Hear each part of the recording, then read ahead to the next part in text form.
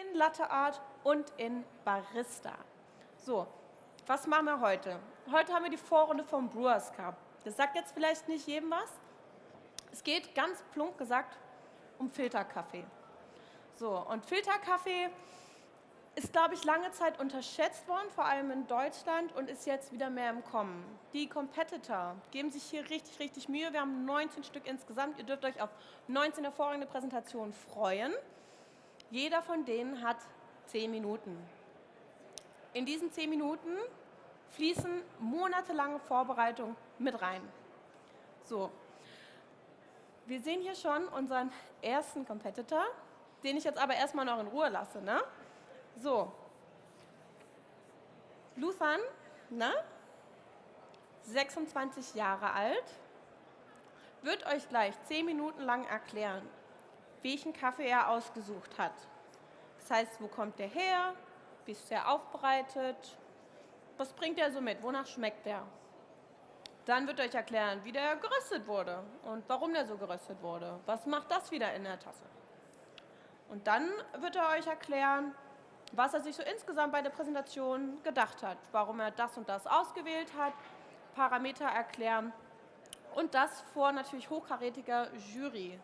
So, bevor wir jetzt richtig loslegen, würde ich an diesem Punkt schon mal ganz, ganz großes Dankeschön sagen an zum Beispiel die Jury, die wirklich aus, lass mich nicht lügen,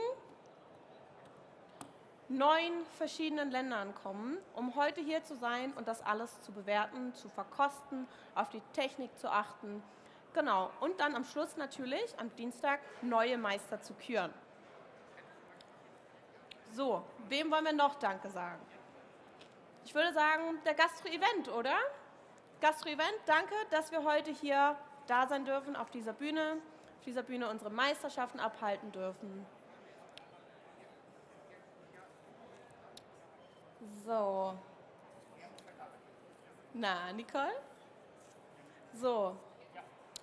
Also, ohne wen wäre diese Meisterschaft nicht möglich? Natürlich ohne alle, die hier mitwirken. Ob das jetzt monetär ist oder ob das einfach die Hilfskraft ist. Wir fangen aber mal ganz, ganz oben an mit unseren beiden wunderschönsten Sponsoren. Das sind einmal BWT, Best Water Technologies. Vielen Dank an euch. Ich glaube, der Alex ist auch drüben da, falls jemand mal Lust auf gutes Wasser hat. Die sind auf jeden Fall immer mit dabei seit langen Jahren. Und dann haben wir noch Barista Attitude, das sind diese wunderschönen Maschinen. Unsere Tempestas, die werden tatsächlich morgen und übermorgen erst zum Einsatz kommen für Barista und Latte Art. Heute fokussieren wir uns wirklich auf den Brewers Cup. Da sehen wir, es gibt hier Filter, Wagen, Brüher, all sowas. Die Maschinen kommen erst morgen zum Einsatz. So,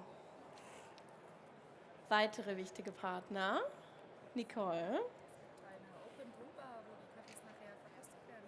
Oh, klar. Mach ich einmal kurz hin? Ja? Okay, cool. Also wir sputen uns. Ich sage einmal kurz fett Danke und nachher nochmal größer. Danke geht raus, wie gesagt, an BWT, an Barista Attitude, aber auch an Melitta, an Probat, Hemro, Simopac, Naman, Aromatico und Bonamat. Und natürlich auch an Kaffeeplan, den wir diesen wunderschönen Bildschirm hier verdanken.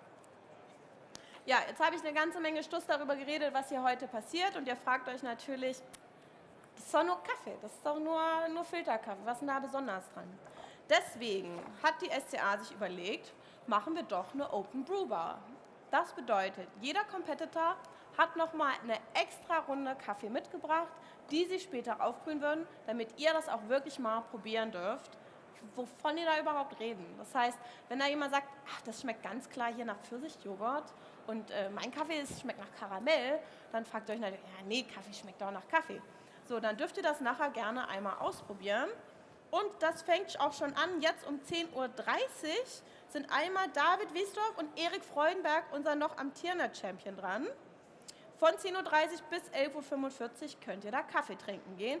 Und das läuft den ganzen Tag bis 16:45 Uhr. Wunderbar. So.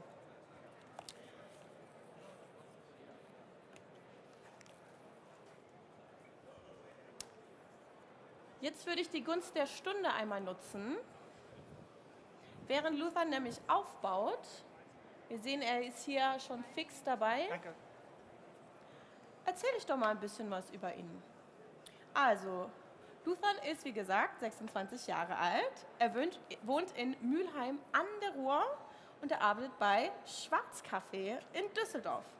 Und das nicht nur als Barista, sondern auch als Roaster. Das heißt, er macht die kleinen, hellen Grünkaffeebohnen braun, sodass wir sie dann konsumieren dürfen.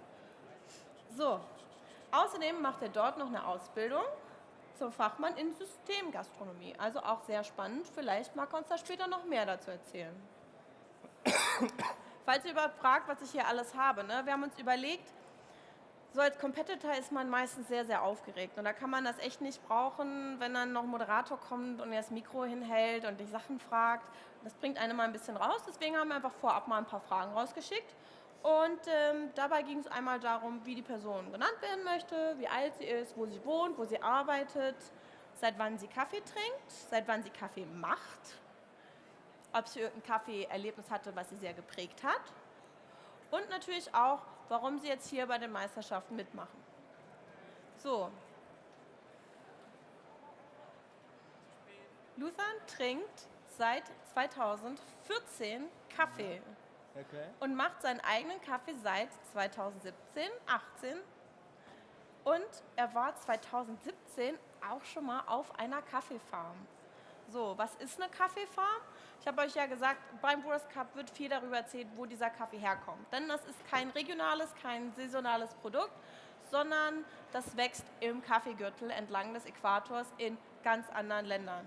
So, jetzt weiß ich nicht, auf welcher Farm er war, aber ich erzähle einfach mal von Äthiopien, weil da durfte ich tatsächlich schon mal hin. Und das ist super spannend, mal zu sehen, wie lange das dauert, bis aus einem Saaten eine Pflanze wächst. Ja. Aus dieser Pflanze, bis sie dann nach 4, 5 Jahren mal Früchte trägt, bis dann alle Früchte mal gepflückt sind, bis das alles getrocknet und aufbereitet ist, bis es dann verschifft ist, ist wirklich, wirklich viel Zeit vergangen. Und das macht, finde ich, nochmal sehr viel mehr mit der Wertschätzung, wenn man merkt, wo das Produkt eigentlich herkommt. So, und warum er hier teilnehmen möchte, ist, finde ich, ein sehr schöner Grund, weil er möchte einfach besser als er selbst sein. Er möchte immer besser werden und aus seiner Komfortzone raus. Und er macht zum 3. Mal mit. Hoffentlich bringt ihm das Glück. Ja, ich würde sagen, dann gibt es doch erstmal schon einen großen Applaus für Luthfan, oder? Ja? Nice. So. Was er hier übrigens nebenher die ganze Zeit gemacht hat, er hat aufgebaut sein Setup. Dafür hat er 5 Minuten Zeit. Klingt viel, ist es nicht. Und ab jetzt darf er nichts mehr anfassen, bis die Jury kommt. Schauen wir doch mal, was er so alles mitgebracht hat, würde ich sagen. Möchtest du zu mir rüberkommen? Ach so. Dass wir... Klar. Du musst nicht, ne? Aber du darfst. Nee, lieber. Besser. Ja, komm mal gerne auf die Komm mal Seite her. so. Alles klar. Genau, wunderbar. Du hast ein wahnsinnig schönes Setup. Also da bekomme ich direkt Lust auf den Kaffee. Ja. Wie fühlst du dich? Gut, eigentlich besser als letztes Jahr. Ja. Und dieses Jahr als erstes. Das heißt eigentlich schon nervös, aber danach Ja. bin ich fertig. Du kannst den ganzen Tag ganz entspannt genießen. Genau. Wundervoll. Das ist eigentlich schon gut, ja. Oh, guck mal, deine Juroren stehen bereit. Ich Aha. würde sagen, ist die Jury bereit? Ja? Wunderbar. Dann toi toi toi, ganz viel Spaß. Dankeschön. Liebe Leute, einen großen Applaus für unsere wundervolle, sehr internationale, hochkarätige, richtig knorklasse Jury!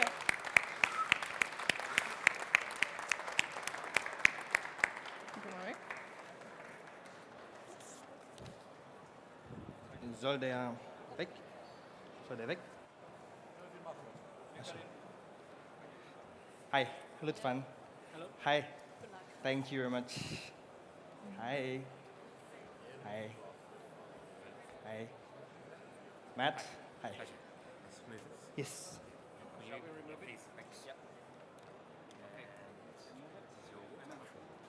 Is my motor is here actually, so. You want to get a knife for me, please? Yeah. Ich habe genau nichts von dem gesagt, was ich sagen wollte.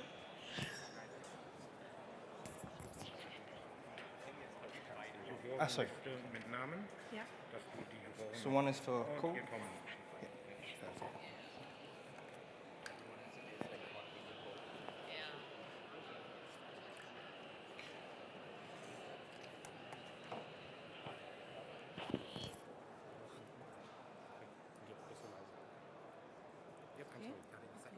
Yeah.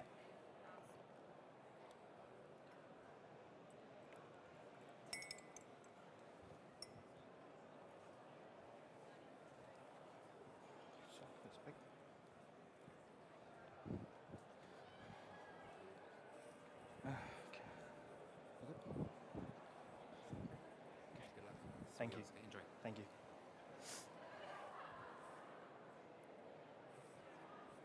Okay. Test 1, 2, 3. Everybody can hear me? Judges, are you feeling comfortable? Timekeeper? Okay. So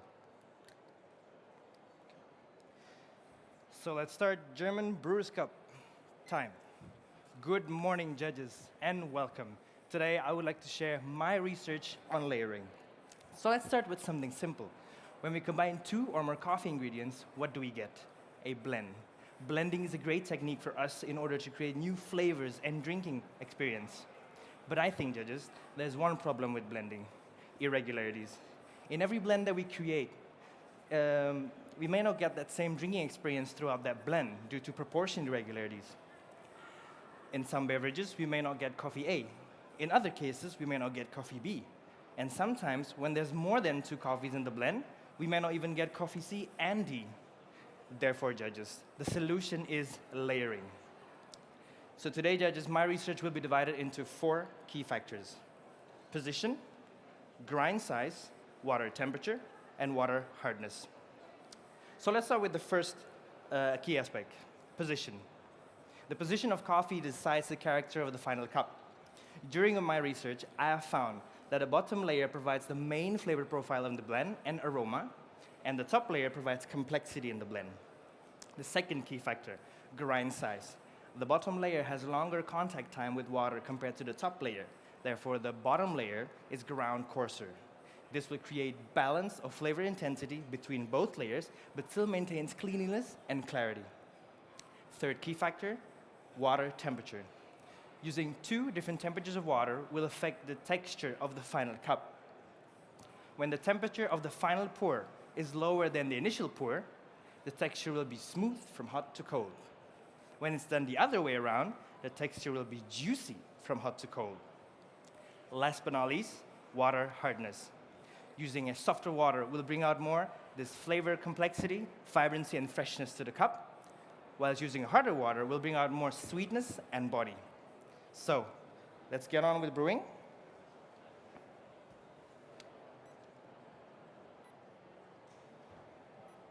So for today's recipe, I'll be using 20 grams of coffee,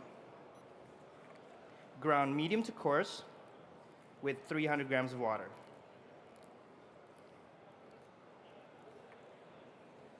I'll be doing a 5 equal pour structure, each time allowing the water to drain through the coffee bed completely.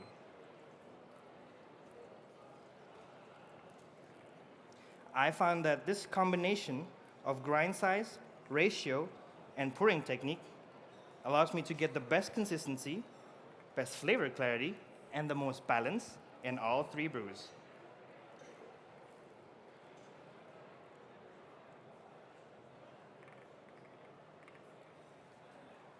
In the first 3 pours, I'll be using a 93 degrees Celsius water, finishing the last 2 pours with 88 degrees Celsius water.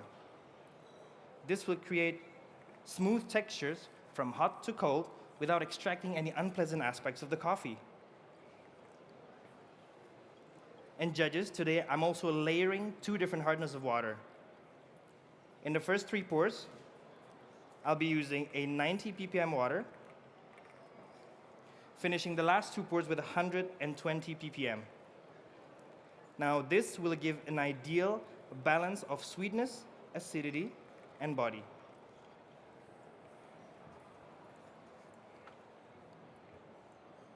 Today, as you can see, I'm using the MK dripper.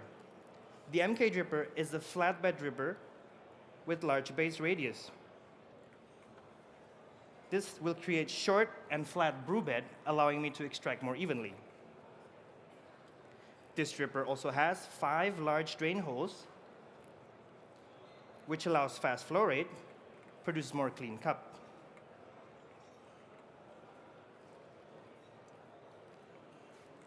Paired with Seabury's flat papers will prevent any unwanted bypass. Now this is due to the waveless form of the paper filter. So judges, are you ready? I would like you to please take notes of what you're going to find in the cup. In the aroma, medium to high intensity with notes of floral jasmine, coffee blossom, and palm sugar.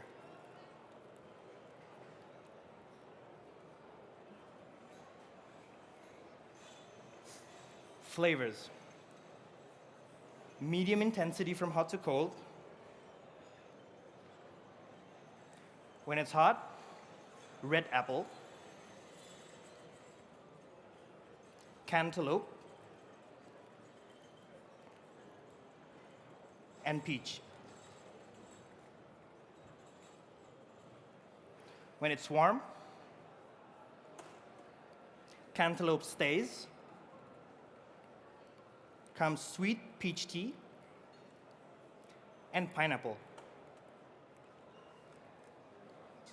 When it's cold,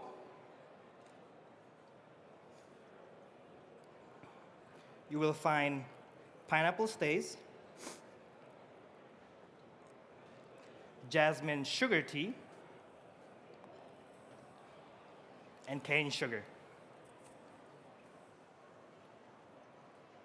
The aftertaste of this coffee is medium intensity throughout your drinking experience. It is very sweet and long. And the colder it gets, the longer the aftertaste. The acidity of this coffee, when it's hot, it is malic, slightly above low intensity, mellow, elegant, like cantaloupe and peach. When it gets colder, the intensity turns medium, the quality turns citric, the character turns vibrant and fresh, like pineapple and mango. The acidity of this coffee, the best part. It is very sweet, first of all. Medium to high intensity when it's hot, with fruit characters like peach, apricot, and red apple. When it gets colder,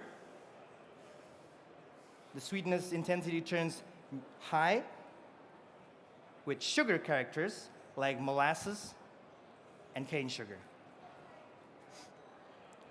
Last but not least, judges, is the mouthfeel. The mouthfeel, when it's hot, is very smooth. When it gets cold, it becomes syrupy.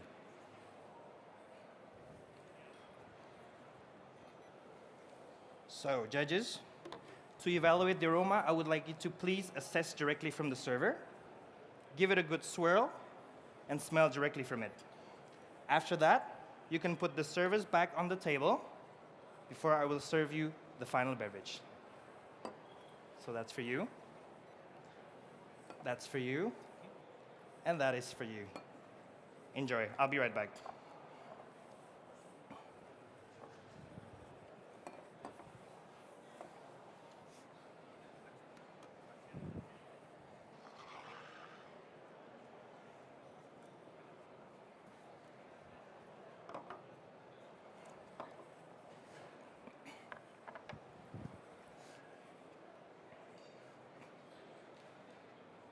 So, may I take the service back? Thank you. So now it's the coffee. The coffee is a blend. The blend consists of 10 grams of natural eugenioides from Inmaculada coffee farms in Colombia, 5 grams of natural geisha from Longboard Coffee Farm in Panama, and 5 grams of washed geisha from Abu Coffee Farms in Panama. Now these coffees, the eugenioides is placed at the bottom layer, providing high sweetness, intense floral aroma, and syrupy body, whilst the top layer is, where the geishas are placed at the top layer, providing complexity and vibrancy and freshness. Now these coffees, with distinctive characters, layered and blended, will create a very harmonious, exciting, and balanced beverage. All 3 coffees are roasted 2 weeks ago with development time of 15% and 1 minute development time. I believe that this will create the most aromatics in the blend. So to serve you, I prepared you special cups.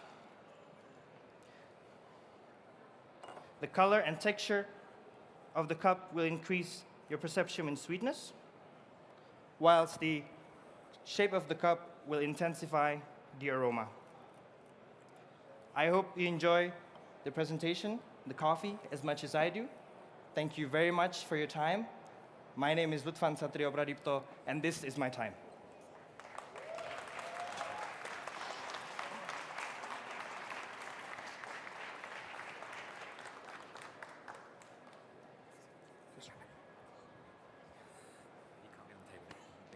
Sorry. Yeah, I forgot that.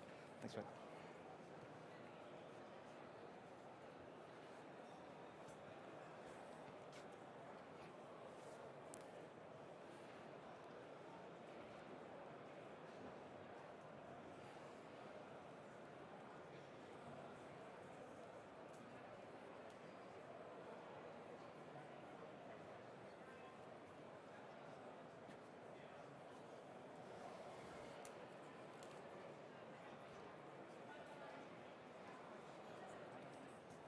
Thank you. Thank you very much. Thank you. Thank you. Thank you. Thank you very much. I hope you have a good day.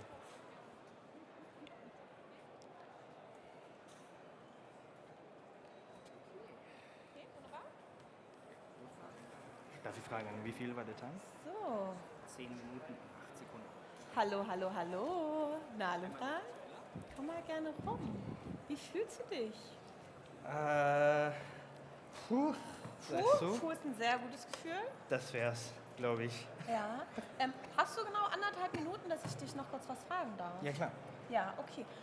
Sag mal, also ich habe so ein bisschen was darüber erzählt, wie das Spiel hier abläuft, aber es war ja schon sehr komplex, was du jetzt alles erzählt hast. Du hast zum Beispiel auch gesagt, du hast verschiedene Temperaturen gewählt. Genau. Warum? Weil ich glaube, wenn der Kaffee ist so, wenn der Wasser ist immer so das gleiche Temperatur und ist immer das gleiche so richtig heiß ist, sag mal 96, 94 Grad ist, dann ich habe das Gefühl, am Ende wird das ein bisschen, diese Bitterstoffe, diese Dryness kommen raus. Okay. Und ich will das ein bisschen Bremse machen, deswegen mache ich ein bisschen so, nicht so kalt, so ein paar Grad kälter als die erste Temperatur, damit ist das nicht so dry und bitter am Ende. Ja. Sehr spannend. Guck mal, direkt schon wieder was gelernt. Es hat sich also gelohnt. Vielen Dank dir. Ich würde sagen, nochmal einen ganz, ganz, ganz großen Applaus für Luthfan. Erster Competitor heute bei der Vorrunde Brewers Cup. Dann darfst du gerne einmal deine Sachen. Ja. Weil wir haben schon den nächsten Competitor im Aufbau. Kinder, ist es aufregend. Also es geht heute Schlag auf Schlag. Also mein Puls bei 180, 19 Leute und wir wollen vor 17 Uhr fertig sein. Das heißt, holt euch Snacks, holt euch Kaffee, schaltet das Handy auch im Büro an. Ihr könnt die ganze Zeit dabei bleiben. Es wird immer was passieren. Wir haben hier nämlich auch schon unseren nächsten Competitor in wunderschön floral funky gekleidet. Es ist Thomas West, wie wir ihn kennen und lieben, unter anderem aus dem Internet. Thomas ist 35, meint aber, seine schnittige Frisur würde ihn jünger aussehen lassen. Ich überlasse das dem Publikum, darüber zu urteilen. Er trinkt seit 2017 wirklich, wirklich Kaffee und hat mit einer French Press und direkt Specialty Coffee angefangen. Davor war es einfach ein Zweckgetränk und in Corona-Zeiten hat er sich dann natürlich, wie viele Leute, eine Siebträger geholt. So, und dann down a rabbit hole, es gab kein Halten mehr und es wurde sich ausprobiert und wahrscheinlich eine ganze Menge Geld und Zeit investiert. Ich weiß nicht, kennt ihr das, wenn man anfängt mit Specialty Coffee und sich da so ein bisschen reinfuchst? Da geht schon viel Lebenszeit drauf, aber dafür bekommt man sehr viel Lebensfreude und nicht nur den Koffein-Kick, sondern auch den guten Geschmack. So, Thomas war auch so lieb und hat uns sehr, sehr ausführlich über sich berichtet. Ich verlese feierlich. Ich weiß noch, als ich angefangen habe, in einer Kaffeerösterei zu arbeiten und Bohnen verkauft habe. Eines Tages kam ein Kunde und suchte Beratung. Als ich ihn fragte, ob er es eher fruchtig oder lieber schokoladig-nussig mag, meinte er nur, nee, bitte ohne Geschmack. Ich wusste gar nicht, wie ich darauf reagieren sollte und stand erstmal perplex da. Als ich mich gefangen hatte, fragte ich, wie er das meinte. Er wiederholte sich jedoch lediglich. Schließlich kam dann die oft gehörte Antwort, er möchte Kaffee, der einfach nach Kaffee schmeckt. Ein Klassiker. Na? Ich glaube, das ist für viele von uns oft so ein Moment, wo wir merken, in der breiten Masse ist Kaffee Kaffee und schmeckt auch genau danach. Und das finde ich das Schöne, gerade hier beim Brewers Cup und auch bei den anderen Meisterschaften der SCA, geht es einfach darum, das wertzuschätzen, dass Kaffee auch ganz anders sein kann. Der kann hier, wie beschrieben, nach Pfirsichen schmecken, nach Karamell und dergleichen. Also wir werden heute noch ganz, ganz viele mehr Flavor Descriptions hören, was Kaffee so alles kann. So, Thomas ist jetzt hier fertig mit dem Aufbau. Fühlt sich quasi bereit. Ich glaube, die Juroren stehen auch. Team 2 ist bereit. Wir haben heute 2 Teams an Juroren. Ja, wir haben wirklich, wirklich viele Leute, wie gesagt, aus aller Herren Länder. Ich werde sie nachher nochmal konkret vorstellen. Aber für den Moment würde ich mal sagen, ein Riesenapplaus für unsere Jury.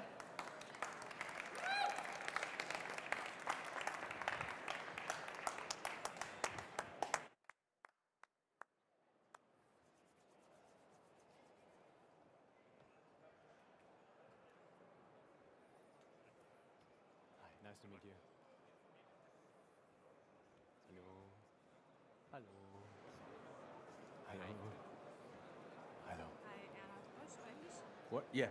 English, German, Whatever you like. as you wish. Okay, can I have Deutsch? Ah, okay. Tassen Dein kommen.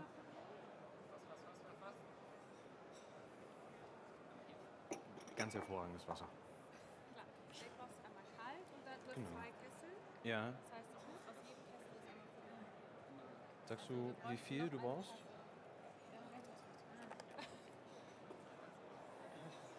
Wir bräuchten noch eine weitere. Wir bräuchten noch eine weitere, weil ich 2 Kessel habe. Aber die eine können wir schon machen, oder?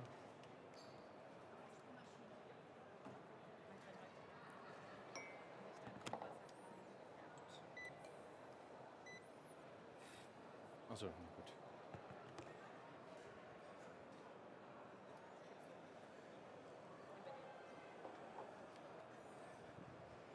Jetzt kommt sie gerade. Super, dann nehmen wir die. Für die nicht? Danke. Achtung. Minischutz. Danke.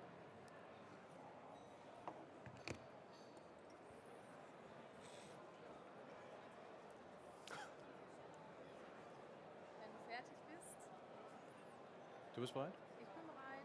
Ist Bereit? deine Zeit. Ganz viel Spaß. Auch alle bereit? Ready? Ready? My music, please.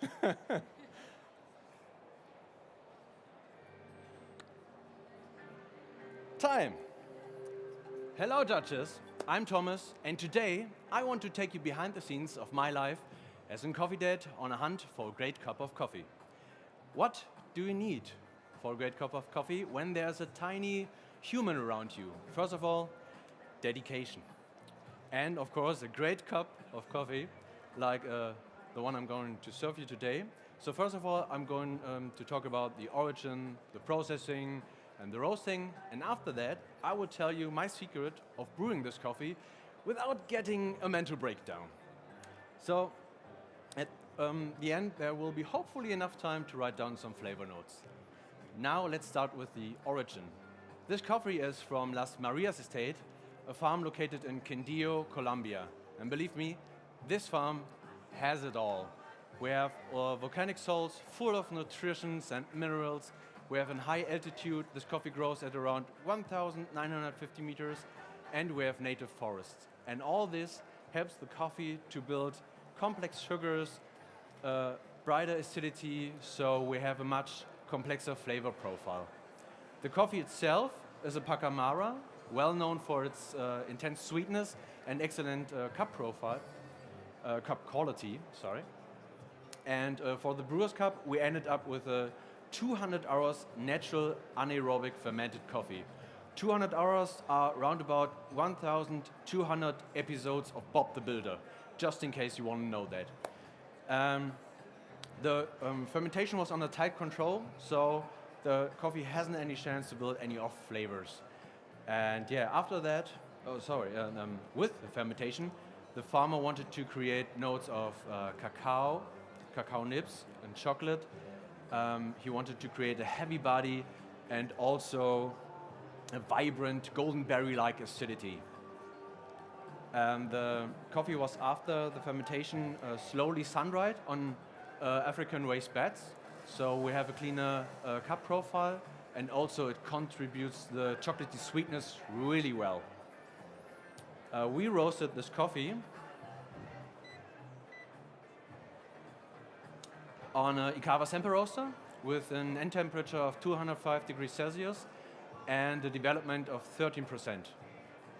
With that profile, we want to tame the body a bit, push the natural sweetness of the Pacamara, and also keep the vibrant acidity. The batch we got here is 20 days old, so we got rid of the sharpness and have an optimum on sweetness. Yeah, I told my toddler all these facts and he was so not interested. He was more into making this coffee. So let's talk about that, and I begin with the grinding. And as you know, electric grinders can be loud, big and scary, so I'm always using a hand grinder with my child. And in this case, I've used the CP6 Special, produces low fines and low borders, so I have much more clarity in the cup, and also it's less sharp and have a much better mouthfeel, smoother. The grind size is medium fine. For brewing this coffee, fermented coffees can be easily extracted. So that in mind, my brewing recipe works with a lower temperature, a shorter brew time, and almost no agitation.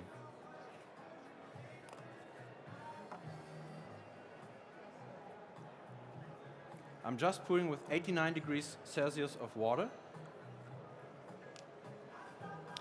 So I reduce the astringency and also focus on the juicy aspects of this coffee. And as you see, I'm using a drip assist because I can carry the toddler on one arm while pouring with the other one. Also, it doesn't matter if I have a heavy flick or a heavy pour on one side.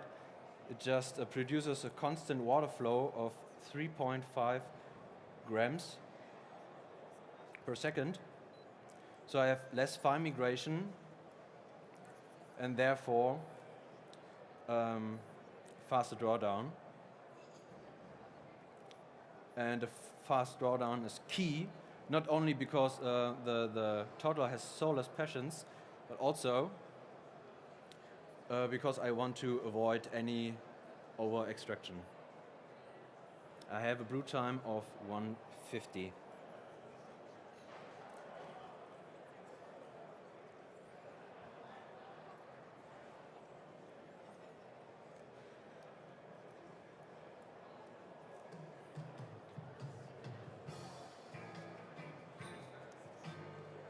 I'm using 30 grams of coffee and around about 210 grams of water. With this 1 to 60.15 ratio, I want to create a really crisp cup. The brewer I'm using today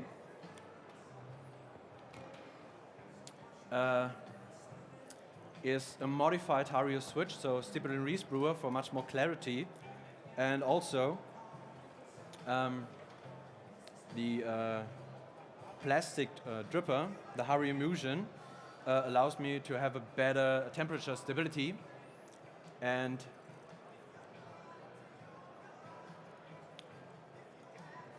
that is better for an even extraction.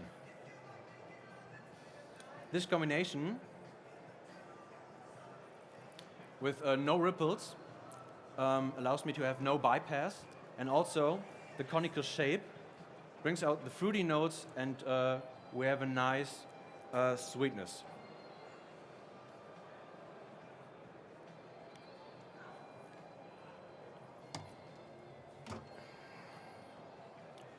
Can assess the aroma straight from the server, and after that I will pour into those fancy glasses.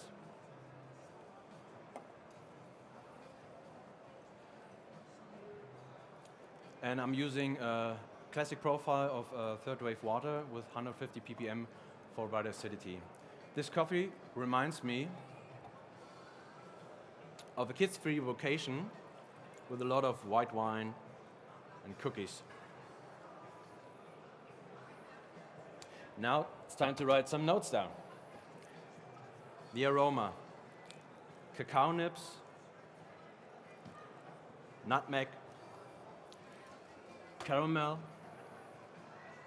lotus cookie,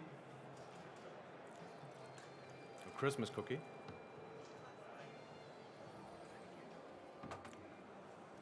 for the flavor. When it's hot, we have a lot of caramel, wine gum. It's like fruity, milk chocolate, and sangria, orange, and also caramel. When it's warm, it's more golden berry, dark chocolate, and blood orange. When it's cold, we have grapefruit, golden berry, and cacao. The acidity rises from hot to cold. So at first we have a medium intense acidity. It's very vibrant and phosphoric, like a soft drink. When it's getting warm, it's getting brighter, and we have rosé wine-like acidity. When it's cold, it's really intense and really crisp, acidic, almost like a white wine. The sweetness is chocolatey through all stages. At first, we have a very a milk chocolatey coffee, caramel, wine gum, and when it's warm, it's getting more into dark chocolate and ripe fruits. And when it's cold, you have cacao nibs and a fresh sweetness. The mouthfeel is when it's hot, you have a very heavy body and a smooth mouthfeel. Reminds me of a red wine. When it's warm, it's more like it's silkier and a bit lighter. And when it's cold, you have a very tingly mouthfeel, almost like a white wine. Yeah. The aftertaste, it's medium length. When it's hot, it's really lingering. When it's, of cacao nibs, and when it's cold, you have lingering also of cacao. Now, please drink your coffee or you won't get any dessert. Time.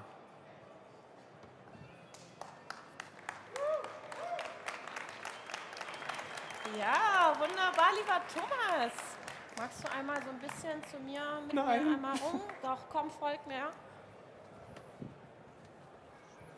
Also, hör mal. Also, ich glaube, ich würde einmal kurz aussprechen, was wir alle denken. Fuck. Deine Musik hat mich so abgeholt, Ach so, ne? ja. Also auch mit dem Hemd, also, wie fühlst du dich? Kacke. Nein, Ja, doch so ein bisschen. Sieht man dir nicht an, finde ich. Ich habe ein bisschen was vergessen. Ich bin zum Schluss ein bisschen zu schnell Nicht gewesen. sagen. Alles gut. Okay. Ne? Also, Prinz. Ich habe einen richtig trockenen Mund. Ja, Ich sollen hatte wir dir halt noch mal keinen irgendwie... Kaffee. Du hast noch keinen Kaffee, nicht mal Nein, von dir... noch Okay, nicht mal pass von mal mir auf. selbst. Ich würde sagen, wir starten eine Petition für Wasser und Kaffee. Was ist das? Guck mal. Ah, warte mal, ich klaue dir das einmal direkt wieder. Denn ich glaube, deine Jury ist bereit. Viel hackt. Thank you. Thank you. Thank you. Thank you. So, wunderbar. Hier ist dein Kaffee zurück. Und wir haben ganz knappe, ich würde mal sagen 59 Sekunden jetzt. Thomas, sag mir, was ist dir wichtig beim Kaffee? Ach so, ich dachte so, du meinst das Leben und all Du sowas. kannst es kombinieren. Ich finde, da gibt es viele Parallelen. Beim Kaffee neue spannende Dinge zu entdecken. Neue Also ich mag auch Gadgets richtig gern. Ich mag auch mit Gadgets herum zu experimentieren und Ich glaube, das haben wir auch gesehen, du hast es jetzt versteckt, aber Ja. du hattest ja auch so eine Topper oben drauf. Genau. Wie heißen die und wofür sind die? ich habe eigentlich so ein Glasharius switcht und habe gemerkt, dass die Temperatur richtig schnell runtergeht und habe deswegen das Glasteil ausgebaut und hatte zuerst ein Metallteil. Das hatte aber an der Seite Ripples und dann ist das Wasser, was ich eingegossen habe, Ich mache noch ein bisschen Platz. einfach rausgeschossen an der Seite. Oh, Und dann habe ich gesehen, dass es den Hario Motion Dripper gibt, der halt aus Plastik ist und genau reinpasst. oi. Das große Problem war da denn, dadurch, dass der keine Ripples hat, brauchte ich ein anderes Filterpaper, damit das halt wieder dieser schnelle Drawdown ist. Okay, also ich würde Deswegen. sagen, im Großen und Ganzen hat man verstanden, es ist eine komplexe Angelegenheit und es gehen ca. 2184 Gedanken nur für den Filter drauf. Ja, Wundervoll. Lieber Thomas, ich halte dich gar nicht lange auf. Ich muss es heute ein bisschen ristretto halten, denn es geht gleich schon wieder weiter mit dem nächsten Alles Competitor. klar. Ich würde sagen, du darfst ganz fröhlich, frisch einmal deine Sachen zusammensuchen. Vielen, vielen Dank für diese Performance. Wir haben uns alle sehr gefreut. Und nochmal großen Applaus für Thomas. So, okay, wie versprochen geht es direkt weiter, Leute. Wir haben hier keine Zeit mehr. Lisa ist als nächstes dran. Über sie habe ich leider nicht so viele Infos, außer das, was ich eben so weiß. Deswegen schnappe ich mir einmal kurz eine Kollegin. Fine, komm noch mal kurz her. So, keine Angst, es wird nicht mehr als eine Minute werden. Fine, erzähl doch mal. Die Lisa, die macht beim Brewers Cup mit. Ja. Freust du dich für sie? Ja, wir sind alle sehr aufgeregt, haben schon die Performance gestern Abend ein paar Mal erleben dürfen. Deswegen freue ich mich umso mehr, weil ich weiß, was für eine schöne Sache sie vorbereitet hat. Okay, ich würde sagen, wir freuen uns auch alle. Lisa wohnt in Berlin? München. In München. Wie alt ist Lisa? Für immer jung geblieben. Und Alter ist auch nur ein Konstrukt. Alter ist nur ein Konstrukt. Außer bei Kaffee, der sollte nicht zu lange lagern. Sowohl als Rohkaffee als auch gerösteter. So, wir schauen einmal. Leute, ich muss auch sagen, ich bin komplett verzuckert, ne, was sie hier alles anschleppen. Ne? Die Leute kommen hier mit Kisten um Kisten um Kisten an Zeug. Alles ist ganz genau ausgesucht, ist doppelt und dreifach dabei, ist schön poliert. Und jedes Setup ist einfach, also da gibt mir doch das Herz auf. So, die Frage. Ich sehe, unsere dritte Jury ist bereit, denn ich muss mich für vorhin entschuldigen und korrigieren. Wir haben 3 wundervolle Teams, die heute jurieren.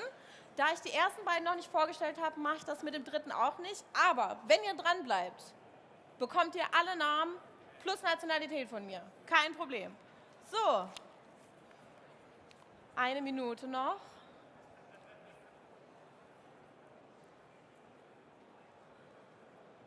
Okay, also man sieht hier, sie ist sie auch noch erlaubt, alles einmal anzutatschen, alles einmal richtig hinzustellen, zu gucken.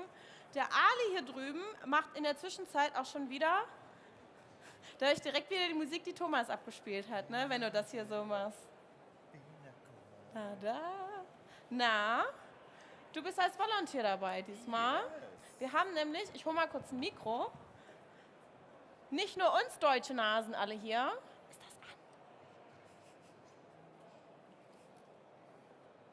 Sondern wir haben mal wieder tatkräftige Unterstützung von unseren Freunden, unter anderem in großer Stückzahl von der SCA Austria. Ali, Hallo, moin, hallo. kann man dich hören? Ist das an? Ist an? Hallo? Ja, schon. Hey. Ja, du bist als Volunteer dabei. Was machst Sehr du denn gerne.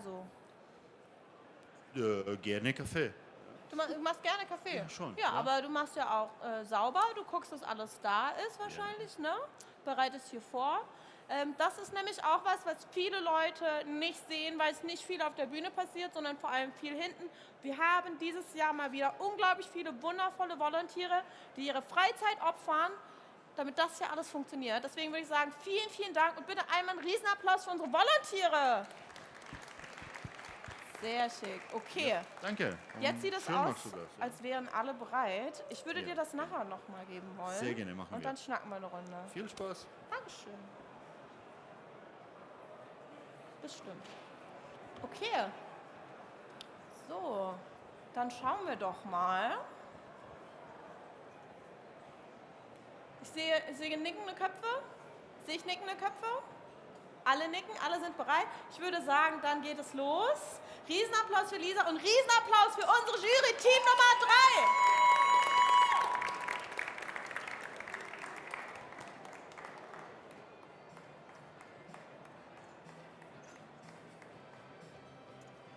Hi. Schön, Hi. Sheriff. Hi. Hi. Hi. Morgen. Hi.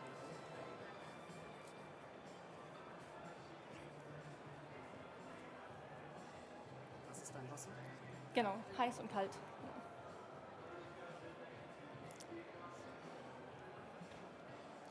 Time.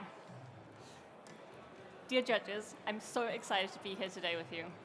Coffee for me is something that combines people with memories and nostalgia with joy. And there's a particular word for that thing that I combine with coffee in German. And the word is Begeisterungsfähigkeit. Or in English, it roughly translates to the ability to be excited by something. And I think that's something that coffee really encapsulates. As a small child, I remember smelling freshly ground coffee beans and being so excited by the beautiful, rich aromas. And then I would start to drink the coffee and I would be disappointed as harsh, challenging notes of coffee came over. And I knew when I wanted to present a coffee today that it should be something that not only smelled delicious, but tasted just as good. This idea brought me time and again to a moment I had back in 2022 when I was cupping a table full of beautiful coffees, where one coffee just stood out because it smelled and tasted just like I wanted it to. And that's the coffee I'm going to be brewing for you today. The coffee was a Colombian coffee grown in the El Paraíso farm on the Cauca region of Colombia at 1,730 meters above sea level. The coffee beans are grown to perfect ripeness when they are harvested in October of last year in this case particular. They then undergo a thermal shock processing, which is a process that was created by, or was invented by the owner of the farm, Samuel Bermudez, Diego Samuel Bermudez. The process starts by taking the cherries and depulping them and adding the cherries and the pulp to a big vat of water with some yeast and left there for 48 hours. This part of the process is where the beautiful flavors that you'll be tasting later in the cup come from. After this, they are taken out and washed, first with hot water, which shocks the beans open and lets all the pores take in the beautiful flavors that have been swimming around them. And after this, with cold water, which shocks them closed, hence the thermal shock, and locks in all of these wonderful flavors. After this, the coffee is dried to mechanically to 11% dryness, and then shipped across the world to Amsterdam, where friends at Duck Roastery roast them to caramel perfection. They are then left to rest for 17 days, at which point I get to serve them to you, which is today. For me, Begeisterungsfähigkeit is not only about being excited, but also a little bit about accessibility. And that means that all of the equipment that I'm going to be using today is stuff that you might have seen not only in cafes, but also at someone's house. To that, the words that I'm going to be using are going to be accessible words that I would have understood before I got really into coffee. So I'm not going to be talking about malic acidity today, I'm going to be talking about apple-like acidity. Firstly, to my equipment. You'll see that I'm using a V60, which is a dripper that is an iconic dripper that you will have seen not only in cafes, but also in people's houses. A second reason for this as well is that I find that the metal V60 gives this coffee a beautiful richness and a really delicate and soft mouthfeel.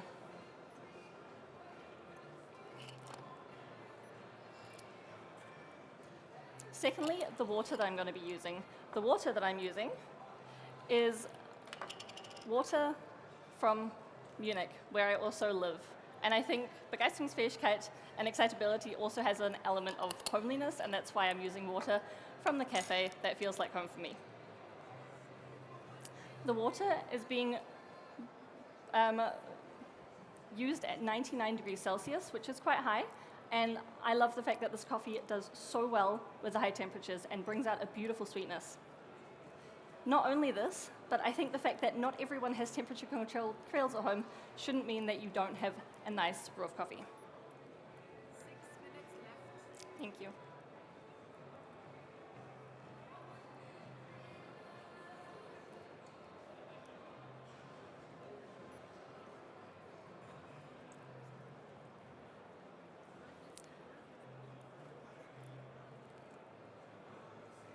I really wish you could be smelling what I'm smelling with me completely right now, but as I'm going to give you coffee in a few minutes, I'm going to already start to ask you to write down some aromas with me. So first of all, the aromas, we have cinnamon all the way through. We also have a little bit of apple-like baked goods and chamomile.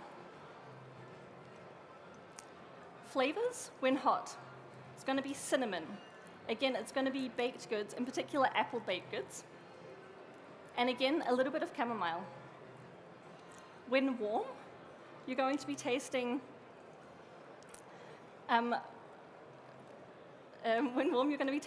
freshly baked apple pie and a little bit of maple syrup, and to that, birthday cake, buttery and rich, just like in your childhood.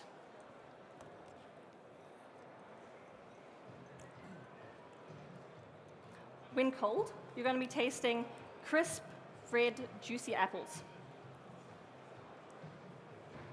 You're also going to be tasting, again, cinnamon, and again, there's going to be a delicate note of chamomile.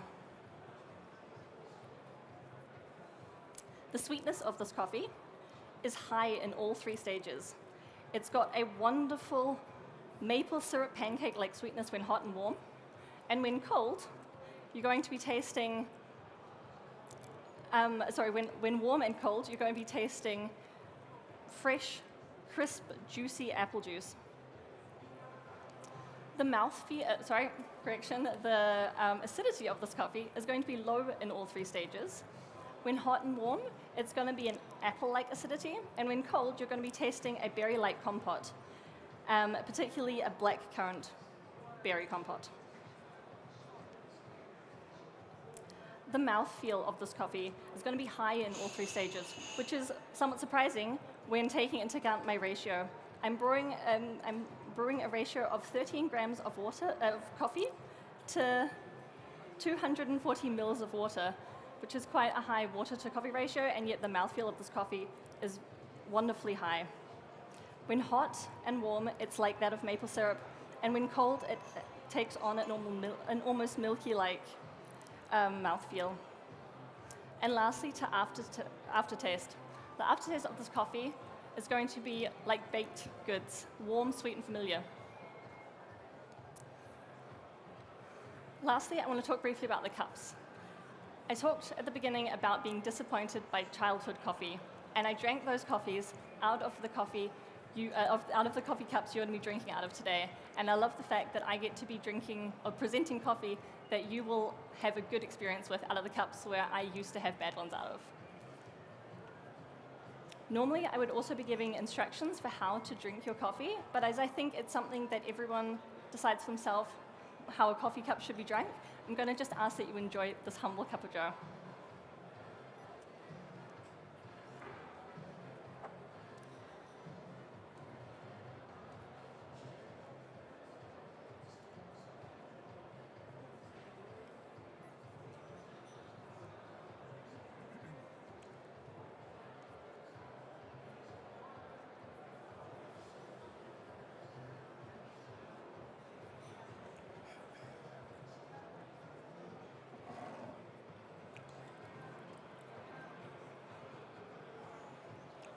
Dear judge, please enjoy this coffee.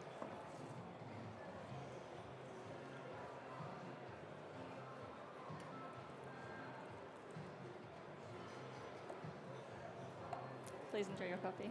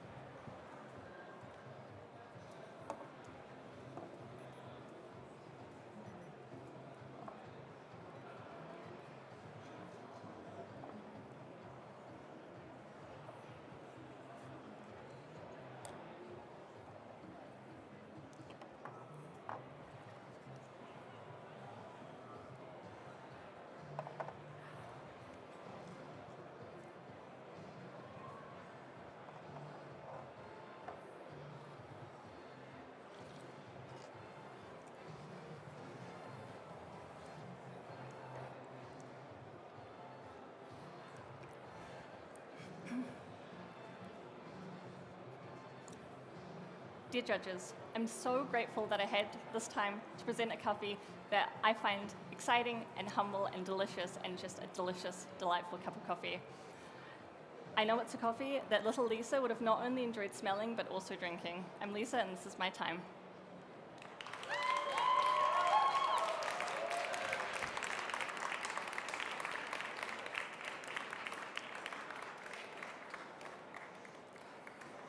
Lisa, komm doch mal rüber, bitte. How are you feeling, love? Good. Yes, good. Good. Relieved. Yep, Yeah. yep, that, relieved, Ah, you're such a sunshine darling. excited, happy. Yeah, amazing. Can I ask you a couple of things? Is that okay? Let's go. How long did you train?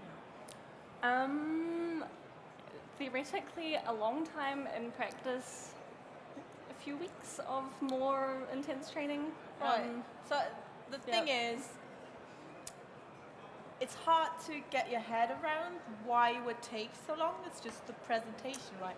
Why would you say it takes a long time to actually manage to pull up a presentation like that? Well, I'm someone who works very well under time pressure, so I think that's why I didn't train maybe as long as some people spend, but I think that the taking a presentation, making it make sense, filling up from the beginning to the end so that you've got 10 minutes that aren't just kind of chatting but have a reason, takes time. It takes energy and it takes like a lot of thoughts and a lot of input from like multiple people as well.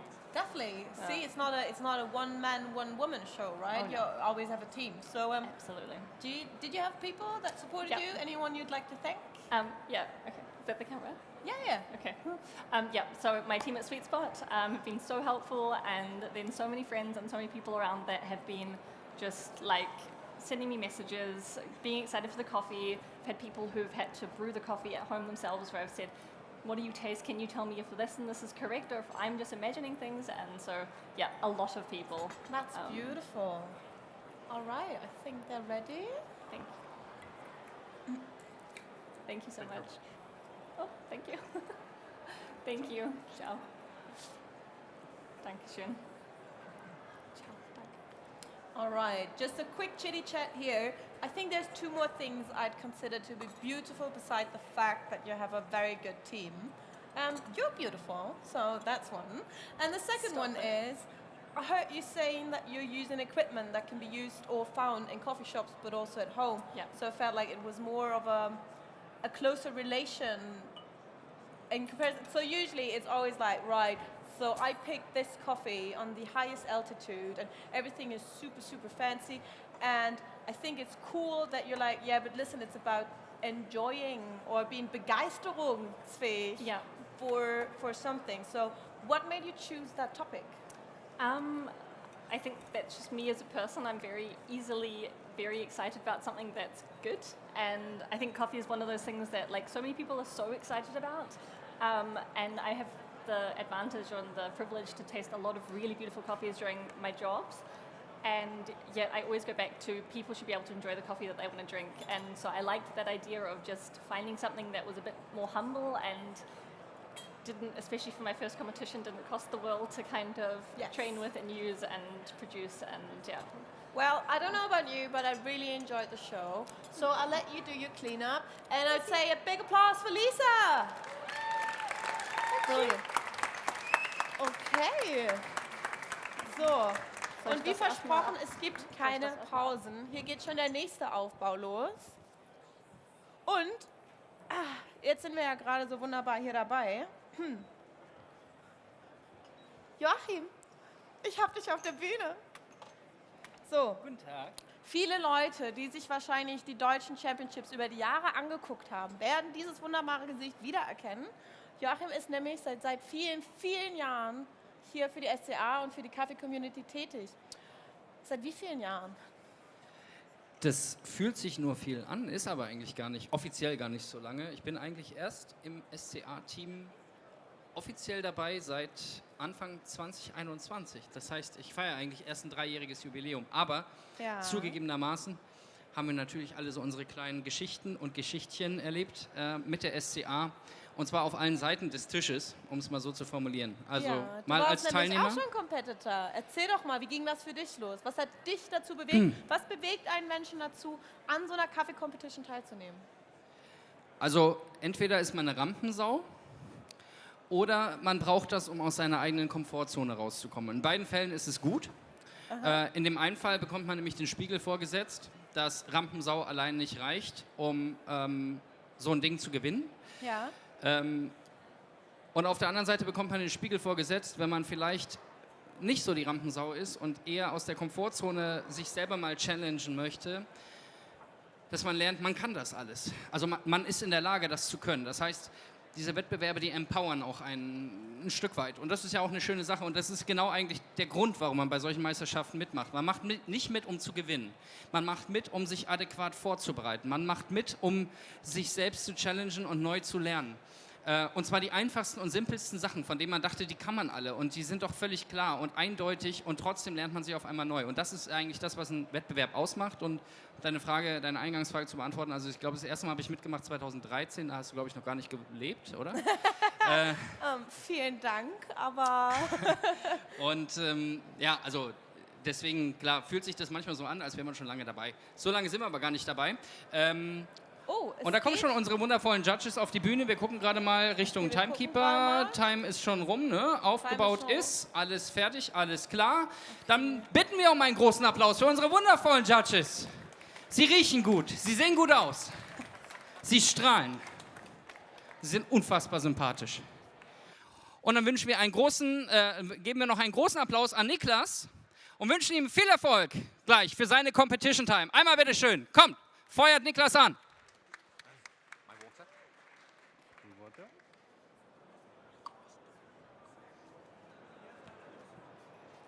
Is enough?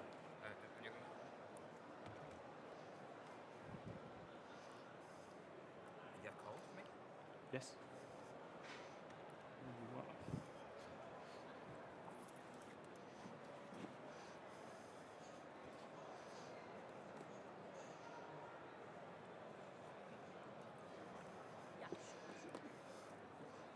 Delicious water. Okay. Cool. You ready? Yeah. Enjoy. Thank you. Okay. Can I have a sound check on my music, please?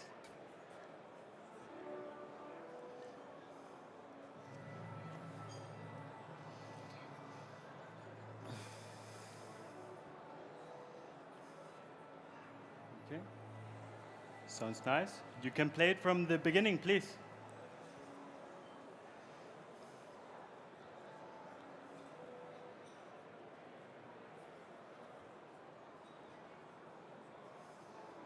Time. Dear judges, I want to ask you this question. What is it? What is the reason that gathers us all together here in this moment? The same question I really would like to ask also to the audience, but with no need to answer directly, please. I personally believe it's passion. This passion is what brought us here and connects us all based on the love we share for specialty coffee. It's something we cannot see or touch, but something we feel there in the inner that makes us all move forward without questioning or expecting anything at all, like a fire of desire. My name is Niklas, and I want to share my passion with you. That's the reason I'm competing here today. I want to showcase and to connect the passion of the producer, the roaster, and my personal passion as a barista through the coffee I will serve you, and remind why we are all together here in this moment. The coffee I selected for you for today is a blend of two amazing coffees that will represent the passion of two producers that love coffee at least as much as we do and strongly represent the values of specialty coffee on a very high level in the world. The first coffee I selected for your blend is a Geisha Natural from Los Lajones Coffee Farm, located in 1800 meters in Panama Boquete and produced by Graciano Cruz. Graciano, he's such a super passionate coffee farmer that totally takes advantage over the terroir and combines it with the genetics of Geisha and his knowledge in the processing part. This, dear judges, will highlight the unique characteristics of Panama Geisha in your cup. and I will use 10 grams of his coffee. The second coffee I selected for your blend is a natural Eugenioides from Immaculada Coffee Farms, located in 1850 meters and produced by Eugen Ramos family in Colombia. When I was on a blind cupping at Immaculada, on the table there was an outstanding cup that totally caught my attention for its unique characteristics in sweetness. The intensity of its sweetness will balance the high acidity of my Panama Geisha in your cup. And this is why I choose this coffee for your blend, and I will use 5 grams of this coffee, making in total 15 grams in your blend. Both coffees together will create a wonderful taste experience I absolutely want to share with you. It's perfect harmony and balance that represents this passion in just a simple cup of coffee. Now, dear judges, are you ready for the descriptors? Okay, then let's start with descriptor of aroma. In aroma, you will have medium-high intensity of jasmine, coffee flower. Medium in peach tea, and medium low in sweet dark chocolate.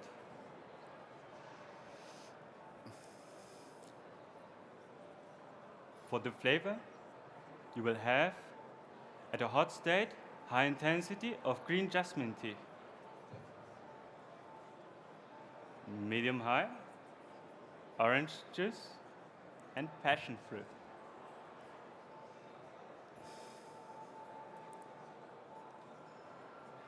When warm, you will have high intensity of red apple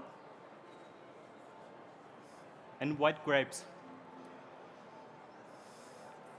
Medium in hot lemon tea, and medium low in milk chocolate. When cold, you will have medium high intensity of lemon iced tea, medium in mango and papaya, and medium low in passion fruit. For the aftertaste, you will have, when hot, medium intensity of peach tea and sweet dark chocolate. When warm, you will have orange, medium high intensity. And when cold, pomelo, medium high intensity.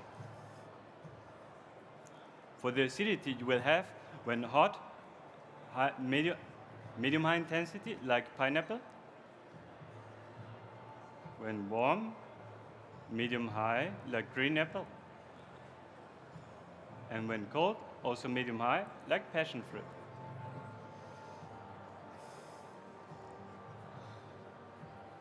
For the sweetness, you will have, when hot, high intensity, like stevia. When warm, high intensity brown sugar. And when cold, medium high intensity sugarcane. For the mouthfeel, you will have, when hot, tea-like. When warm, juicy. And when cold, silky. So judges, are you ready? Then let's continue. As I mentioned in the beginning of my presentation, we also need a passionate coffee roaster to have the value chain of specialty coffee on a high level. This is why I entrusted my friends from the Espresso Lab in Dubai to roast this coffee for this competition. Trust into professionals is the base we need in the specialty coffee industry to be certain about what we do and what we represent. Your coffee was roasted 14 days ago on a Stronghold S7 roaster, the Panama Geisha with an Actron level of 83, and the Eugenioides with an Actron level of 72. Now I will start with the brewing, and I will start to bloom the coffee with 40 ml of water and a temperature of 90 degrees. The second and the third pour I will do it with 40 ml as well. And the last pour, I will do it with 60 ml. Making in total 180 ml.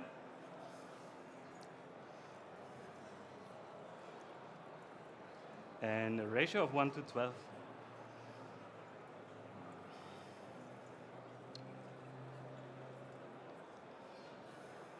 For my method, I decided to use the CT62, which will help me control the bypass.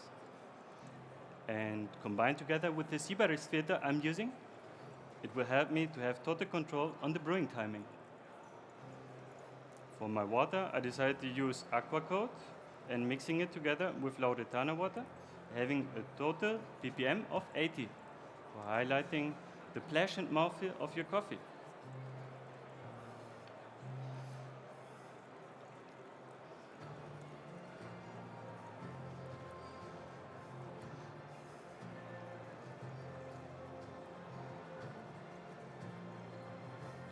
So judges, coffee is almost ready, and I cannot wait for you to try. Now I will hand you over the server for perceiving its aroma. For this, I have some little instructions for you. Please swirl the server for 3 times, and after you should perceive the aroma for at least 10 seconds. Here for you. Here for you. Here for you. Please enjoy the aroma.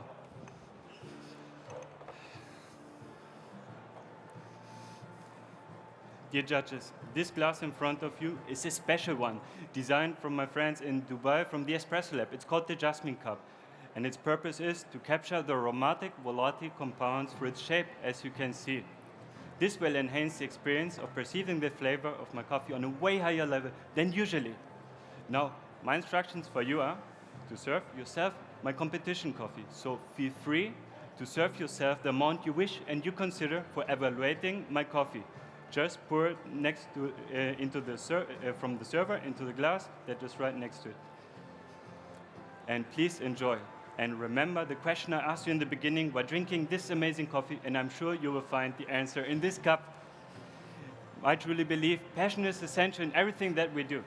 As you can see, 2 different farmers, 3 different places, and 1 barista telling the story, and all with the same passion that goes beyond any frontiers and makes us go to the world for more and develop our industry for what's next to come. My name is Niklas, and it was truly a pleasure sharing this passion translated in this humble cup of coffee for you. Time.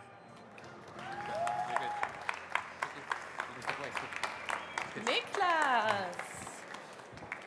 Wunderbar. Auch dich würde ich gerne einmal mit mir Richtung Kamera ziehen. Lauf gerne einmal kurz 3 Meter noch. Stopp, hier ist perfekt. Okay. Wie fühlst du dich? Ah, ganz gut. Und du? Ja? Hey, auch, danke. Ja, cool. Ich würde direkt, also wirklich, es geht Schlag auf Schlag, es ist viel los heute. Ich würde dich direkt auf deine Präsentation ansprechen wollen. Ja. Und zwar, du hast über Leidenschaft gesprochen. Und ich muss gestehen, zusammen mit dem Herkules-Lied hat mich schon sehr berührt. Das heißt, was? mit dem Herkules-Lied, das hat mich schon, also, ich weiß nicht, wie es euch geht, ne, aber das macht was mit einem. Ich finde das sehr schön. Das heißt, Leidenschaft hat dich auch heute hier auf diese Bühne gebracht. Auf jeden Fall. Wunderbar. Mir ist aufgefallen, ich habe dich gar nicht richtig vorgestellt. Deswegen, warte mal, deine Juroren sind fertig. Sehr gut. So. Please enjoy. Ich würde gerne noch einmal sagen, liebe Judges, vielen Dank. Lieben Dank an Matt North, an Rasmus J., an Angelika Gallas und an Fei Chen. Vielen Dank für eure Arbeit. Okay, so jetzt können wir nämlich frei sprechen. Das ist immer ein bisschen einfacher. Okay. Ich habe dich nämlich nicht richtig vorgestellt, deswegen würde ich das gerne einmal nachholen. Du bist Niklas Casado Bernal, Ja, 31 Ja. und selbstständiger Barista in Hamburg. korrekt. Das ist korrekt. Du arbeitest seit 8 Jahren als Barista und seit 5 Jahren in Specialty. Ja, Was hat für dich den Switch gemacht? Was hat dich von Kaffee zu Specialty ich würde sagen SCA-Kurse.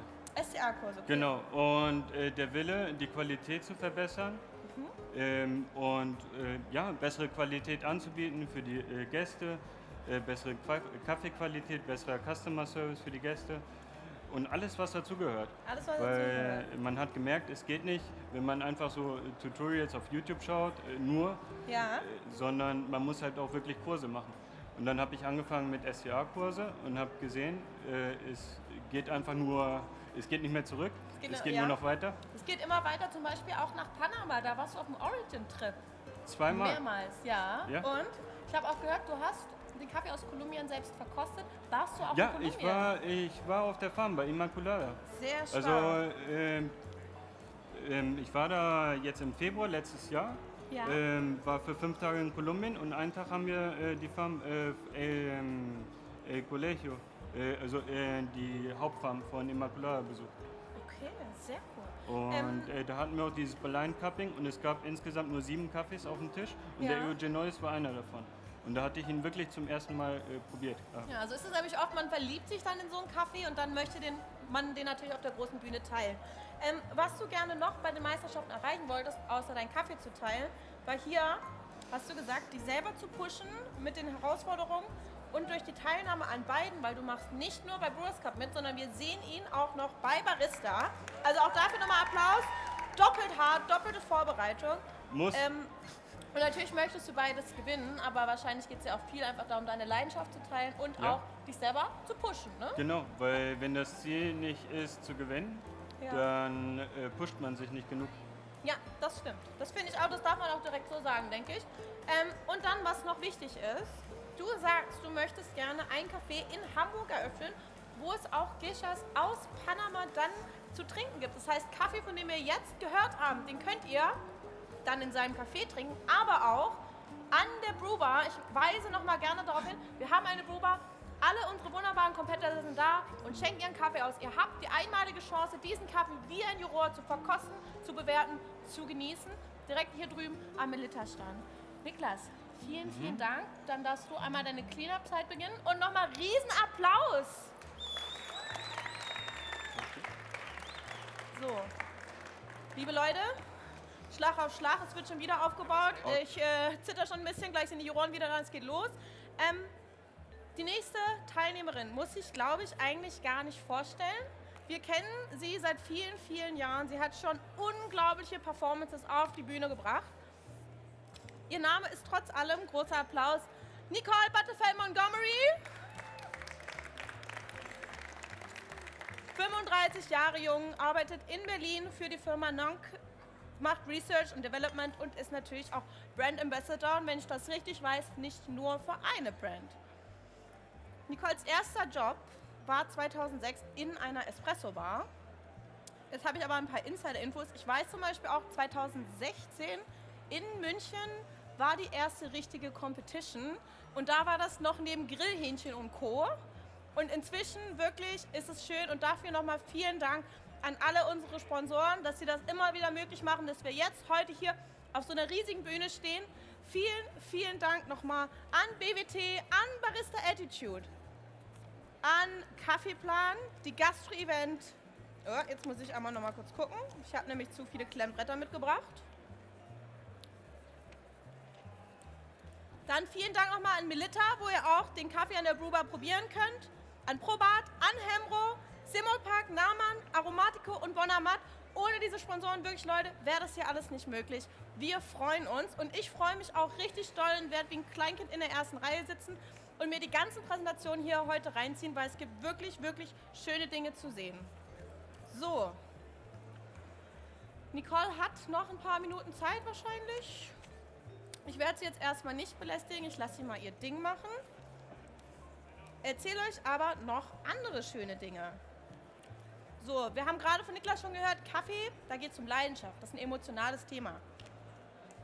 Nicole meinte, einer ihrer besondersten Momente war damals auf der Terra, als sie das erste Mal eine Farm besucht hat, einen eigenen Baum pflanzen durfte und dabei auch ein paar Tränen vergossen hat. Außerdem ist sie ebenfalls eine von den Teilnehmerinnen, die nicht nur in einer, sondern gleich in 2 Kategorien antritt. Einmal heute hier beim Brewers Cup und morgen dann bei Latte Art. Ja. So, und das finde ich immer wieder krass, weil das, glaube ich, ein sehr, sehr gutes Beispiel dafür ist, wie man sich immer weiter pusht, neuen Herausforderungen stellt, nichts auslässt, wirklich alle, wahrscheinlich am Ende vom Tag bei allen 7 Meisterschaften mindestens mal dabei gewesen ist. Schauen wir mal. Weil, ja, ich gebe dir 3 Jahre, dann sprechen wir, ne? So, okay. Unsere Judges sind bereit. Dann würde ich sagen, einen großen Applaus für Erna Tosberg, Janis Podins, Eileen Aslan und Andrea Triesan.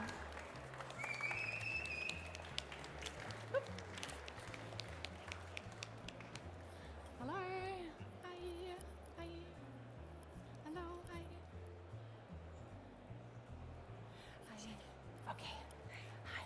Good to see you. Good to see you. You know how this works? Yeah. I have some cold water. Yeah, okay.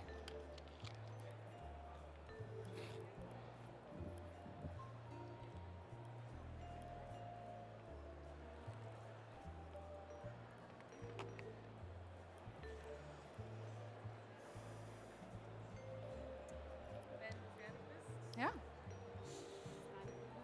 Dankeschön, Dankeschön. Kann ich die Musik mal kurz ausprobieren?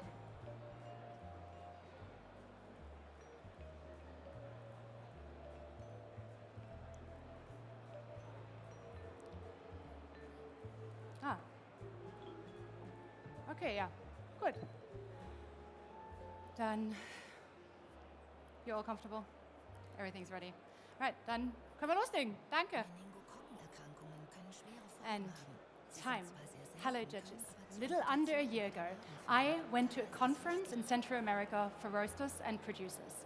And I had the absolute honor and privilege to be talking at a panel discussion alongside those people about the topic, how do we define coffee quality?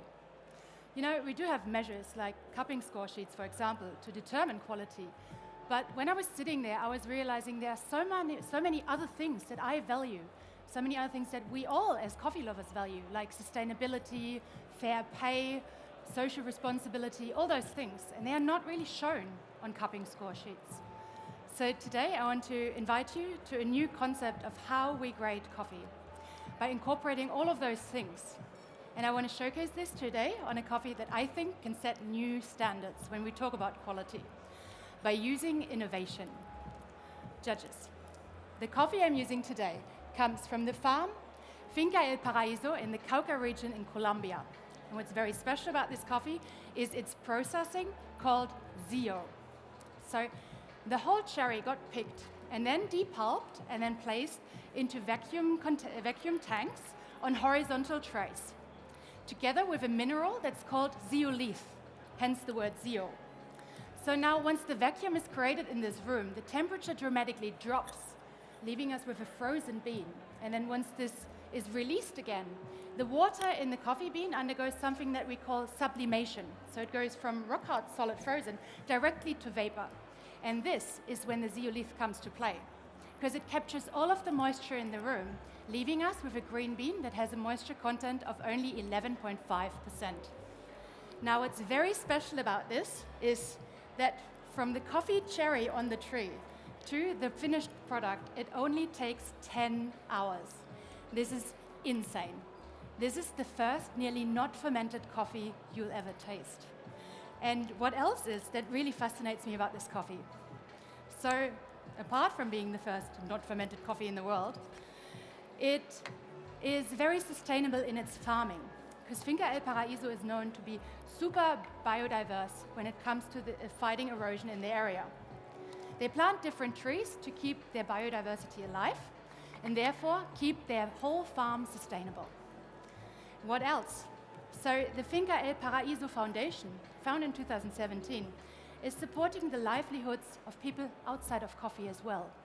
They're supporting educational systems, they're supporting housing, sports, anything that you can think of. And this is so amazing. So they're making the lives better for us who drink their coffee and actually for the people that live there. And I think now you can get a wider grip of why I think this coffee is absolutely amazing. Because this has the potential to leave a better world for us. So with this amazing coffee, it was up to me to make it really shine for you today. But due to its very unique processing, it does have a very different bean structure. Because no heat has been applied, the cell structure of this coffee is very intact, and I needed to think about this in every step. So when we talk about roasting, I roasted this coffee on a 100-gram batch, hot air roaster, with a development of 12% and a total roast time of 7 minutes and 30. Now, I chose a hot air roaster because this convectional heat gives me a very clean cup, and together with my development of 12%, I can get fruit-forward flavors. What else is very different about this coffee is its resting time because of its intact cell structure. So this coffee was roasted 12 days ago today. And to let it degas even further, I pre-ground this coffee 20 minutes before stage time on a coarse grind setting with 980 microns to really let this coffee settle.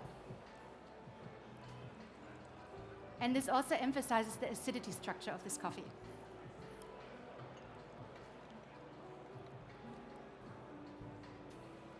All right, it's time to talk about my brewing technique. So first you saw me make a little dip with a kind of distribution tool. That's just to make all of the coffee even. And then I wanted to choose a brewer that highlights the body of this coffee as well as its light florality. And I came up with the combination of the Dotic dripper at the top, which with its airy design helps me to use a slightly higher water temperature of 95 degrees. And this way I can boost the body of this coffee without it getting bitter. And then you see me pouring on a Paragon, which is a frozen metal ball, but you saw me only pour over the first 2/3 of my brew, so the first 2 pours. This way I can capture all of the volatile compounds of this coffee and give you a hibiscus-like florality. My recipe is 18 grams of coffee on 250 milliliters of water. And you see me split my pours into 5 stages, every time allowing the water to nearly completely pass through. And this helps me to increase my yield without losing any clarity or vibrancy. And let's talk about the water I'm using. I'm using a Lauretana base water, which is a very mineral low water with 8 ppm. And then I've added a mix that's called Aquacode. Aquacode is a mineral mix that uses a little bit less buffer. And this helps me because this coffee has a grape-like flavor. But grape can easily get quite dry. And this BPM of 80 that I've chosen with this little buffer helps me to get a very clean cup for you. And talking about cups, let's talk about the cup. So if you would have a look over here, you see a single line on this cup. Over here, you see a double line on the cup. And if you look here, you see that those lines correlate to the thickness of the cup. So I want you to assess this coffee when it's hot from the double line side, and when it's medium and cold from the single line side. This will help you to, in the hot stage, get a ripe fruit quality, and in the cold stage, make the geisha really shine with its really beautiful, juicy acidity. And now it's time to write a couple of things down. Judges, the aroma. The aroma of this coffee has a medium plus intensity of macerated strawberry, of red apple, and hints of vanilla.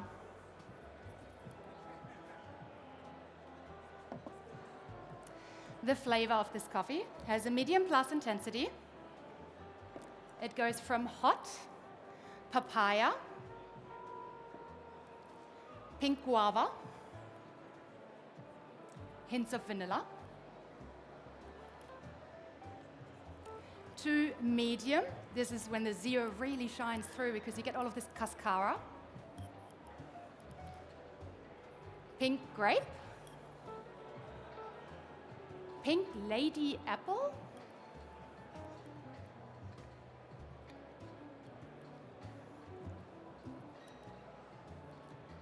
and strawberry candy.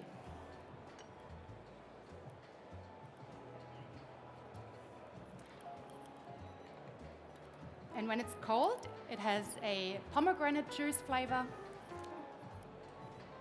and hints of hibiscus tea.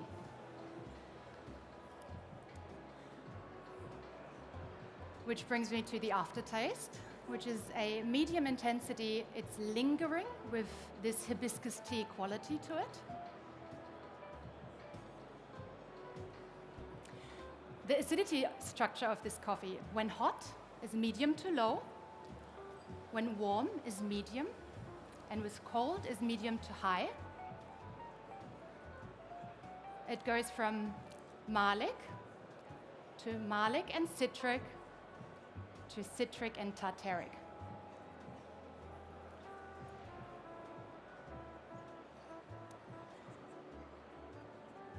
The sweetness of this coffee is medium plus. It has a ripe red berry character and reminds me of a strawberry lolly.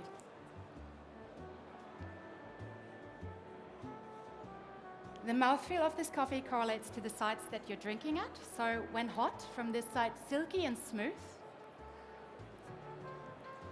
And when medium and cold, from the other side, juicy and tea-like.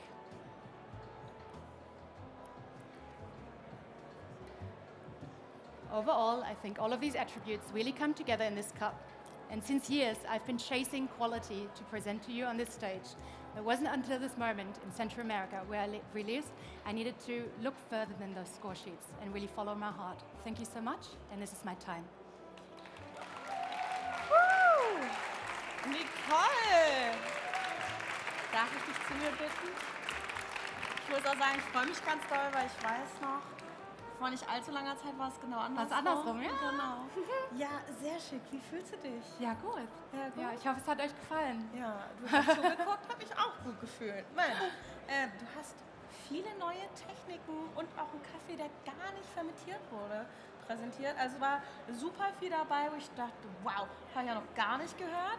Und auch dein Kaffee, ein absoluter Fruchtsalat. Also hier Orange Guava, Papaya, Pink Grapefruit, Apple, Strawberry, alles oder. Wow, wie bist du auf diesen Kaffee gekommen? Sehr, sehr viel Glück. Frankfurt Coffee Festival ist jemand auf mich drauf zugekommen, deshalb geht bitte zu Kaffeeveranstaltungen und Coffee Festivals, man weiß nie, was da passiert. Und da hat er mich angesprochen und dann habe ich gesagt, ja okay. Und dann hat er gesagt, ich würde gerne, dass du einen Kaffee von mir halt benutzt. Und ich so, ja, ich probiere mal. Ja, mega cool. Ich meine, du bist ja auch schon seit mindestens 2016 bei Competitions mit dabei. Genau. Ne? Wie fühlt es sich an, jetzt, 8 Jahre später? Entspannter ein bisschen. Danke dir. So, liebe Leute, nochmal einen Riesenapplaus für unsere Judges. Sorry. Danke dir. Danke dir. Ja. Danke. Sehr, so, jetzt sehr können wir richtig reden. Jetzt packen wir die ganzen Geheimnisse aus. Ne? Hör mal, noch eine Sache, die ich auch noch nie gehört habe, ist das mit den Tassen. Du hast gesagt, die fühlen sich unterschiedlich an. Man muss, um das richtig zu genießen, die einmal drehen mittendrin. Ganz großen Dank an Hani aus Australien. Er ist übrigens letztes Wochenende Zweiter im australischen Brewers Cup geworden. Herzlichen Glückwunsch. Der hat diese Tassen entwickelt. Und ich habe auch nur genau diese 3 Tassen, ich habe das nicht gefunden. Und die, wie gesagt, die sind halt auf einer Seite dicker und auf der anderen Seite dünner. Und ich habe das hinten gerade auch schon für die Volunteers auch einen Kaffee gemacht und gesagt, dreht das mal. Und das macht so unfassbar viel aus. Weil je nachdem, wie dick das Porzellan ist, hast du eine andere Verteilung vom Sauerstoff auf deiner Zunge. Und das agiert halt stark mit den Säuren in deinem Kaffee. Ja. Und dadurch kriegst du halt anderes Mundgefühl. Und das ist halt das ist halt so einfach in einem Café umzusetzen, dass du sagst, hey, stell dir den Kaffee hin, probier mal von beiden Seiten und der Gast ist dann so, wow, das ist ja krass, das schmeckt ja richtig anders. Ja, mega spannend. Also man lernt super viel Neues, finde ich, hier. Und ich habe auch direkt Lust bekommen, das zu probieren alles. Wir sind tatsächlich, mir wurde gesagt, ich muss ein bisschen mehr Chop-Chop machen, deswegen erstmal vielen Dank. Nochmal einen Riesenapplaus für Nicole, würde ich sagen, oder? Danke! So. Weil, um es in Kaffeesprache zu sagen, bis dato habe ich zu viel Lungo gemacht und jetzt geht es an den Ristretto. Wir machen nämlich hier gleich weiter mit Lukas Härtel, 30 Jahre jung, Und er lebt in London. Er arbeitet bei Watch House und leitet dort die Rösterei und er ist extra für die Competition hierher gekommen, um den Judges diesen Kaffee zu präsentieren. So, wenn wir jetzt gerade schon vom Ausland sprechen, ich habe mir tatsächlich aufgeschrieben, unsere Judges kommen natürlich zu einem Teil aus Deutschland, aber auch aus der Schweiz, aus Griechenland, aus Dänemark, der UK, aus Österreich, Norwegen, der Türkei, Spanien und aus Lettland. Also mal herzlichen Applaus an unsere Juroren, wo die überall herkommen, um heute hier zu sein. So. Lukas hat wunderschöne Oreas. Ich sehe schon. Es zieht sich übrigens auch eine Linie durch. Ne? Wer von Anfang an zuguckt, merkt, Fellowkette sehr beliebt, Acaia-Wagen sehr beliebt. Ich bin sehr gespannt und ich werde mich nachher, glaube ich, auch mal rausziehen, um diese Kaffees von den ganzen Competitoren zubereitet, drüben an der Brewbar zu trinken. Also hier nochmal der Reminder, an der Brewbar gibt es heute richtig lecker Kaffee, den ganzen Tag, schlemmt euch durch. So, was gäbe es noch zu sagen über Lukas? Ein besonderes Kaffeeerlebnis war seine Teilnahme letztes Jahr in der Kaffee, in den Brewers Cup. Da war das bei unseren Freunden in der Rösttrommel, das war auch sehr schön. Und was ihn dazu bewegt hat, und das finde ich auch immer wieder schön, was ihn dazu bewegt hat, an den Meisterschaften teilzunehmen, das ist die Kaffee-Community. Und ich glaube, ihr seid jetzt auch schon seit heute Morgen da, man merkt das auch von der Stimmung wirklich, das ist eine Community, das ist so eine kleine Knorke-Familie, die wir hier sind. Ansgar. Er schaltet mich nicht frei, er ist beschäftigt. Okay. Möchtest du mir ganz nahe kommen oder mir sagen, was du sagen möchtest? Nein, okay. So, gibt nicht mehr viel zu sagen. Ich gucke die ganze Zeit schon nervös, man merkt es, glaube ich, bis die Judges kommen. Aber Lukas hat auch noch 2,5 Minuten. So, er freut sich auf jeden Fall darauf, bei diesem Wettbewerb sich weiter mit der Community hier zu vernetzen und diesen besonderen Kaffee zu teilen. Ich bin schon so gespannt, wie ein Flitzebogen, ich sag's euch.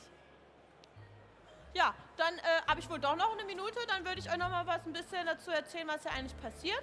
Und zwar beim Brewers Cup, also beim Filterkaffeebrühen, geht es, wie gesagt, einmal darum, Kaffee auszusuchen, den möglichst schön zu rösten, den möglichst schön zuzubereiten. Da spielen super viele Faktoren mit rein. Wir haben das gerade bei Nicole schon gemerkt.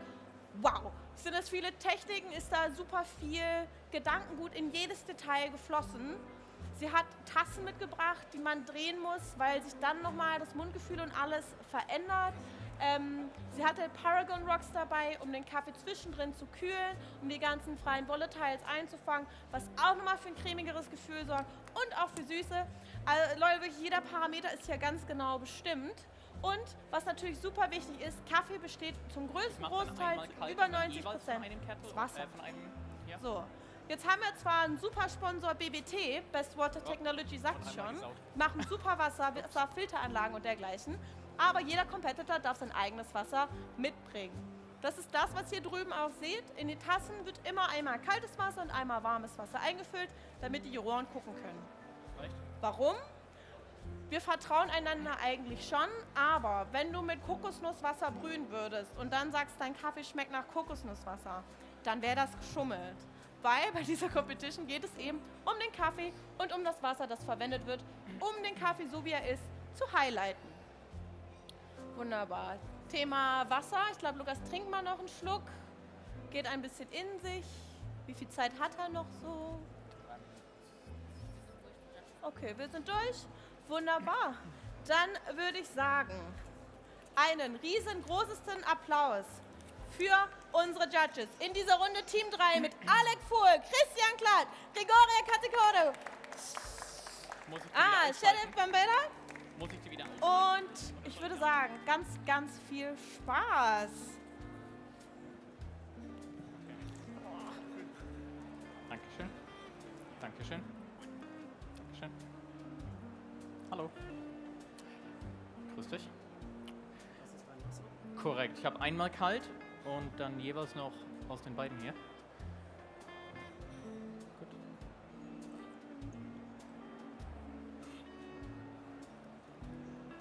Okay. Kommt der noch hier weg, der Trolley? Könntet ihr den vielleicht noch bitte auf die Seite schieben?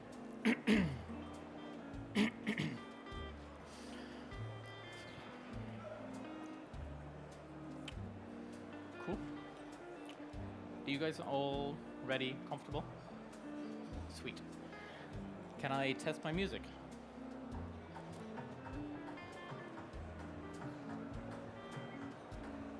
Too loud or all good for you guys?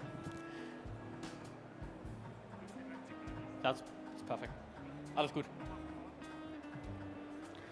Entschuldigung. Nochmal von vorne bitte, ja.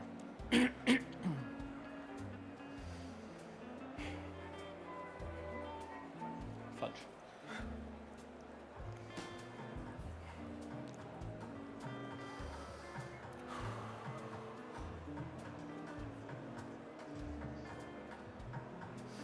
Time. What does specialty coffee mean to you? To me, it means community. It means overcoming challenges, and it means highlighting varieties and processing methods in order to create delicious flavors. The coffee I'm sharing with you today is synonymous with specialty coffee, and it only exists because of an exceptional community of producers who question the status quo in coffee and work together to overcome their challenges. One of them is Ricardo Coiner, the producer of my coffee. Ricardo's farm, Duncan Estate, is located at 1,700 meters above sea level near the Baru volcano in Panama, where a combination of cold Pacific winds and warm Atlantic winds creates a unique microclimate at the farm where it rains 9 months every year. The rain cools the environment, which slows down fruit maturation, leading to a complex acidity structure in your cup today, which changes from hot to cold. So the acidity you're going to find today, when hot, will be well integrated, medium plus intensity, and juicy, like orange. And as the cup cools, it mellows down to medium intensity, and it becomes more balanced and elegant, like blackberry. The persistent rainfall in Panama's highlands also creates challenging growing conditions in which many cultivars don't thrive, creating a glass ceiling to improve quality. However, there's one variety in Panama that has a natural resistance to these conditions, Geisha, the variety I'm serving you today. It also has a distinct character, which is reflected in your cup today by flavors of orange when hot, passion fruit when warm, and also passion fruit when cold, as well as floral notes of jasmine when the cup is hot, and blossom honey when it's warm and when it's cold.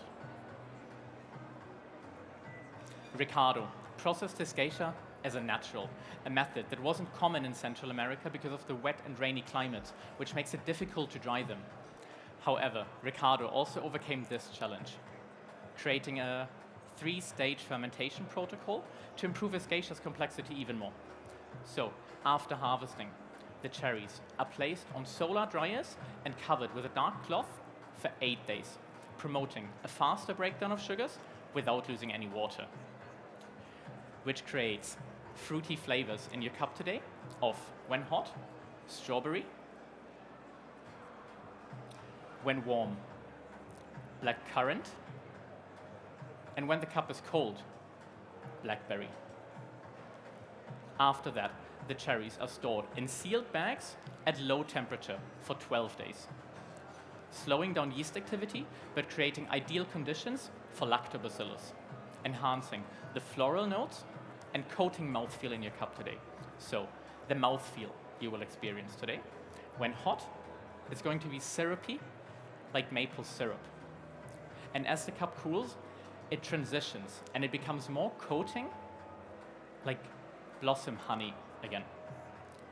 The weight is going to be medium plus intensity when hot, and it becomes medium as the cup cools.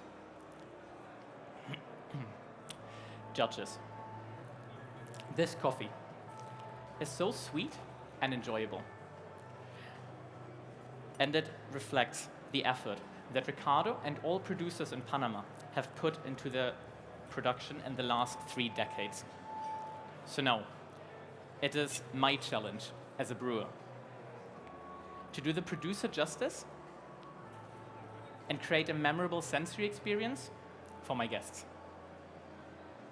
which impacts every decision I make, from roast profile to my pouring technique. So, my recipe for today is 15 grams of coffee to 250 grams of water.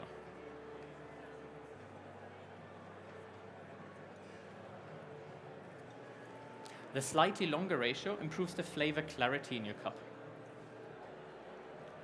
I'm also brewing with 2 kettles, both set to 90 degrees, and I will alternate them to ensure temperature stability from my first pour to the last.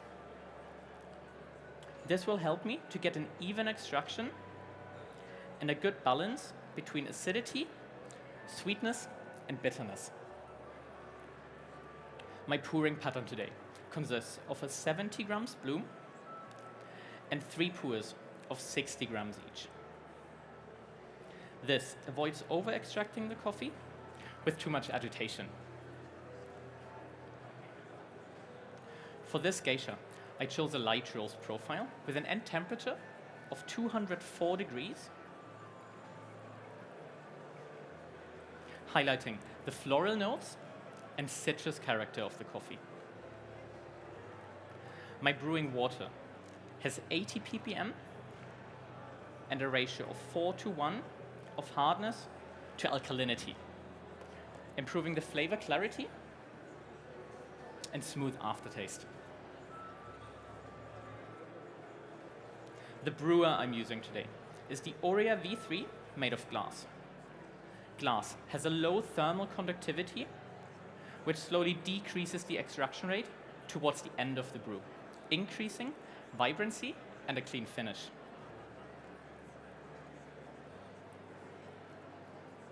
The flat filters I'm using stick against the walls of the brewer, reducing any bypassing water, but creating a fast flow rate, even at my fine grind of 600 microns.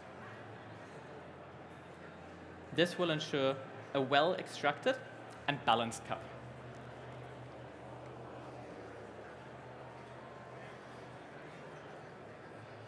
You can also see the liquid flow centrally, thanks to the large hole at the bottom of the brewer, which makes it highlight acidity in coffees, like a conical dripper, while also emphasizing sweetness and mouthfeel, like a flat-bottom brewer. Thanks to this, you're going to experience a well-structured cup from hot to cold, and sweetness of medium intensity when the cup is hot, like caramel. And as the cup cools, it increases to medium heavy intensity, and it becomes more coating, again, like blossom honey.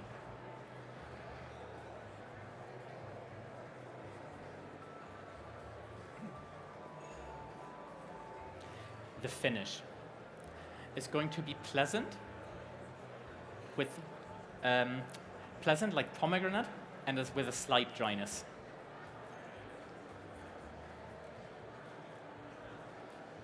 For the aroma, please note down medium intensity and notes of orange, jasmine, toffee,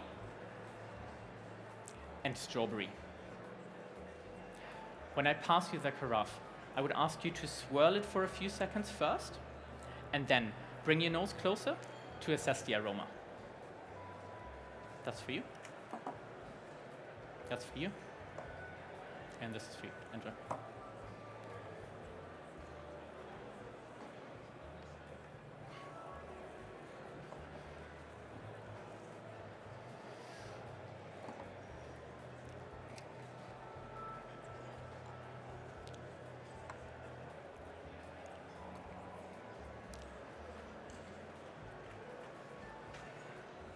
May I? Thank you. May I? Thanks. May I? Thank you. When you assess all other attributes, I would ask you to drink straight from the cup, which is specifically designed to elevate your sensory experience, and hold the liquid in your mouth for a few seconds to get an even better experience. Judges, specialty coffee has a unique meaning to each of us. But one thing is for sure. Diamonds are formed under pressure. And if we all work together, regardless of our place within the supply chain, we can overcome challenges.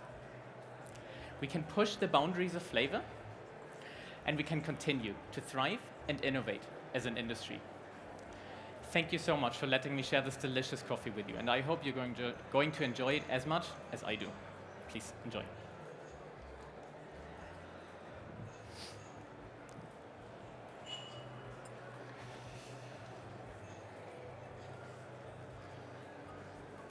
Time. Lukas. Darf ich dich Hallo. einmal mitnehmen? Einhaken? Ja, einhaken, aushaken, mitkommen. Nicht runterfallen? Nein, nicht runterfallen. Einmal hier zur Seite. Und einmal umdrehen? Und einmal so. Gut. Wow, war das schön. Dankeschön. Also, ich hatte eigentlich nicht vor, dieses Jahr nach London zu fahren. Aber wenn ich da in so ein Café gehen würde und so Kaffee präsentiert bekomme, boah, ich würde mich wohler als zu Hause fühlen.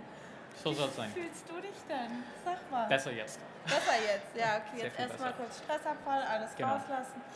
Nee, doch, gut. Ja? Ich war die letzten beiden Tage mega gestresst. Ja. Jetzt dann auf der Bühne ging's und jetzt Muss ich ist der stehen? Druck mal ein bisschen weg. Ich weiß nicht, wie es euch geht, aber ich habe von Stress gar nichts gemerkt. Also es war super clean, unaufgeregt, mega entspannt. Wie gesagt, bei dir mal einen Kaffee trinken, mega gern. Dankeschön. Ich glaube, das merkt man auch, weil du hast ja das Thema Community angesprochen, ne? Korrekt. Das liegt dir am Herzen. Ja, Magst tatsächlich. du da ein bisschen was erzählen zu? Ich finde, also das ist in London ist es so, es gibt sehr viele Kaffeemenschen, es gibt eine große Community, aber es ist auch so ein bisschen so zerstückelt. Es gibt Leute, die mögen sich so, Leute, die mögen sich nicht so, es gibt immer so Grüppchen und sowas. Ja. Deine Judges sind? Nee. Alec hat angetäuscht. Und was ich in Entschuldigung. Deutschland immer so gerne mag, ist, dass bei jeder Meisterschaft alle Leute zusammenkommen. Ja. Und es aber generell über Deutschland verteilt nicht so viele Kaffeemenschen gibt. Sprich, immer wenn man irgendwo hinfährt und in einen Café geht und jemanden trifft, freut sich jeder mega. Ja. Und das mag ich so gerne. Das stimmt. Und von daher, Okay. ja, ich mag's. Ich meine, in der UK habt ihr ja auch noch Vorrunden erstmal verteilt. Korrekt. Das Die ist machen für Brewers und Baristas jeweils 3 bis 4 Vorrunden durchs Ja. Land verteilt. Oh. Wäre für hier, glaube ich, auch ganz cool. Für die nächsten Jahre. Ja. Genau, und dann die Finals. Okay. Du nimmst jetzt zum zweiten Mal selber teil, aber Korrekt. du hast auch schon trainiert. Trainiert, bevor ich das erste Mal teilgenommen habe, seit 2020, Ja. seit vor Covid, mit Matteo. Hey! Genau, also er damals in UK mitgemacht hat und seitdem immer wieder. 3 Okay. Brewers Cups, 2-mal Barista-Meisterschaft. Thank you very much. Well, thank you very much. Enjoy. Thank you. Dankeschön. Ciao. Danke dir. Wunderbar. So, Ja. Juroren von der Bühne, Karten auf den Tisch. Partner auf den Tisch. Du hast dich für Urea Dripper entschieden. Ja. Du hast insgesamt, finde ich, wir gucken einmal ein sehr schönes, sehr cleanes Setup. Ich schätze dich als jemand ein, viel Attention to Detail. Das heißt, du hast hier auch klar, finde ich, ein Farbschema. Ja. Was hat dich dazu bewogen? Also man sagt ja auch über Farben, das macht ja auch nochmal mit Wahrnehmung was. Ja, Was für hast mich du dir gedacht? Glas 2 Sachen. Zum einen elegant und zum anderen Transparenz. Okay. Transparenz in der Tasse und die Eleganz im Sinne von, wenn du trinkst. Ja. Es fühlt sich sehr schön an, aus dem Glas zu trinken. Ja. Ich habe unterschiedliche Tassen auch getestet oder Becher oder sowas und ich finde es aus dem Glas immer schöner. Ja. Ja. Sehr cool. Naja, von daher. darf ich fragen, so roundabout mit deinem Kaffee, wie viele unterschiedliche Vessels hast du ausprobiert? Nicht Tausende, 3 bis 4 oder sowas. 3 bis 4, Ist, okay. Ja, genau. Ich meine, du arbeitest seit wann arbeitest du in Kaffee? 6 Jahre. 6 Jahre? Nicht so Weil in lang. 6 Jahren hat man viel Kaffee getrunken aus vielen verschiedenen Aus allem- Behältern. aus allem ne? Möglichen. Aus allem. Wahrscheinlich hast du auch bei Direkt so aus der Kanne. Fun-Sachen schon mit. Klar, manchmal Direkt aus dem morgens Server. brauchst du deinen Liter direkt so. Kein Problem. Ja, sehr schön. Und dein Kaffee habe ich gehört, ne? Toffee, Strawberry und so. Jasmine, Bist ja. du auch so auf der süß-fruchtigen Seite des Lebens? Für dich, Ich also süß, fruchtig und ich mag es sehr clean. sehr clean. Ich mag die Kaffees, die man gerne bis zum letzten Schluck trinkt. Ja? Lieber weniger intensiv, aber sehr elegant. Sehr schön. Also Thema elegant, ich würde sagen, das war eine sehr elegante Performance. Nochmal Riesenapplaus für Lukas. Dankeschön. mich einmal ab. So. Liebe Leute, ihr seht, es geht hier direkt schon wieder weiter. Setup-Zeit, 5 Minuten. Die Zeit ist nicht dein Freund bei dieser Competition. Wenn ich das aber richtig weiß, war heute noch niemand in Overtime, oder? Wir haben nämlich gerade keine Uhr und Overtime ist nämlich unser größter Feind. Pro Sekunde drüber, 1 Punkt Abzug. Also ihr seht, die Regeln sind streng, streng, streng und die Leute müssen wirklich gut vorbereitet sein. Aber das sind alles Kaffeeprofis, wir haben es gehört, die meisten Leute sind irgendwas zwischen 2 und 20 Jahren hier schon mit Kaffee beschäftigt. So, neben mir baut auf der wunderbare David. Der David ist 35, er lebt in Leipzig und er arbeitet für Hoplo. Hoplo, das sind Hoppenwort und Bloch in Frankfurt. Jetzt werdet ihr euch fragen, hä, wie funktioniert das? Ich meine, so als Barista. Tja, der David macht eigentlich Sales und Marketing, ist aber für sich selber auch ein Kaffee-Nerd. So, er mag seinen... Doch, ich sehe das doch in deinem Blick hier, ne? Und David hat vorhin, finde ich, was ganz Schönes angesprochen, was einige Competitor schon genannt haben. Und zwar, klar geht man immer mit dem Wunsch daran, so eine Competition zu gewinnen. Aber es geht vielmehr auch um den Lernprozess davor. Und ich weiß noch, als ich das 2018 das erste Mal gehört habe mit ja, und ich bin so viel gewachsen und es geht ja alles um diesen Prozess, da dachte ich, ja, shishi, ne? Lasst mich euch sagen, es ist wirklich so. Man denkt viel zu oft, nö, ich habe es jetzt verstanden und dann meldet man sich für eine Competition an, fängt an zu trainieren, hat im Idealfall einen Coach, hat ein Team und lernt nochmal ganz, ganz viel mehr. Und ich finde, Joachim hat das vorhin auch sehr schön gesagt, dass es einen wirklich vorwärts bringt. Und was ich da noch ergänzen wollen würde, ist, ich glaube, man wächst ja nicht nur professionell, sondern auch sehr persönlich. Man lernt viel über Kaffee, man lernt viel über seine eigenen Skills, aber man lernt auch sehr viel über sich persönlich. Wie gut bin ich in Zeitmanagement? Wo setze ich meine Prioritäten? Wie gehe ich Sachen an? Habe ich den Grit, das durchzubeißen? Und allein dafür, finde ich, hat jeder Competitor schon so viel Bewunderung verdient, weil jeder davon hat sich angemeldet und jeder, der heute hier auf der Bühne steht, der hat das einfach durchgezogen. Die kommen hierher, stellen sich vor all diese Menschen, stellen sich vor eine hochkarätige Jury und beweisen, finde ich, viel, viel Mut. Vor allem, wenn sie vielleicht gar nicht so gerne Rampensau spielen wie ich. Und ich bin sehr gespannt, was der David uns gleich hier präsentieren wird. Ich schaue im Augenwinkel schon mal, ich glaube, die Jury ist gleich fertig. Der David auch. Ja, es wird genickt, es wird wieder Wasser verteilt. Okay. Liebe Leute in Bremen, die im Livestream können ja gar nicht sehen, dass dieses Jahr so viele Leute zum Zugucken gekommen sind. Ich würde sagen, für die ganze Veranstaltung, für alle, die mitmachen, alle, die teilnehmen, alle, die mit beim Aufbau dabei waren, alle, die gesponsert haben, können wir einmal, auch um zu zeigen, dass ihr alle da seid, einen Riesenapplaus machen. Hey! Wunderschön, wunderschön. So, jetzt hört auch noch mal ganz genau zu, wenn er seinen Kaffee beschreibt. Wenn euch das gefällt, was er sagt, könnt ihr später zur Brewbar gehen, wenn er ausschenkt. Ich schaue einmal kurz nach, wann das der Fall ist. Wir haben hier nämlich einen wunderbaren Zeitplan irgendwo. So. David schenkt Montag um 10:30 Uhr drüben an der Brewbar aus. Das heißt, wenn sein Kaffee euch gecatcht hat, dann könnt ihr euch einen catchen. Wunderbar. Ich würde sagen, alle sind bereit. Es wird genickt. Wir geben dir eine letzte Runde Liebe und sagen, großen Applaus für unsere Jury.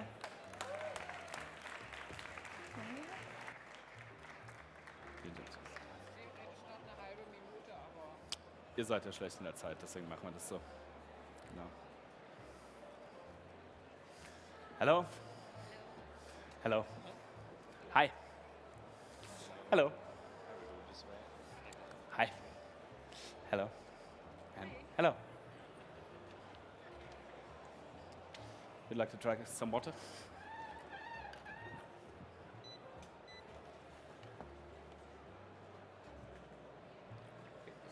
Okay. Something each category. Yes. Yes. I'll do that right here.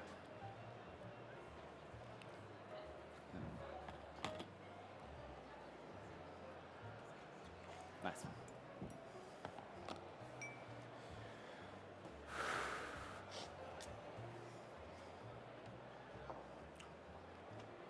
Thank you. I'm ready. Are you ready? I'm ready. Yeah. Enjoy. You ready? You ready? You're ready? All right. Could I have my music, please?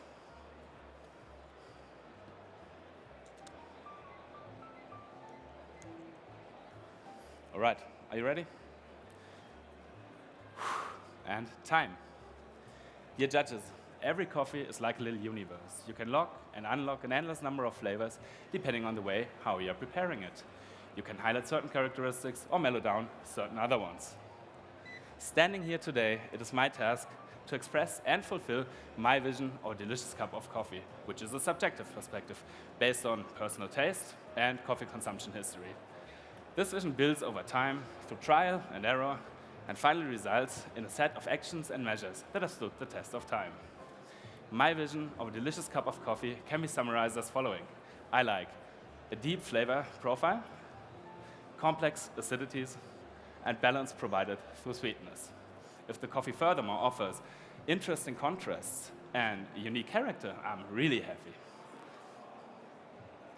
The coffee you are about to taste is the result of planned actions and measures on every stage of its production because, quite frankly, it's a team effort. I'm just the one standing here and presenting it to you. But when you enjoy the coffee, you have to think of Doña Mónica Reyes, located in Nariño, Colombia, who produced this coffee alongside her family. And of course, we have to appreciate my dear friend and colleague Johannes, who roasted this coffee on a drum roaster 10 days ago to perfection and to an end temperature of 190 degrees Celsius and a development time ratio of 13.9%. Let's get started by preheating the drippers to make sure that there is a temperature-stable brewing environment.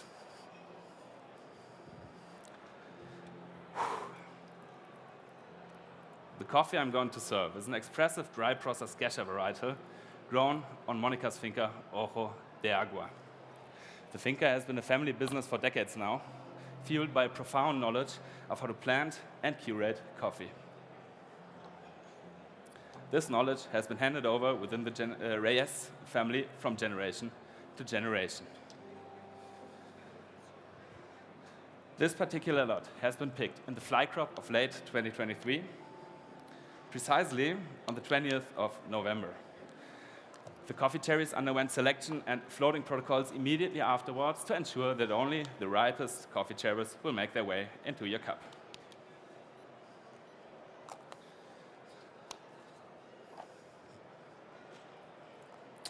Followed by a breathing episode of 2 days, where the selection was left to dry under shade. On November 22nd, the coffee had been placed in airlocked plastic tanks to ferment for 3 days, and finally being taken out for the main drying.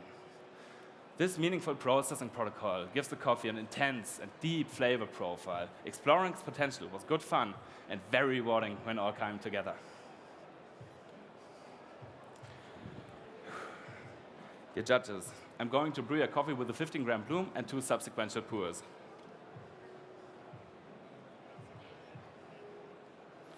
Blooming time helps to manage potential. That's why I let the coffee sit for 45 seconds.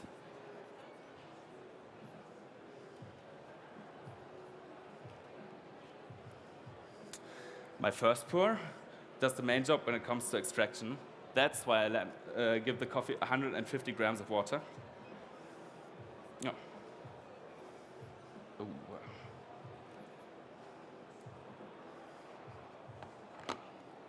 And my second pour rounds the whole drink out by balancing aftertaste. It's got to be 50 grams.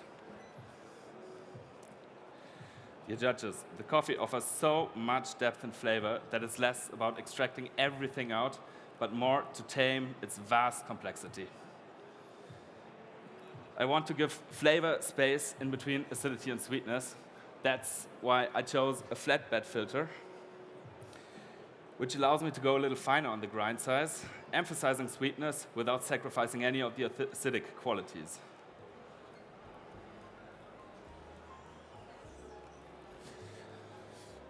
The coffee was ground backstage on a Comandante hand grinder equipped with red clicks, and I found that 57 clicks provided the best balance in between acidity and sweetness. Whew. I'm taking 50 grams of coffee to 250 grams of water, resulting in a 1 to 16.6 ratio. And I'm brewing with a composed water of 100 ppm, made of 30 ppm of a buffer solution to embed acidity, and 70 ppm of a hardness solution to help extraction.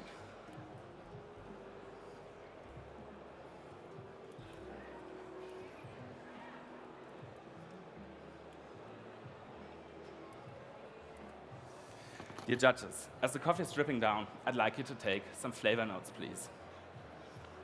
For aroma, please note a medium to high intensity, coriander seeds,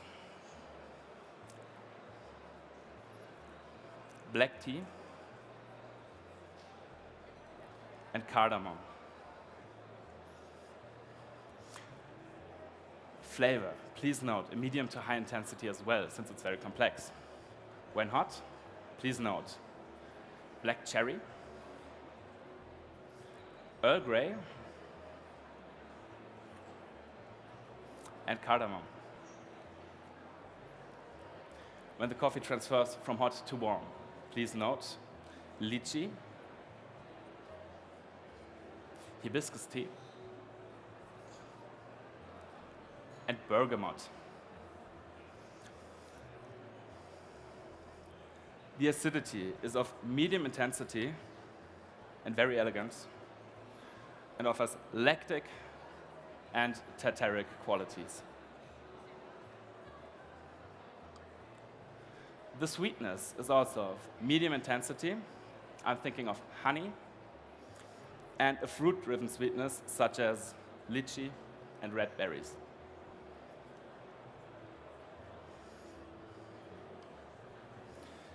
And the mouthfeel, dear judges, is silky and smooth. I'd like you to assess aroma directly from the server with 7 swirls in between. In the meantime, I clean up a little and preheat your cups so you'll have a full flavor experience.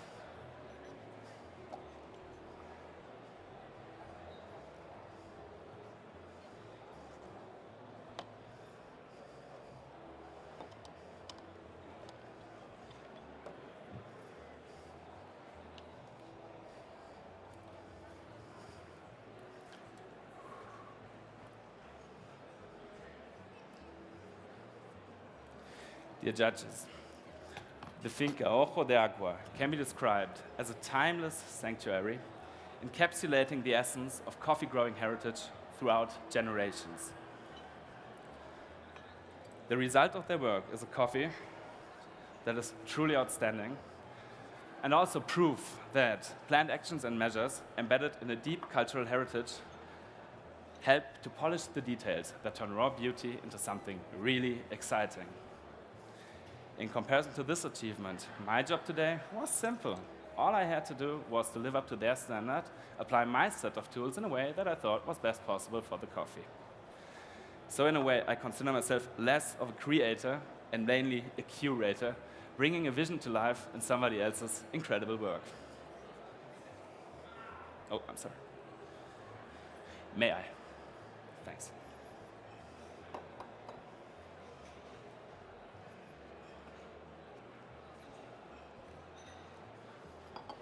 May I?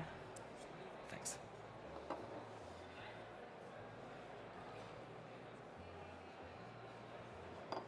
And may I?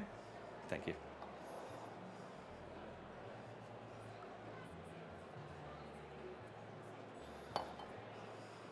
Dear judges, please enjoy your coffee. It has been my pleasure, and I hope it has been yours as well. This is my time.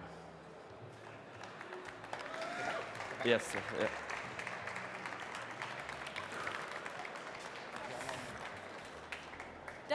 David. Ich weiß, vielleicht möchtest du das nicht. Ich würde dich trotzdem bitten, einmal mit mir hier vorzukommen. Sehr, sehr gerne. Also allererst mal Props an dein Outfit. Ich finde, du hast auch hier, Okay. Also wir haben ja schon darüber gesprochen, es fällt total viel Detailarbeit, ne? Ich habe das Gefühl, du hast das abgestimmt. Schön Ist wär's, dem so? aber das ist tatsächlich nicht so. Im Wesentlichen laufe ich halt so rum. Ist aber dein Style. Du hast Style und das Geld, ja? Ja. Ja? Na, ich habe es gerade eben schon mit jemandem besprochen. Es ist ja schon auch krass, es geht viel Zeit, Mühe, aber auch Moneten in so eine Meisterschaft. Das ne? ist korrekt, ja. Allein so eine Waage kostet 250, da sehe ich schon mal 3 davon. Thank you. Dann die Kettles, 200 pro Stück. Also ihr merkt, ne? Da fließt insgesamt, glaube ich, einfach viel rein. So, jetzt sind die Judges weg, jetzt können wir frei sprechen. Okay. Koriander Seeds, Black Tea and Cardamom. Yes. Krass. Schon, ja? Also ist mal anders. Das Normal ist hat man immer definitiv, so ja.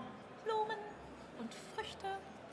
Ja, ich glaube, das ist halt auch das, warum der Kaffee einfach mir persönlich sehr gut geschmeckt hat, ne? Weil er halt was Interessantes Sticht ein bisschen zeigt. raus. Wie bist du zu deinem Kaffee gekommen? Wie hast du dich dafür entschieden? Das war ein Prozess. Wir haben, ich weiß nicht, ob ich jetzt hier Unternehmen nennen darf. Sag einfach, wenn es Okay. dazu kommt. Wir arbeiten bei Hottenbott und Ploch mit einem bekannten Importeurshaus zusammen, das uns bei Meisterschaften immer gerne unterstützt, und die haben den Kontakt hergestellt, letzten Endes zu Café Lumbus. Und die haben dann den Kaffee aus Kolumbien hierher gebracht, und ja. Das ist schon immer wieder spannend. Also wir hatten schon ein paar Mal das Thema Community. Ich glaube, alle sind immer sehr gut vernetzt miteinander, helfen sich gegenseitig. Wie war das Training so für dich? Gut, lang, intensiv. Naja, es ist halt auch neben 40 Stunden und diversen weiteren privaten Verpflichtungen dann auch immer, ich will jetzt nicht sagen Raubbau am eigenen Körper, aber es ist, man merkt es schon auch. Also ich muss auch ganz ehrlich sagen, so gerne ich das mache, ich bin auch froh, dann übermorgen Abend nach Hause zu fahren und mal wieder ein Buch lesen zu können oder sowas, ohne ein schlechtes Gewissen zu haben. Ja, ja. Und ja, sehr aber schön. es ist halt jedes Mal großartig, man kommt jedes Mal weiter. Eine Frage noch. Du Bitte. arbeitest eigentlich in Sales und Marketing. Jawohl. Und du hast so mit der Hand geschüttelt, als ich meine, du bist aber schon auch ein Kaffee-Nerd. Ja, weil ich glaube, das hat damit zu tun. Materie gar nicht? Doch extrem tatsächlich. Ich finde dieses Label vom Kaffee Nerd immer ein bisschen schwierig. Weil dem Nerd, das ist auch so ein Ding, dem wohnt was, das ist so ein bisschen was, man schaut so ein bisschen auf Nerds herab. Ich gehe da schon gerne tief rein, das ist nicht das Thema. Ne? Ich bin aber bei so Begrifflichkeiten manchmal etwas sensibel. Ich glaube, wir sollten das alle gemeinsam einmal umprägen, weil Nerd ist nur ein anderes Wort für jemand, der Leidenschaft und Begeisterung für etwas hat. Ergo sehr gut. Gleiches Spiel mit merkwürdig. Gutes Wort, das merkenswürdig. Wunderbar. Ich würde Sehr sagen, schön. auch deine Präsentation war das merkenswürdig. David, vielen, vielen Dank. Du darfst einmal dein Cleanup Danke machen. dir. Und wir schauen direkt hier rüber einmal dem lieben Urs zu. So. Über Urs würde ich einmal die Hard Facts auspacken, aber dann auch ein bisschen aus dem Nähkästchen plaudern. Urs ist 31 Jahre, kommt aus Freiburg und er arbeitet, im Gegensatz zu den meisten Leuten hier auf der Bühne, gar nicht im Kaffee. Und das finde ich so schön, weil jeder von euch, egal was ihr macht, auch ihr könnt hier teilnehmen. Es geht nämlich um die Leidenschaft, um das Nerdsein beim Kaffee. Urs ist nämlich eigentlich Hubschrauberpilot bei der Polizei in Stuttgart. Aber, wie ihr seht, er hat hier ein wundervolles Setup mitgebracht, das den anderen in nichts nachsteht. Krasse Tassen. Vielleicht können wir da später drüber sprechen, wo man die herbekommt. Und ich verlese einfach mal feierlich, was Urs auf unseren kleinen Fragebogen so geantwortet hat. Ich trinke Kaffee seit etwa 2014 und bin 2018 mit Spezialitäten-Kaffee in Berührung gekommen. Und habe etwa zur gleichen Zeit zu Hause angefangen, mit Siebträger, Chemex und dergleichen zu brühen. Besondere Kaffeemomente sind für mich immer, Gästen zu Hause Kaffee anzubieten und gemeinsam zu trinken. Und die Idee, beim Brewers Cup mitzumachen, kam bei einer Diskussion mit Freunden aus der Kaffeebranche auf. Ja, und ich glaube, was ich gerade auch schon meinte, Competition sind eben nicht nur für Professionals möglich, sind nicht nur möglich für Leute, die ein Team, eine Firma, Sponsoren, all sowas hinter sich haben, sondern wirklich jeder, der Leidenschaft für Kaffee hat, kann hier mitmachen. Urs ist sehr dankbar für die Möglichkeit, hier teilzunehmen, und er freut sich auf das Wiedersehen und das neue Kennenlernen vieler anderer Kaffeebegeisterter. So, ich würde sagen, ich bin schon ganz begeistert. Ich freue mich richtig doll auf deine Präsi. Ich frage den Timekeeper einmal, wie viel Zeit hat er denn noch? Er hat noch 2 Minuten zum Aufbau. Er hat noch 2 Minuten für den Aufbau. Ich gucke schon mal, ob die Rohren irgendwo zu sehen sind. Nee, okay. Dann lasse ich dich dein Ding machen und erzähle euch einfach noch ein bisschen was, ne? So, wir haben ja schon darüber gesprochen, Kaffee ist gar kein regionales, kein saisonales Produkt. Das heißt, wo kommt der her? Kaffeegürtel, Äquator, okay. Kann man sich grob was drunter vorstellen. Jetzt haben wir ein paar Performances schon gesehen. Können uns vorstellen, okay, aus diesen Ländern kommt zum Beispiel Kaffee. Wir haben gehört Panama oder Kolumbien, prinzipiell Zentral- und Südamerika. Viele Anbaugebiete, Brasilien größter Exporteur. Ansonsten auch in Äthiopien klassisch, in Afrika klassisch Äthiopien und Kenia. Aber auch Indonesien ist am Start, da werden wir nachher noch einige spannende Sachen sehen. Und ja, ich freue mich auf jeden Fall. Hier noch einmal der Hinweis, auch Urs als Teilnehmer beim Brewers Cup wird später an der Brewbar seinen Kaffee präsentieren und ihr könnt ihn dann probieren. Den ganzen Tag wird diese Brewbar bespielt, immer von 2 Leuten gleichzeitig. Und ich schaue für euch einmal kurz nach.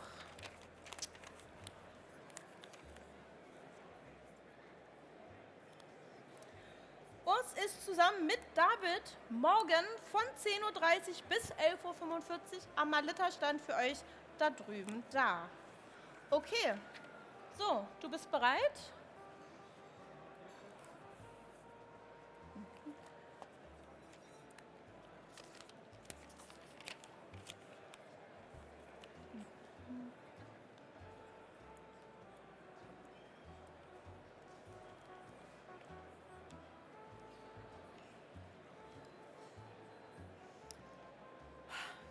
Leute, es ist schön hier zu sein, oder? Ja? Geht's dir gut, Joachim? Ja? Müde? Nochmal einen Kaffee holen? Ah, Frage ans Publikum. Wo bekommt man denn hier einen Kaffee her? Ich wäre nämlich auch interessiert langsam.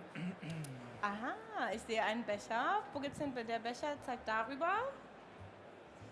Ruf mal ganz laut. Bei Meilen, okay. Dann würde ich sagen, wenn Urs gleich dran ist, denn die Rohren sind bereit, werde ich mir da auch einen Kaffee holen. Okay? Bin bereit. Tief atmen, viel Freude. 1, 2, 1, 2. Man kann mich hören? Judges sind ready? Wunderbar, einen Daumen hoch. Herzlich willkommen, großen Applaus für unsere Judges.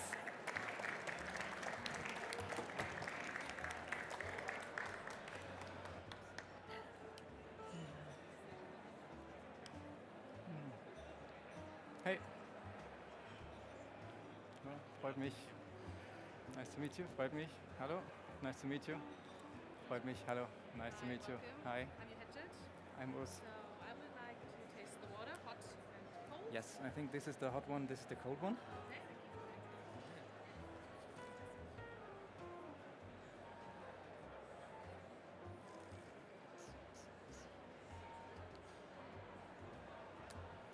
So when you're ready, you call time and the stage is all yours.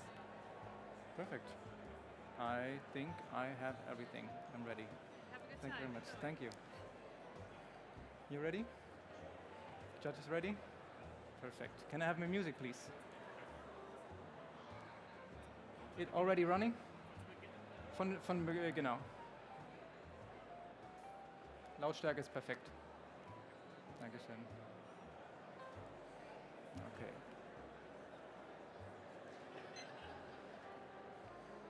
Time. Hello, judges. I'm happy and honored to be on this stage and present to you a coffee from Mario Gonzalez from Pradipto, Nicaragua. This roast is called La Gratitud.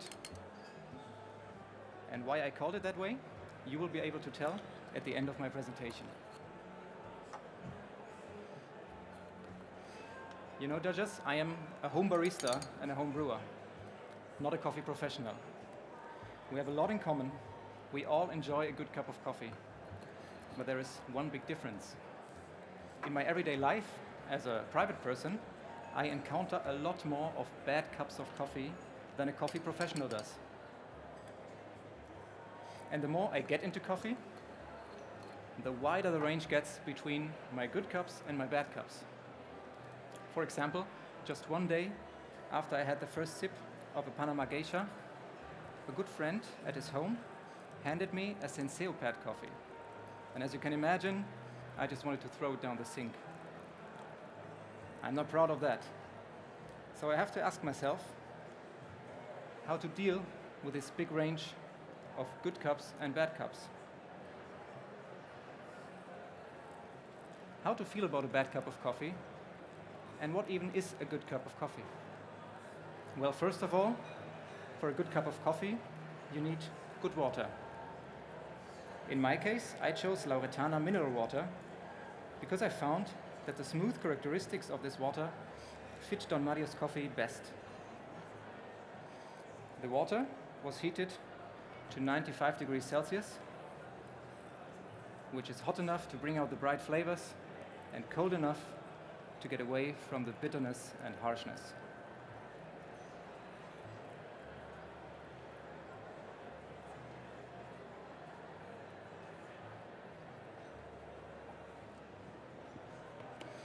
And secondly, for a good coffee, you need a good preparation method.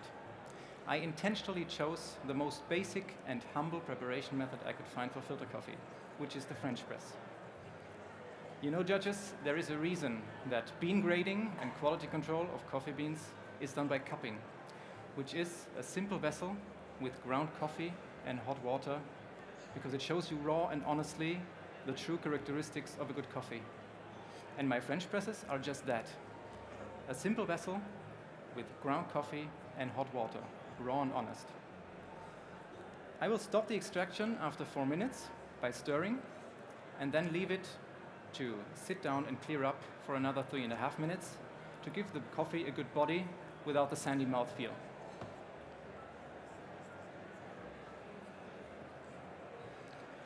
And thirdly, for a good cup of coffee, and probably most importantly, there is the coffee itself.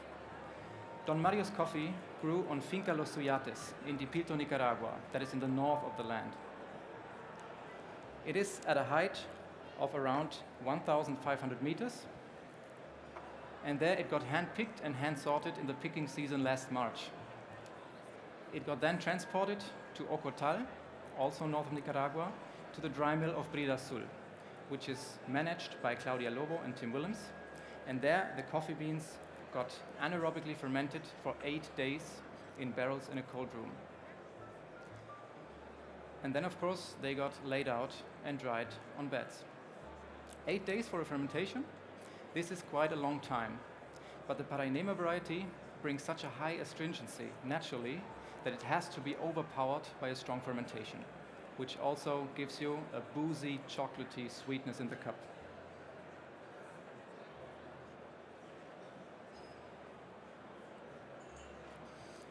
And then, of course, the coffee got transported to Europe, where I roasted it at my home on my IU bullet roaster for 8 minutes to an end temperature of 192 degrees Celsius, which seemed to be the sweet spot for this coffee, to let it shine bright. And this brings me to my descriptors. May I ask you now to write down my descriptors? In the aroma, you will find dark chocolate, milk chocolate, and cognac, and a slight hint of marzipan and exotic fruit.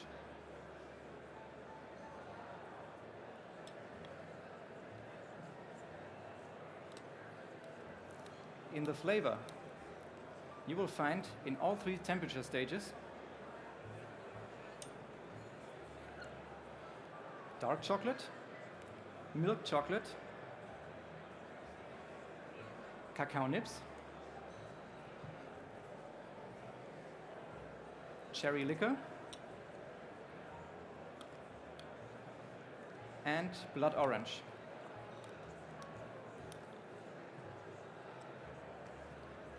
And additionally, you will find, when hot, roasted hazelnut, when medium, ripe strawberry, sour cherry, and cognac, and when cold, ripe strawberry, sour cherry, and apple juice.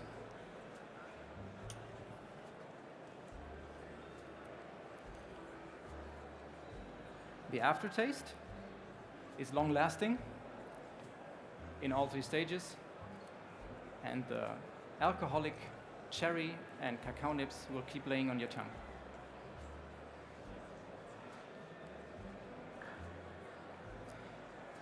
The acidity is medium-high in all 3 stages, and you will find lactic and citric acidity in all stages, and when cold, you will find in addition malic acidity, which is when the flavor of apple juice kicks in.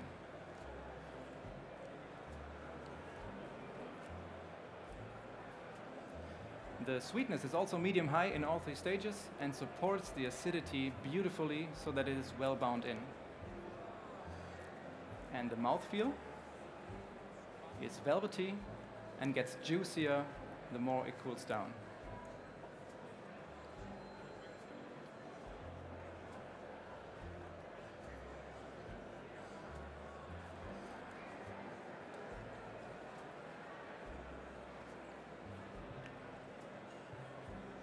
So judges, as you can probably tell by now, I consider this coffee a good cup of coffee. But flavor, acidity and sweetness, this is not everything I want to think about when taking a sip of this coffee. You know, at Finca Los Soyates, there are working 20 people all year long, and like last season, picking season, in the picking season, additional 100 people. And in the dry mill of Brida Sul, they are working 10 people all year long, trying to make sure that the fermentation process go right. So before this coffee has even reached the port of Nicaragua, it was in the hands of at least 130 people. They are working under difficult conditions and 6 to 7 days a week, just for me to take a sip of this coffee and think about acidity and sweetness.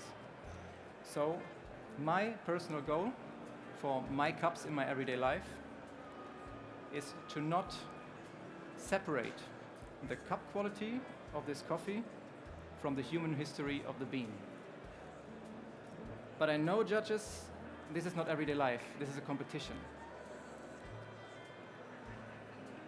And in this competition, you as judges expect me as a brewer to prepare the best coffee I can brew for you, of course. And I, as a competitor, expect you judges to be as critical and as nitpicking as you can be with me and with the coffee. Please enjoy. But after all is said and done today, after you have written down everything, you would make me the happiest person today if you took just one sip and think about the hardworking people in Nicaragua who made this possible. Because that goes for any cup, any day. Take one sip just to be thankful. Time.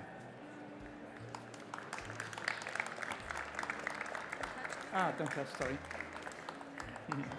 Urs, komm doch mal rüber, bitte. Das war sehr schön. Dankeschön. Wie fühlen wir uns? Sehr, sehr gut. Ja, aber gehen wir noch ein bisschen näher zum Publikum, dass sie auch richtig was von dir haben. Wow, voll schön. Dankeschön. Darf ich fragen, was deine Zeit war? 9,46 Hey, oder so. also richtig, richtig stark. Hat Spaß gemacht, deine erste Competition? Ja, Ja, wirklich okay. Spaß gemacht. Wie lange hast du dich so vorbereitet? Ich glaube, alles in allem 1 bis 2 Monate so, aber immer so nebenher. Also Respekt an alle Also Competitor. ich finde das ganz spannend, wie du das sagst, als wären 1 bis 2 Monate Vorbereitung so wenig. Das ist total Also viel Zeit, auch immer wenn du mal es wieder neben dem wenig. Job machst, ne? Ja, aber das macht ja jeder, deswegen Respekt an die Competitor. Ich glaube, deine Juroren sind soweit. Thank you very much. So, nochmal großen Thank you Applaus very für die much. Jury. Thank you.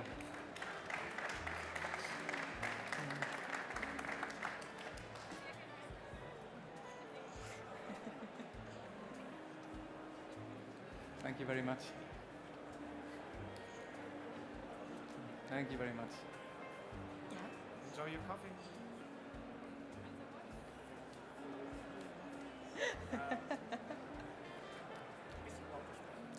Wir sollen ein bisschen lauter sprechen. Kriegen Würdest wir du hin. mich anschreien? Ja? Wie sonst. Nehm's auch nicht persönlich. Wie sonst. Wunderbar. So, pass mal auf. Du hast darüber gesprochen, dass du im Alltag anders als jetzt die ganzen Leute, die in ihrer Kaffeebubble sind, die täglich mit dem Produkt zu tun haben, dass du viel mit schlechtem Kaffee konfrontiert bist. Ja. Wie drückt sich das für dich aus? Also du gehst morgens zur Arbeit und da steht erstmal seit 3 Stunden so ein Pott Kaffee? Nein. Nein. Bei der Arbeit haben wir eine Gastromaschine, einen Siebträger, das ist wundervoll. Okay. Aber man erlebt mal einen Tankstellenkaffee oder eben der Kumpel, der mir einen Senseo-Kaffee gegeben hat. Und darüber kam ich auf die Idee für die Präsentation, weil ich glaube, die Lösung kann nicht sein, den Kaffee wegzuschütten, weil man schon mal besseren Kaffee hatte. Ja. Oder eine Extraktion neu zu machen, nur weil sie 5 Sekunden zu schnell oder zu langsam gelaufen ist. Und das ging mir selber so und das geht vielleicht jedem Menschen so, der im Kaffee tiefer einsteigt, dass man vergisst, dass das Produkt eine Historie hat. Ja. Und man Ich glaube, achtet man nur noch... vergisst auch schnell, dass wir vielleicht 10% vom Weltmarkt ausmachen im Spezialitätenbereich und dass im Gros das noch ganz anders konsumiert wird. Und ich finde das eigentlich auch einen schönen Ansatz zu sagen, Kaffee im Allgemeinen besser machen. Ja. Und ich finde, das hast du sehr schön gemacht, auf jeden Fall. Vielen, vielen Dank. Ich würde sagen, großen Applaus nochmal für Urs. Und hier drüben geht es direkt weiter mit dem nächsten Aufbau. So, unser nächster Competitor spricht Dankeschön. noch kein Deutsch. Darf ich Deswegen jetzt würde ich wieder das jetzt einmal kurz auf Englisch alles anfassen? durchziehen. Wäre das in Alles Ordnung? anfassen, alles abholen. Ja? Okay. So, this is Timur. He's 31 and he's been glaube working nicht, in Dankeschön. coffee for a solid 12 years. Wow. It's his first time competing on this stage here in Germany, but he's been experienced for many, many years. He competed 5 times in total before and always in Brewers Cup. He is an absolute filter coffee lover, and I think once again this is what really brings all of us to the stage, is the love and the passion for the product, coffee. And something that really made me giggle is most people are like, oh, I really want to share my passion. I really want to have people experience this amazing coffee or share my ideas, or I'm really grateful for everything I'm learning during the process. And his answer to the question, why are you competing, was because I love drinking amazing coffees. And when you compete and you choose an amazing coffee, you get to try it every single day.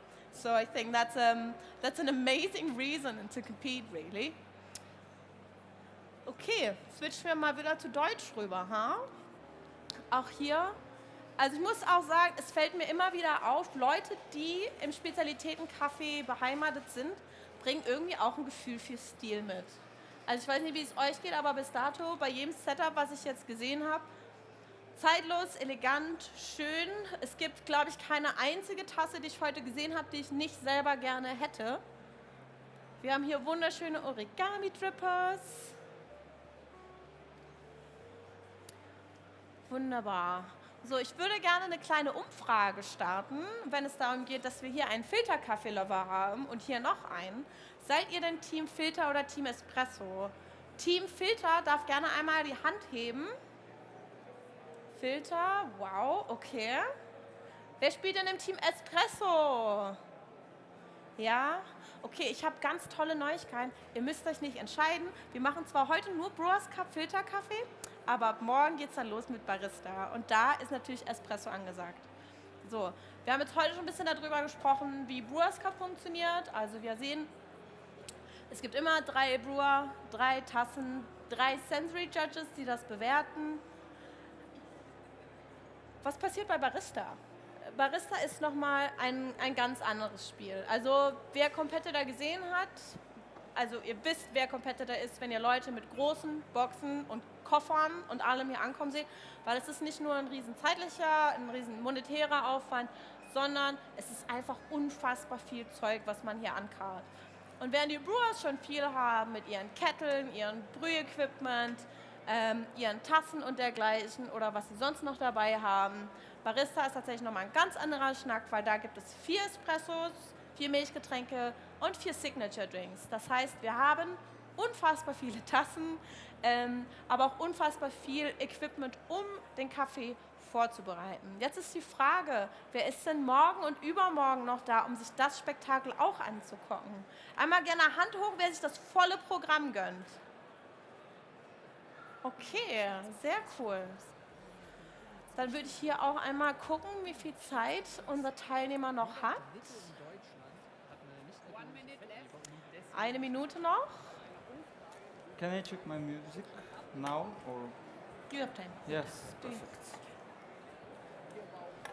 So, okay, liebe Leute. Gibt es denn irgendwelche Fragen aus dem Publikum? Gibt es ein Thema, was euch brennendst interessieren würde? Weil ich habe, glaube ich, noch 1,5 Minuten Zeit. Na gut, dann ziehe ich mir wieder was aus dem Hut.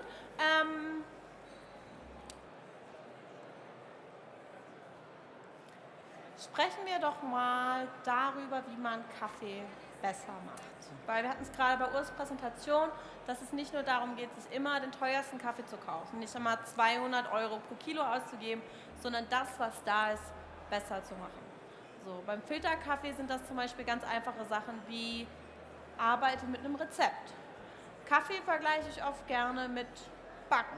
Und beim Backen überlässt du es auch nicht dem Zufall, ob der Kuchen mal so viel Mehl hat, mal so viel Mehl, ob er mal Stunde backt oder 20 Minuten, sondern nö, du hast ein Rezept, dem du folgst, wo es natürlich Abweichungen gibt, aber am Schluss hast du ein zuverlässiges, ein konstant bleibendes, gutes Produkt.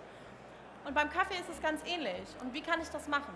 Also, zuerst mal besorge ich mir eine gute Mühle. Je gleichmäßiger das Mahlgut ist, desto besser wird meine Extraktion später sein. Weil wenn zum Beispiel die Partikel sehr groß sind oder sehr klein, dann extrahieren manche sehr viel und manche sehr wenig.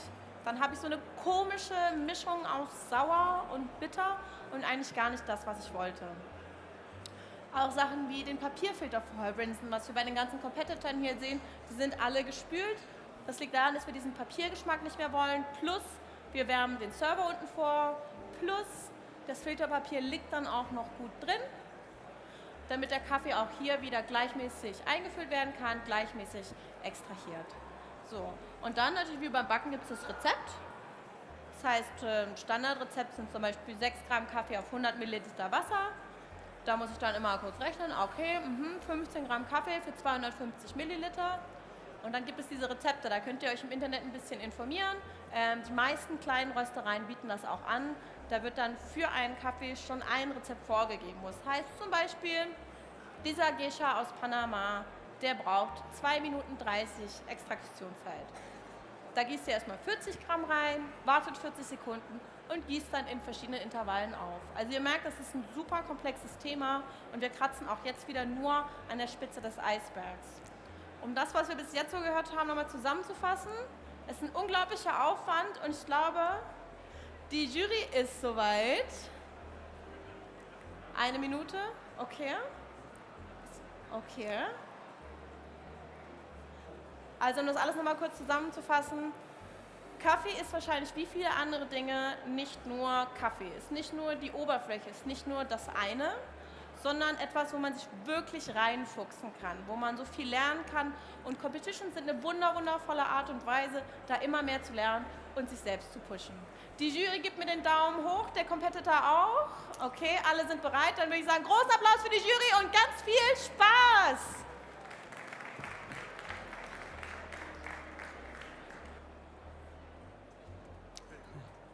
Welcome. Hey. Hey. Hey. Hey.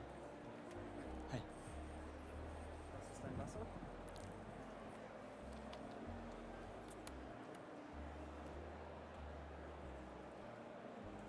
Enough? Im Kettle ist Ja. auch was.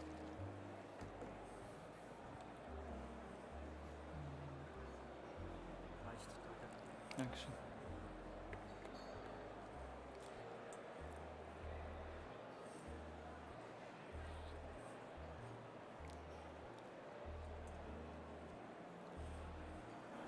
Can I check my music, please?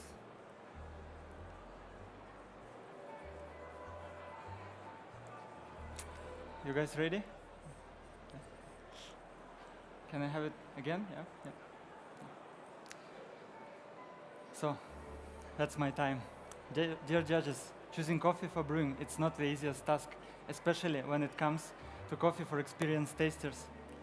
On one hand, I was looking for something vibrant with exceptional balance and complex flavor. On the other hand, what is behind those words? I choose my coffee for its high sweetness, clean fermentation, a wide range of acids, and impressive fruity notes. Let's go step by step. The quality of coffee cherry determines the sweetness in the cup. Behind the quality of cherry are terroir, variety, healthy trees, and a lot of hard work. My coffee comes from Colombia, from Huila region, but it's 2 different farms, 2 different varieties, and 2 different processing methods. For my blend today, I'm using 10 grams of Típica variety from Finca Los Nogales. Long, extended, washed process gives you that vibrancy, crisp fruitiness, and clean aftertaste. To enhance floral notes and sweetness, I'm adding 4 grams of natural processed Chiroso variety from Finca Las Flores. Going through innovative anaerobic natural process, it gives you exceptional balance, high sweetness, and smooth round body. Coffee is post-blended. Beans are roasted separately. We choose light profiles with small batches, 50 grams, and different development time to highlight all nice acidities like malic and tartaric. Mixing these 2 coffees allows me not only to have a harmonious balance in the cup, but also to have new extra layers of flavors like papaya and honeydew melon. Coffee was roasted 10 days ago to achieve the best potential in the cup.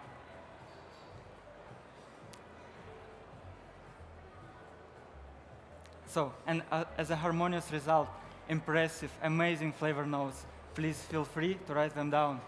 Aroma is medium intensity. You'll have papaya, cotton candy, hibiscus, and tangerine.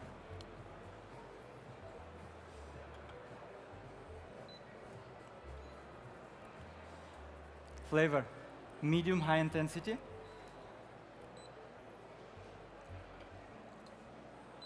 When hot, you'll have papaya, muscat grape, and red apple.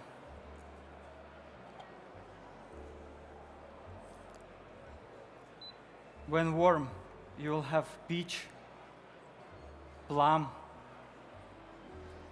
and red apple.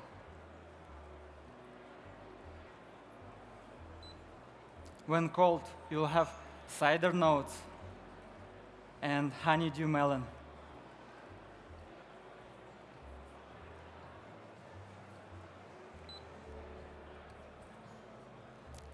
So aftertaste is long-lasting, lingering, medium-high intensity.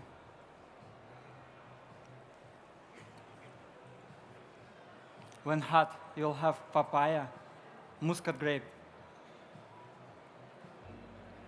and muscovado sugar.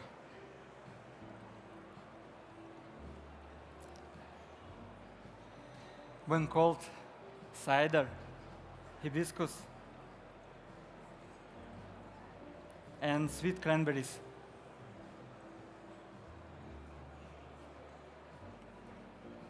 Acidity is medium-high intensity.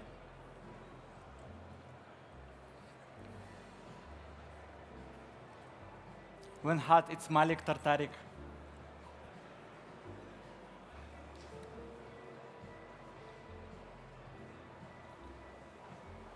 Like plum.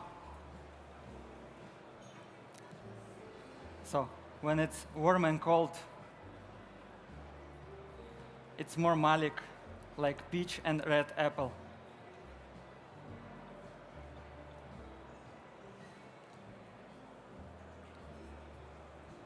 Sweetness is medium-high intensity.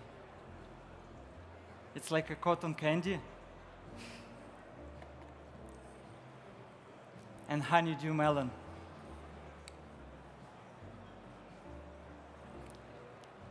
Mouthfeel is medium high intensity. It's juicy, smooth, and round. In general, coffee is really fruity and refreshing. So, for brewing, I wanted a stable yet versatile device. And I found these characteristics in Origami Air made out of polycarbonate. Its design allows me to use different paper filter shape, and today I'm using flat bottom wave filter from Kalita to have more floral notes and clean cup. Temperature stability to have more sweetness and structured cup.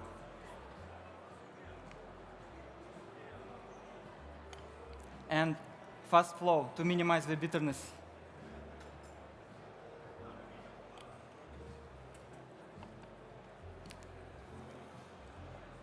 Device itself doesn't make my coffee better, but it allows me to replicate recipe more consistently, which is crucial for competitions. That's why Origami is my choice. I used 14 grams of coffee, medium grind size. It's 20 clicks on Comandante hand grinder, and 220 grams of water, 93 degrees. I designed this water specifically for this blend, not only to extract coffee properly, but also to connect Chirroso and Tipica. It's 65 ppm of magnesium and calcium. I divided whole volume into 3 pours. First pour, 80 grams, followed by 60 grams pour, and the last one is 80 grams. I poured water every 40 seconds. Final brewing time is 2 minutes. This recipe allows me to have a TDS of 1.33. It's a perfect concentration for tasting.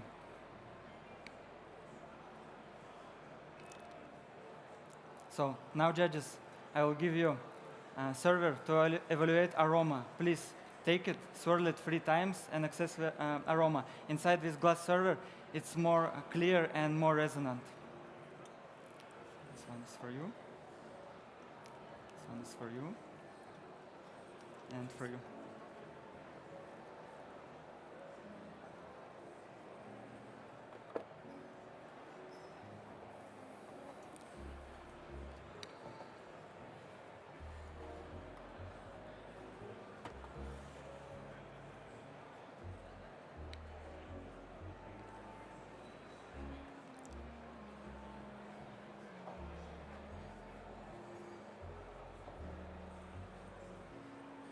May I?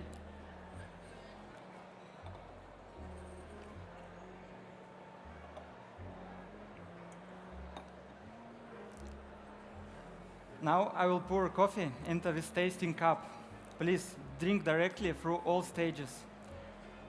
And I will ask you to start evaluation only after I finish my presentation. You will have a perfect temperature for tasting.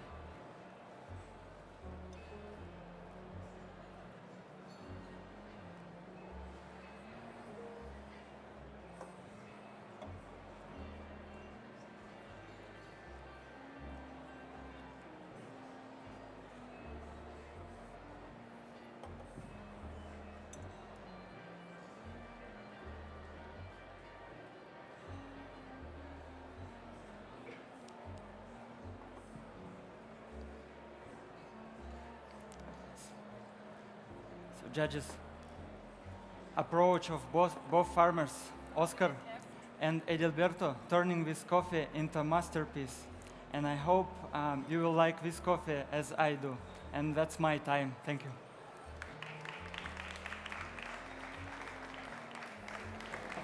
Timur, would you like to join me? Man, thank you so much for this presentation. Right, maybe over here. Is that all right? We have a camera. A lot more people are watching. You did great. How are you feeling? Great, yeah. Yeah? Okay, lovely. I have a couple of questions, if that's Please. okay. Where do you work? Because you are obviously a coffee professional, right? Yep. So I'm working in Munich at Manners Machine. Ah, really? Fun fact, they have the best Franzbrötchen. They're better than the ones in the north. And yes, I said that. I need to figure out, is it like this? Because Yeah. I never tried Franzbrötchen from the north of Germany. Oh, The origin of Franzbrötchen, yeah? There's a roastery called Elbgold in Hamburg. Yeah. It's not far. Yeah. I have How friends often? there, so Ah, sweet. I have a Right. plan. You have a what? I have a plan to visit them. So. Yeah? Beautiful. I have a couple of questions. So you said something very important. Consistency is crucial. Yeah. What do you mean by that? Would you like to explain? Yeah, because we have 3 judges, and it's a bit sad if you're serving for someone better cup than others. So you need to serve, since you're explaining the taste profile, and you need to serve 3 same cups of coffee. So Would you say consistency is only crucial when it comes to competition, or also when serving coffee to your guests or also to yourself? Of course, also. It's working for every scenario, but when you're drinking coffee alone, you can brew yourself 1 cup of coffee. Right. But if you have a lot of guests and they're waiting for you, brewing coffee, Honestly, I have a lot of respect watching you guys pour 3 cups and then talk at the same time and do just 100 things. Talking about brewing for yourself, how do you brew at home? Do you enjoy the origami for yourself, or? Also, I prefer like. I think your judges are ready. Yeah, thanks. Thank you. Thank you. Perfect. Thank you. Sorry. Applaus für die Judges, bitte! Thanks. Ciao. Thanks.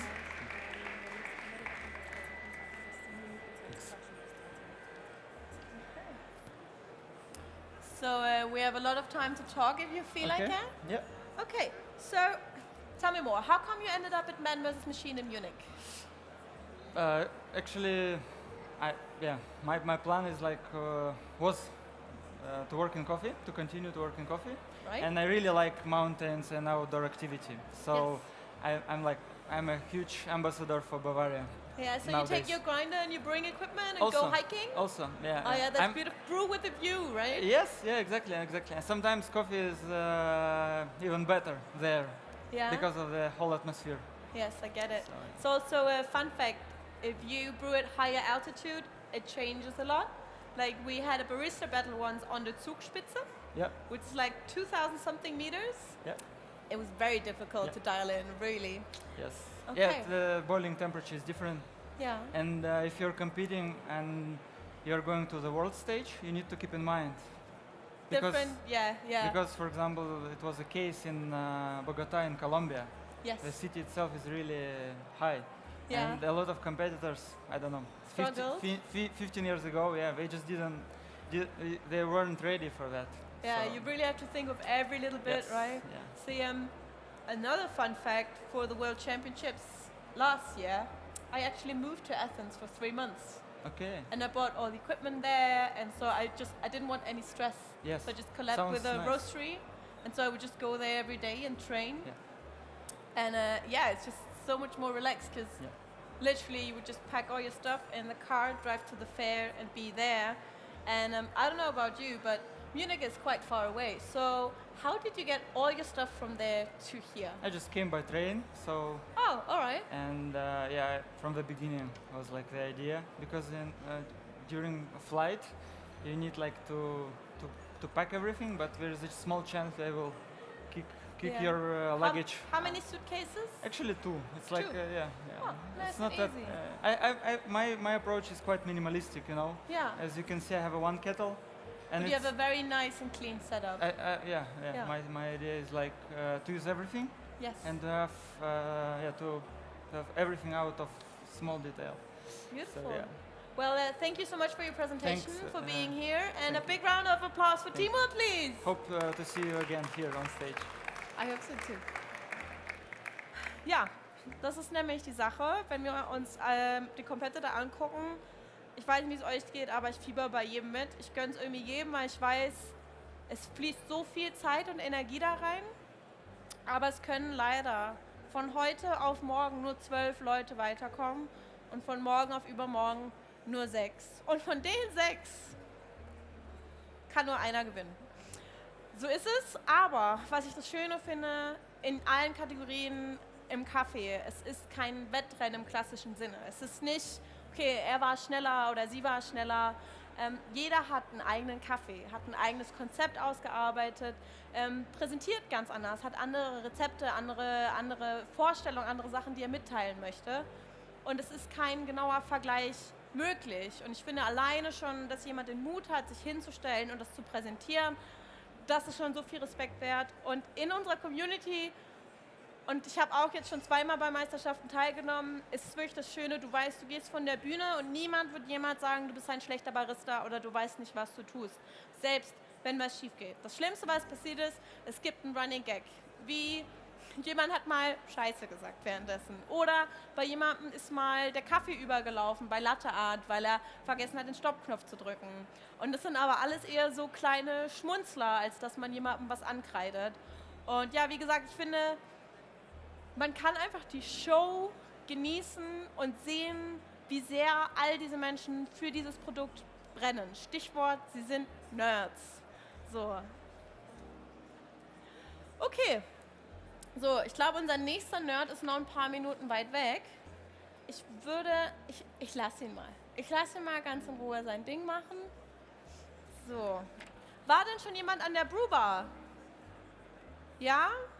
Sven nickt. Damit kommt Sven jetzt einmal hierher. Ich hole das Mikrofon und los geht's. Ist das an?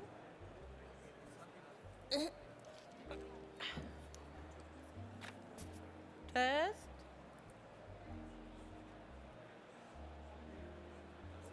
Vielen Dank. Okay. Sven, wie war es in der Brewbar? Magst du zu mir hochkommen oder darf ich dir? Ja, sehr schick. Guck mal. Sven hier hat nämlich auch schon mal beim Brewers Cup mitgemacht und er weiß um all den Effort, den man da so reinpackt und all den leckeren Kaffee, den man dafür aber auch zu trinken bekommt. Sag mal, wie war der leckere Kaffee? Welchen hast du probiert? Ich habe den Kaffee von Highland probiert. Okay. Ein Kaffee aus Kolumbien, La Esperanza. Ja, Der ich war schaue nochmal nach. sehr, sehr lecker, aber ich glaube, der Teilnehmer war noch nicht auf der Bühne. Ah, ja, das stimmt. Klar, sonst hätten wir uns daran erinnert. Okay, ja, kein Problem. Gibt es noch irgendeinen Kaffee, den du gehört hast, den du gerne probieren wollen würdest? Ja, ich werde den von Niklas probieren. Ja? Ja. Okay, ich bin auch schon ganz gespannt. Kannst du mir dann nachher dich mitbringen? Ich gucke, dass ich hier was organisiere, ja. Dankeschön, okay. Danke, Ella. Applaus für Sven! Ali! Kommen Sie ran, junger Mann. Nee, okay, ist beschäftigt. Okay. Okay, hier geht der nächste Aufbau los. Leute, ich bin echt gespannt wie ein Flitzebogen. Eigentlich wollten wir mal noch kurz Pause machen zum Durchatmen. Ihr dürft aber nicht durchatmen, weil ihr dürft mir die ganze Zeit zuhören. So. Gibt es noch irgendwas, was euch brennend interessiert? Irgendwelche großen Fragezeichen zum Thema Brewers Cup? Warum macht man das? Warum tut man sich selbst das an? Jetzt haben wir schon gehört, okay, aus Leidenschaft, weil man das irgendwie auch mit anderen teilen möchte. Vielleicht hat man was Neues entdeckt, was Neues erfunden, was ausprobiert. Es geht ganz viel ums Lernen, ums sich selber kennenlernen. Wie viel Stress kann ich ab?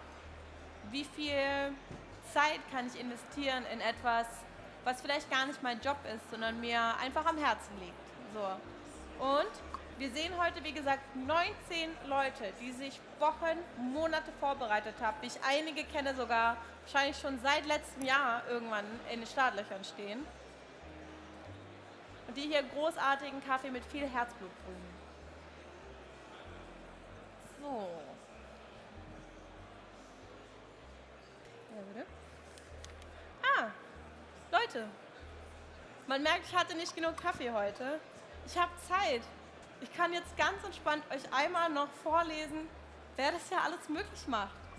Also, zuerst mal haben wir natürlich die SCA Germany oder die SCA im Allgemeinen, die das hier veranstaltet, die das für uns alle möglich macht, hier zu sein, die das für uns alle möglich macht, teilzunehmen, zu lernen, zu wachsen, auch zusammenzuwachsen als eine Community. Dann haben wir aber auch offizielle Sponsoren. Und da nochmal zu nennen ist natürlich BWT. Best Water Technology. Die liefern uns super lecker Wasser. Wer mehr über die Technologie dahinter verstehen möchte, kann gerne auch an den Melitta/BWT-Stand gehen und sich dort von den Profis was erzählen lassen. Dann haben wir Barista Attitude. Die waren jetzt bis heute noch nicht so präsent, denn die sind für uns super wichtig für Barista und Latte Art. Denn das sind Espresso-Maschinen. Da seht ihr hier hinten 2 wunderschöne Tempestas, High-End-Maschinen, wo man wirklich jeden Parameter bestimmen kann, mit dem der Kaffee garantiert lecker wird. Vielen Dank an diese beiden Hauptsponsoren schon mal für eure Unterstützung Jahr um Jahr. Dann haben wir Melitta, bei denen ihr auch die Boba findet, wo ihr den Competition-Kaffee probieren könnt. Melitta und Probat unterstützen uns in unterschiedlichen Kategorien über die letzten Jahre immer wieder. Vielen, vielen Dank an dieser Stelle auch an euch natürlich. So, dann haben wir die Hembrew Group. Darunter fällt der sehr bekannte Name Mahlkönig. Die seht ihr hier zum Beispiel, diese wunderschöne EK. Fun Fact, diese Mühle ist tatsächlich für mich auch meistens ein Zeichen dafür, ob ich in ein Café reingehe. Wenn ich auf Reisen bin, gucke ich immer so ein bisschen so, okay, was für eine Maschine, was für eine Mühle. Und wenn eine EK drin steht, dann gibt es meistens auch Filterkaffee und zwar meistens sehr schön gleichmäßig gemahlenen. Und das hoffentlich auch heute. Das heißt, vielen Dank an die Hembro Group, an Mahlkönig für die Sponsorship. So, dann haben wir noch Simulpack. Das ist unser Partner für Kaffeeverpackungen und Etiketten. Simul bedeutet so viel wie zusammen, gemeinsam oder miteinander, was natürlich auch total bei uns in die Kaffeebubble reinfällt, weil wir machen das ja alle gemeinsam zusammen, Simul eben. Dann haben wir noch Naman. Naman haben wir bis jetzt auch noch nicht wirklich gesehen. Auch die sind unser Sponsor für eine andere Kategorie und zwar für Latte Art. In diesem Jahr das erste Mal, nicht mit Kuhmilch, sondern mit Hafer. Und ganz persönlich muss ich sagen, finde ich großartig, weil wir haben es ganz heute Morgen schon angesprochen. 2020 hat dieses Küken hier mal aus Spaß bei Latte Art mitgemacht. Und ich habe in Anführungszeichen 70 Liter Milch verwendet fürs Training. Andere Leute hauen da eher ein paar hundert bis 1000 raus, weil man ja immer und immer und immer wieder diese Patterns übt. So, und dann bin ich mit mir natürlich in den Konflikt gekommen, weil ich mag Latte Art und ich mag Competitions und ich mag unsere Community hier, aber ich ernähre mich halt auch vegan. Und dementsprechend Kuhmilchverbrauch schwierig. Ja, dann habe ich für mich gesagt, okay, es war auf jeden Fall eine Erfahrung, ich habe viel gelernt, aber ohne Kuhmilch wäre irgendwie besser. Ja, und ein paar Jahre später stehen wir jetzt hier und es ist nicht nur möglich, mit Hafermilch anzutreten, sondern alle Competitor in Latte Art dieses Jahr treten ausschließlich mit Hafermilch an, gesponsert von Naman. Vielen Dank an dieser Stelle. So, es geht aber auch weiter mit Aromatico. Aromatico ist auch ein ganz besonderer Partner für uns. Die sind für Kaffeezubehör und Logistik zuständig. Die sitzen hier in Bremen und dort durften unsere Judges gestern auch schon kalibriert werden. Ja, so ein Judge fällt nämlich nicht vom Himmel. Das sind auch alles Menschen. Aber es sind eben auch Profis. Profis, die sich sehr gut mit Sensorik und dergleichen auskennen, die aber auch kalibriert werden müssen. Ja, was passiert da? Jemand brüht, blöd gesagt, Kaffee. Alle Juroren versammeln sich, alle probieren das und dann wird das bewertet. Und dabei geht es eben darum, auch wenn wir alle Subjekte sind, es möglichst objektiv zu betrachten. Das heißt, vor allem beim Brewers Cup spielt die Qualität und auch die Consistency von dem Kaffee eben eine riesengroße Rolle. Und damit die Juroren das richtig bewerten können, wird das einmal kalibriert, damit alle das gleiche Maß haben, mit dem sie bestimmen. Also vielen Dank an Aromatico nochmal für euer Sponsorship, für eure Hilfe über die letzten Jahre. Und dann haben wir noch Bonamat. Das ist unser Partner für Brühequipment. Da sehen wir hier einmal den Vollautomat, den Bravilor Bonamat, der uns das Heißwasser konstant auf 95 Grad hält und damit jederzeit fürs Brühen bereit. Okay, das war's dann auch schon. Und wie ihr seht, ging es hier nebenher direkt weiter mit dem nächsten Aufbau. Auch hier wieder super schönes Setup, sehr clean, minimalistisch, nicht viel Schnickschnack, tolles Farbkonzept. Rosa ist dieses Jahr sehr innen, merke ich. Und auch hier wieder Tassen, hätte ich gern bei mir zu Hause im Schrank stehen, bin ich ganz ehrlich. So, der Competitor ist fertig, ist bereit. Die lieben Juroren, wie sieht's aus? Seid ihr ready? Man muss auch dazu sagen, ne, von außen sieht alles immer einfacher aus.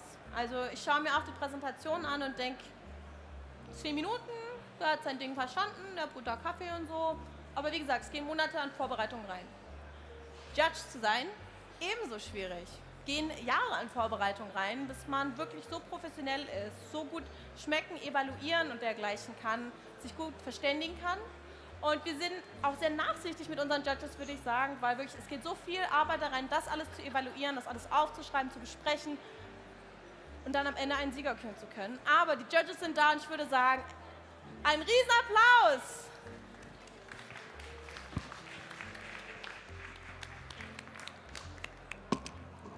Hallo. Hi. Hallo. Hi. Hallo. Ja.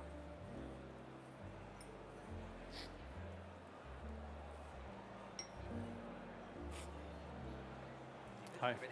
Ja. Hi. Alex. Hi. Hallo. Hi.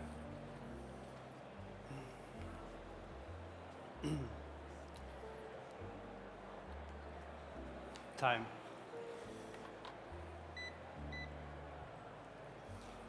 The coffee I'm going to compete with today comes from a country that has a long tradition of coffee farming.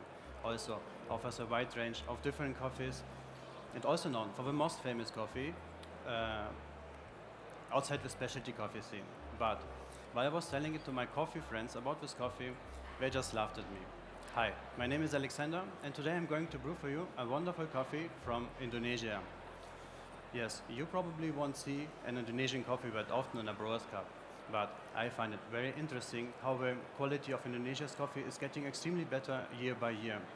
That's why I'm also very excited to brew this special coffee, which comes from a farm which stands out as Indonesia's most exclusive coffee farms, Sultani Estate, located at Mount Putang, West Java. And also managed by Irwan, who also contributes a lot for the specialty coffee quality in Indonesia. Today I'm brewing a Typica variety, cultivated between 1,300 to 1,400 meters above sea level.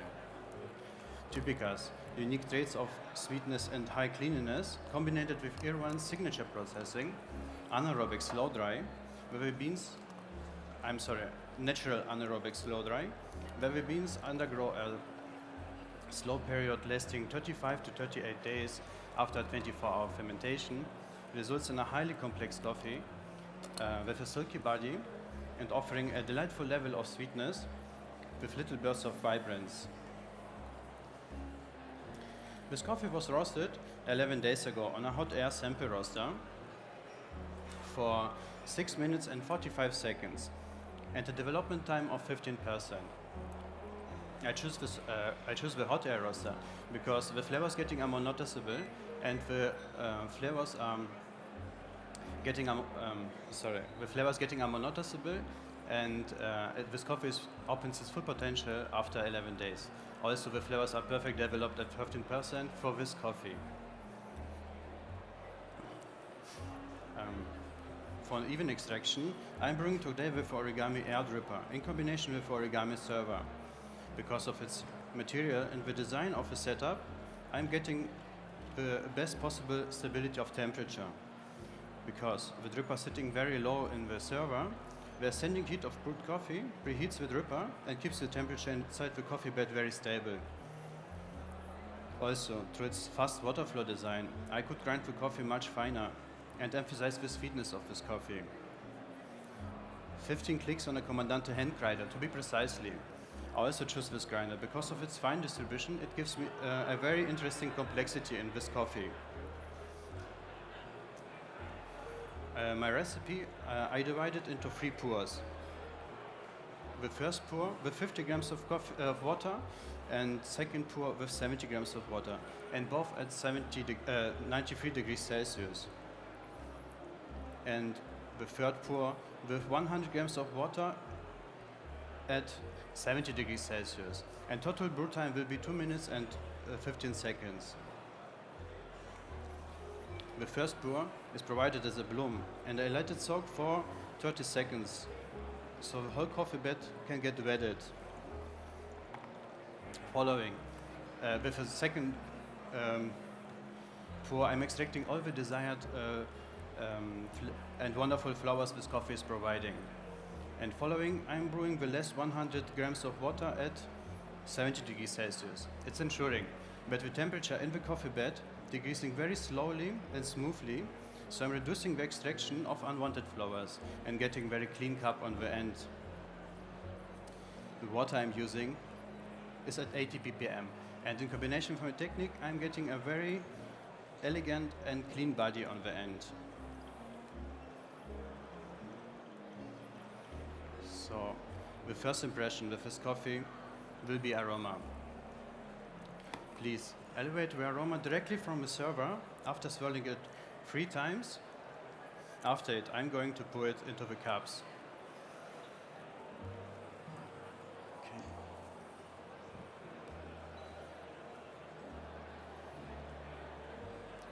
So.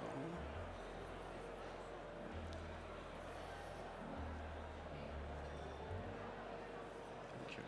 For aroma, you will find hazelnut, cacao, blueberries, and it's winey.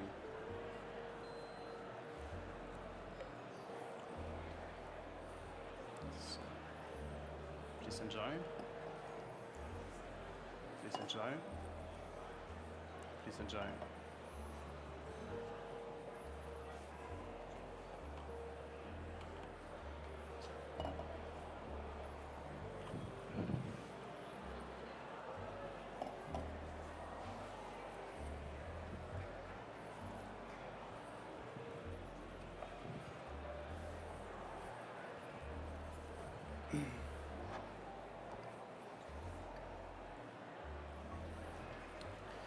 Now on taste.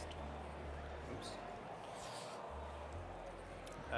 Please drink directly from the cups after I'm going to describe the flavors. For flavors, you will find, when hot, dark chocolate, cherry,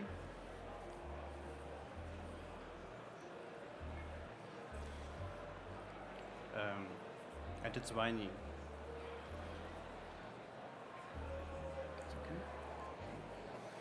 When warm, dark chocolate,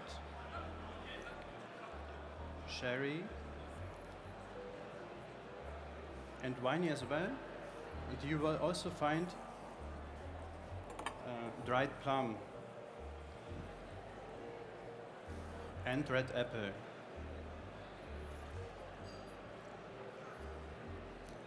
When cold, dried plum going to change to red ripe plum, and red apple going to change to green apple. And you will also find vanilla.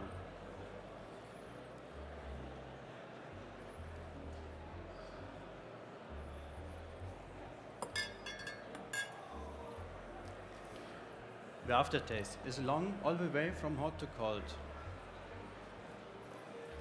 The acidity is malic when hot and warm, and changes to citric and lime like green apple when cold.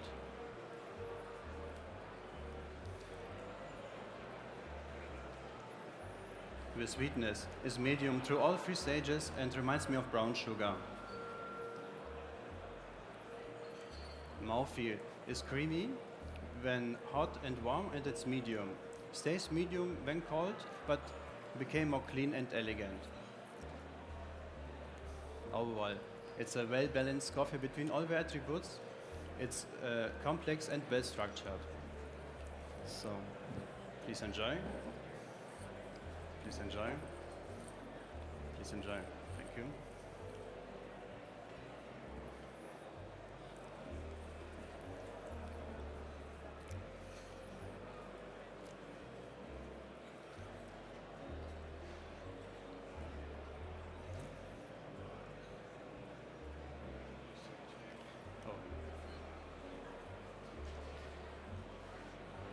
So judges, this is my first time competition, and I'm feeling very happy and honored to share this wonderful Indonesian coffee with you. Thank you very much, and this is my time. Ja, thank you. Großen Applaus für Alexander. Magst du einmal mitkommen? Ja. Dankeschön. Gern hier einmal. Danke. Wunderbar. So. Wie geht's dir? Ja, ich war ein bisschen aufgeregt, wahrscheinlich ein bisschen zu schnell alles erzählt, aber sonst jetzt besser. Ja? Ja. Also ich fand es sehr schön, ich habe mich sehr wohl gefühlt. Oh, ich glaube, deine Judges sind sehr schnell fertig. Dankeschön, danke, vielen Dank. Okay. Großen Applaus nochmal an Matt, Rasmus, Angelika und Faye, unsere Judges vom Team 1. Wunderbar. So, jetzt keine Karten auf den Tisch. Ich habe gehört, unter anderem Dark Choco, Cherry, Plum, Pineapple, Apple. Mhm. Was hat dich dazu gebracht, diesen Kaffee auszuwählen? Und wie bist du zu ihm gekommen? Ja, also als ich auf der Suche war nach meinem Competition Coffee. Gern ein bisschen lauter? Bitte? Bisschen lauter? Bisschen lauter. Entschuldigung, Als ich auf bin der auch Suche mal zu leise, ne?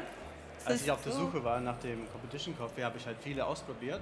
Und dieser hat direkt so beim Cupping direkt so einen Aha-Effekt gemacht. Dann habe ich den nochmal als Filter aufgebrüht und dachte, das wird es sein. Also für mich hat er wirklich alles gehabt. Säure und Süße und halt interessante Flavors. Ich glaube, das ist auch oft so wie bei Harry Potter, wo der Zauberstab dich aussucht und alles leuchtet und du merkst, okay, das ist es, ne? Und auch wenn du einen Kaffee hast, glaube ich, der dir wirklich gefällt, stehst du auch mehr noch dahinter, oder? Ja, also vielleicht war das ein bisschen so ähnlich magisch, aber ich hatte direkt so ein Gefühl, den nehme ich. Ich brauche nicht weitersuchen. Das ist so ein guter Kaffee, mit dem werde ich das machen. Cool. Ich habe leider gar nicht so viele Infos zu dir. Magst du den Leuten mal erzählen, wer du bist, wo du so herkommst, wo du arbeitest? Ja, okay. Also ich heiße Alexander und komme aus Düsseldorf. Bin Barista schon seit 4 Jahren. Also auch in der Kaffeebranche seit 4 Jahren. Ja. Also in der Specialty Coffee Branche. Und davor? War ich Student und habe in der Gastronomie gearbeitet, aber weniger mit Kaffee zu tun.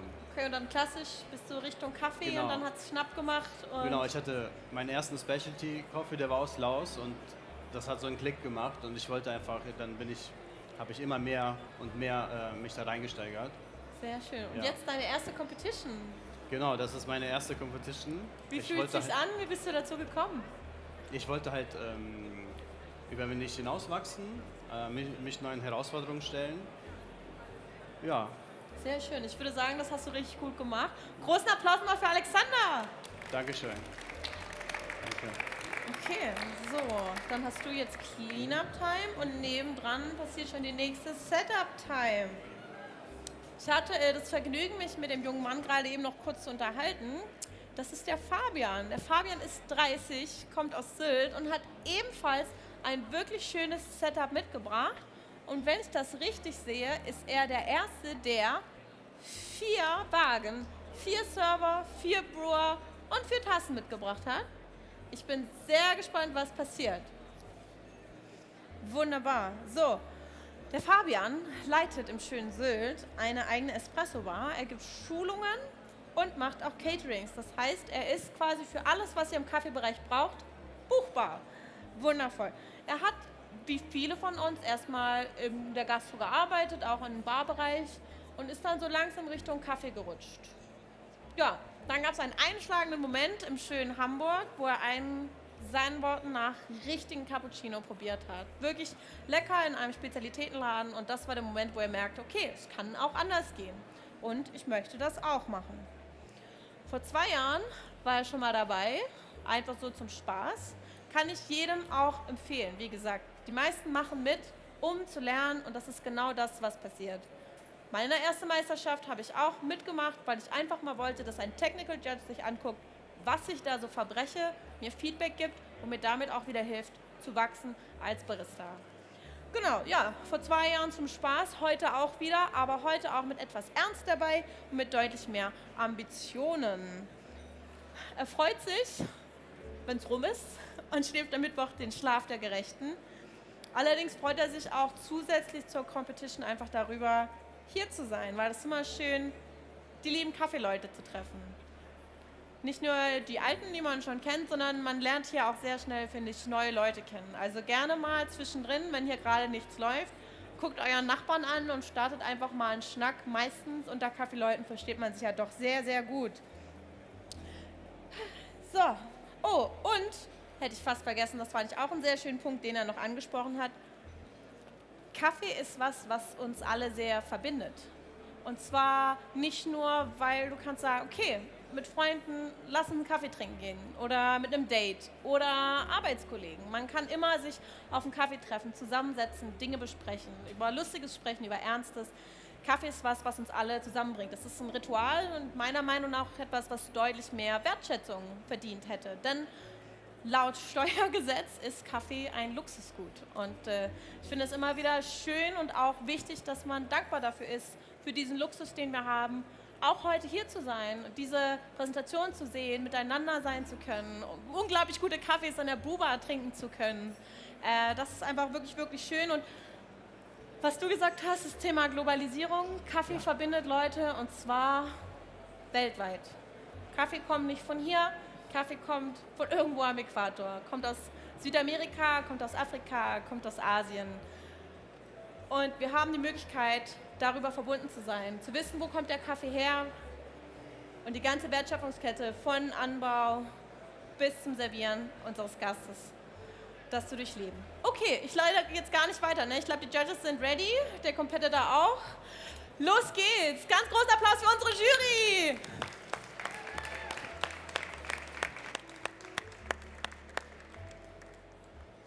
Moin, hi. Moin. Moin. Hi. Moin, hallo. Moin. Hi. Ja, bitte. Einmal in kalt.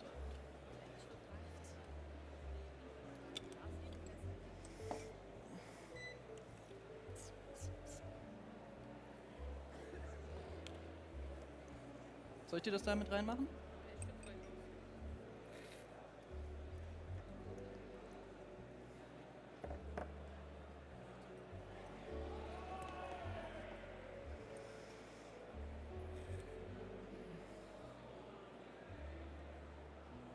Ja? Ausgezeichnet.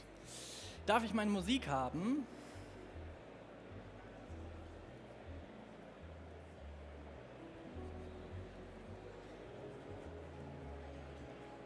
Ist die Lautstärke angenehm? Passt? Dankeschön. Seid ihr bereit? Are you ready? Thank you. Time. Dear judges, there's the saying, if you note everything you have, you've got a list. If you note everything you experienced, you've got a story. My name is Fabian, and sharing a memorable taste experience with my guests is my favorite way of creating new stories together. I'm really happy to not only brew my coffee for you today, but also enjoy it with you together. But let me first tell you more about the coffee. The coffee is from the El Vergel farm in Tolima, Colombia, operated by the Beta family. Mama Beta, Martha, started growing coffee back in 2010. Today her sons, Shady and Elias, rule the farm. Their vision is to promote higher quality through good, stable processing.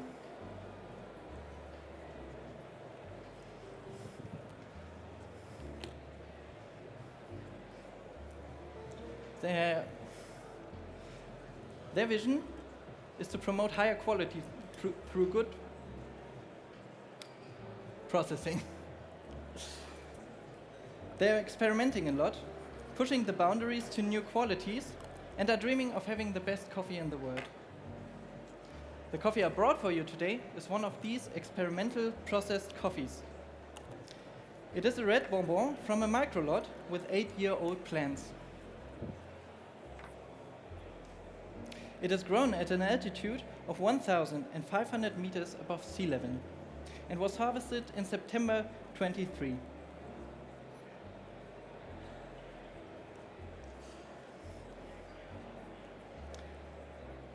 After handpicking, the coffee is carbonic macerated for 84 hours with a special twist. The process got a kickstart by using some mosto from a Java from the same farm. That means that the Java was also carbonic macerated, and some of the water from the process with all the natural yeast and microorganism is then transferred to the main maceration tank with the red bonbon. This is how the red bonbon got its intensive tropical flavors. After the process, the coffee is dried over a long phase of 35 days in and out of the sun to slow down the drying process and to increase the sweetness and the flavors of dried plum you will find later. My friend and roaster Jan-Kurt Hobam from Hamburg roasted the coffee with a Loring roaster with an end temperature of 209.4 degrees Celsius after 8 minutes and 48 seconds. With his roast profile, he integrated the acidity and increased the sweetness.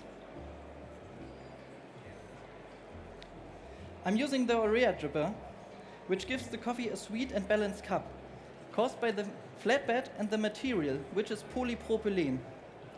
Polypropylene has a low thermal conductivity rate, what leads to a consistent cup, because the heat from the water remains to the coffee bed, not the dripper. Filled with the fast flow filter, this setup is taming and balancing the intensive tropical flavors. I rinse the paper filter to avoid channeling. To brew the coffee, I ground 20 grams of it to a particle size of 1050 microns, which is pretty coarse, but in this way the coffee got a clear flavor.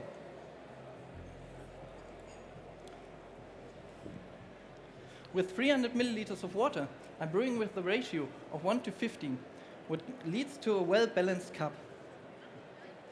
The water is 93 degrees hot, and I mixed it by myself. It is remineralized distilled water with a low alkalinity and a medium hardness, what makes the coffee brighter and juicier.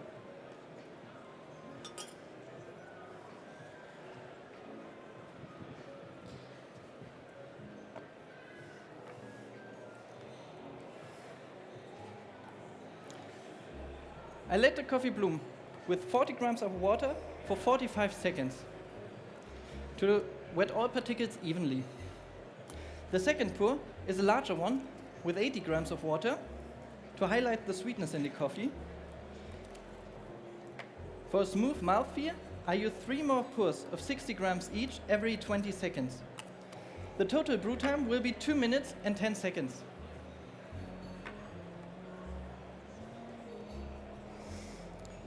As you can see, I'm brewing 4 cups of coffee, 1 for myself as well.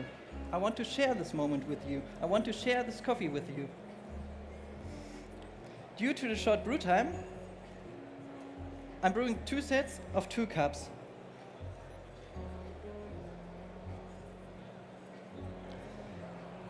As I finish my brew, I tell you more about the beautiful aromas and flavors that are waiting for you. Please write down. The aroma is medium to high intense. You will find pineapple,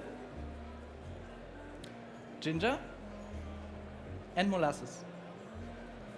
The flavors are medium to high intense due to the 84 hours carbonic maturation process. When hot, you will find pineapple, amarena cherries, and dried plum. When warm, still pineapple. The cherry turned to sour cherry. And red grapes. When cold, you will find white grapes, orange zest, and dried cranberries. The acidity is medium to high intense. It's tartaric and winey, becomes more vivid and malic as it cools down.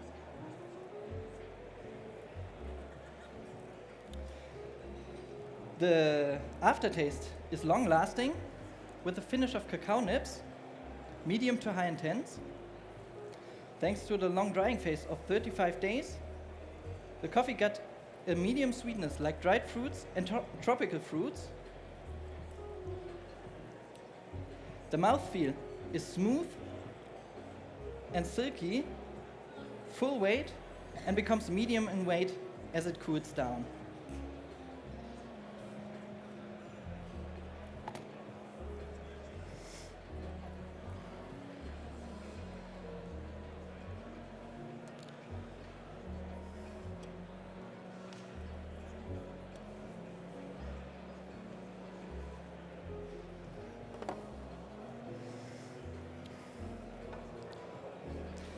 Dear judges, please swirl the server 5 times and evaluate the aroma directly from the server, please.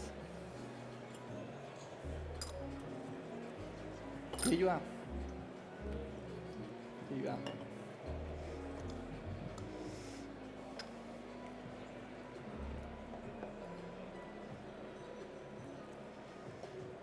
Please notice.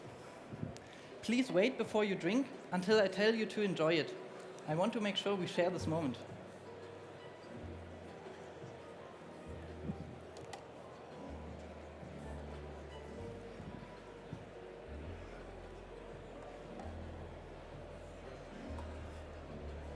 May I? The cups here are very special. The color is underlining the sweetness. The narrowing form, here you are, bundle the aroma. And the velvet surface is accentuating the smooth mouthfeel. Therefore, it is important that you drink directly from the cups. And please wait until I tell you to enjoy it.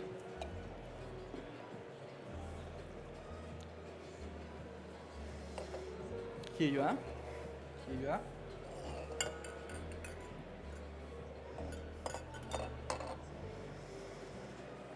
So here we are now. Please enjoy.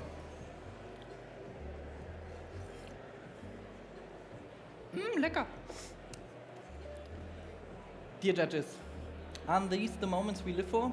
I mean, not to drink coffee, but to enjoy incredible and beautiful moments together and courteously. Because there's the saying, if you note everything you have, you've got a list. If you note everything you did, thank you, you've got a story. This is my time. Thank you. Applaus für Fabian. Magst du einmal rumkommen? Magst du den trinken? Komm gern einmal rüber. Ich nehme mich auf die Linke, ja? Ach, an dich. Die erste Frage, wie fühlst du dich? Sehr erleichtert erstmal. Sehr erleichtert? Okay, Ja. einmal Stress, alles raus. Ja. Wunderschön. Wer weiß, vielleicht kommt noch eine zweite Runde Stress dazu und dann eine dritte. Ich würde mich freuen. Würde mich freuen. Zu deiner Präsentation schon mal kurz. Ich glaube, das ist sehr stimmig zu dem, was du mir davor über dich erzählt hast. Es ging um das Creating New Stories Together. Würde mich interessieren, die Geschichte, wie es zu deiner Espresso-Bar kam. Vorsicht hinter dir? Das ist tatsächlich nicht selbstständig, sondern auf Sylt gibt es die Kupferkanne, das gibt es seit bald 75 Jahren und das hat sich die letzten Jahre als klassisches deutsches Kaffeehaus etabliert. Ja. Einen schönen Pott Kaffee, ein großes Stück Kuchen. Und du dachtest, du bringst am Meer neuen Wind rein. Ja, wir haben uns da zusammengefunden, Ja. Aber genau darum geht es, ne? Sich weiterzuentwickeln, Espresso-basierte Getränke zu servieren, sodass auch das jüngere Publikum sich damit deutlich besser identifizieren kann. Sehr schön. Das heißt, Latte ist auch ein Thema für dich? Aber hallo, ja. Aber hallo, ja. Okay, du bist aber heute nur für Brewers Cup da? Heute bin ich erstmal nur für den Filterkaffee hier, genau. Okay. Oh, Entschuldige. Thank you so much. Thank you. Have a good time. So, Thank nochmal you. großen Bye. Applaus für unsere Judges. Thank you. Bye. Dankeschön. Mach's gut. Tschüss. Okay, jetzt wo die Judges weg sind, können wir aus dem Nähkästchen plaudern. 4 Kaffees gebrüht in 10 Minuten. Einen für dich zum Mitgenießen. Woher Ja, und ich kam glaube die ein Idee? bisschen was für Ansgar auch. Ne? Der hatte vorhin beim Meeting ja schon nach Kaffee gefragt. Der kann auch was davon haben. Ja, wo ist die Tasse denn hin? Ah, die ist auch gegangen. Mensch, das heißt, du konntest Das den Kaffee war's. doch nicht probieren. Schade. Wie kam es denn zu der Idee? Naja, wie gesagt, es geht um diese Momente zusammen. Das meine ich nicht nur in der Präsentation, sondern ich glaube, am Ende des Tages zählt nicht, was wir alles haben, sondern das, was wir getan haben. Und Kaffee ist so ein simples Ding, wo man so einen schönen Moment kreieren kann. Ja. Du hattest es vorhin auch schon gesagt, es ist ein Thema der Wertschätzung. Man kann sich irgendwie mit Freunden, mit Kollegen zusammensetzen auf eine Tasse Kaffee und das wird dann quasi koloriert. So ein Moment wird von dem Kaffee koloriert und irgendwie rund gemacht. Ja, also dazu muss ich aber sagen, simpel finde ich Kaffee nicht, wenn ich dir jetzt richtig zugehört habe. Technik, also einen Kaffee zum schönen Gespräch dazu zu holen, ist einfach, Ja. aber natürlich, da steckt doch ein bisschen mehr Arbeit hinter. Ich meine das gar nicht böse. Ich meinte das eher, dein Kaffee klang gar nicht simpel. Also wir hatten Pineapple, Ginger, Dried Cranberries, also super viel Frucht auch bei dir dabei. Wieso hast du dich für den Kaffee entschieden? Ich hatte es beim Vorredner am Rande mitbekommen. Ich hatte den Kaffee probiert und dachte so, ja, der könnte es sein. Der Ja, schmeckt safe. mir ziemlich gut. Wir hatten 2, 3 nebeneinander. Okay. Und dann dachte ich, nee, da brauche ich jetzt gar nicht groß weiter suchen, das ist ein super Kaffee. Okay, da haben sich zwei gefunden, einmal du und der Kaffee und einmal du und die Bühne. Vielen Dank für deine Dankeschön. Präsentation. Danke. Applaus für Fabian. So, neben mir wird schon wieder aufgebaut, denn Jason ist gleich dran. Jason ist 29, wohnt hier in Bremen und ist als Röster und Barista in der Glücksbohne tätig. Richtig. Seit er 13 ist, trinkt er Kaffee. Mit 17 hat er das erste Mal selber zubereitet. Er kommt ursprünglich aus Indonesien und da darf er natürlich miterleben, weil es im Kaffeegürtel liegt, wie der Kaffee angebaut und aufbereitet wird. Ja, und seither macht er Kaffee und hat auch nochmal einen ganz neuen Blickwinkel auf die Verarbeitung.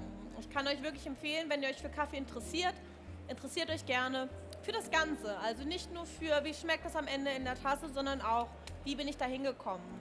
Es gibt eben auch im Internet super viel, wo man wirklich auch mal sehen kann, wie sieht so eine Farm aus? Wie viel Arbeit geht da rein, wirklich jede einzelne Kirsche da zu pflücken? Wie wird sowas aufbereitet? Was kann ich mir darunter vorstellen? Was passiert alles, bevor der Kaffee verschifft wird und hier geröstet, zubereitet und getrunken wird? So, vor 5 Jahren hast du hier im Johann-Jakobs-Haus deine Leidenschaft für Filterkaffee entdeckt. Und in der Meisterschaft kannst du dein Kaffeewissen messen und einfach mal sehen, wie weit du kommst. Denn auch für Jason ist es nicht die erste Meisterschaft, aber ich glaube der erste Brewers Cup. Und wenn ich mir das Setup hier ansehe, auch super elegant, sehr, sehr schick, aber schon ein bisschen mehr. Also wir haben jetzt hier Karten und Löffel. Das erste Mal Grey Carno Dripper dabei. Wieder Tassen, die ich mir selber in die Küche stellen möchte. Und insgesamt auch wieder ein richtig, richtig schönes Farbschema. So, dann haben wir die Competitor tatsächlich auch gefragt, gibt es denn noch irgendwas, was du loswerden willst, was du sagen willst, weil in der Zeit zwischen den Competitoren ist mal ein bisschen wenig Zeit. Und Jason hat gesagt, Kaffeegeschmack ist eine Frage der Perspektive. Ich glaube, dass jeder Kaffee am Ende gut sein kann, wenn er richtig zubereitet wird. Am Ende ist es Geschmackssache und das ist wirklich so. Also der beste Kaffee ist doch der dir schmeckt, oder? Und im Idealfall ist der beste Kaffee auch der dann in den Rohren heute schmeckt. Die sind aber noch gar nicht da. So, kurze Abstimmung. Trauen wir uns jetzt noch kurz ein neues Thema anzuschneiden auf die Gefahr, dass in 10 Sekunden die Rohren kommen? Ja, okay, tipptopp, los geht's. Also, ihr habt wie ich jetzt schon einige Präsentationen gesehen und gemerkt, ach, super komplex, es wird so viel erzählt. Und die Judges kommen. Das heißt, nachher geht's weiter. Ich würde sagen, nochmal einen Riesenapplaus für unser Judges Team 2. Herzlich willkommen auf der Bühne. Und Jason, ganz viel Spaß. Danke dir.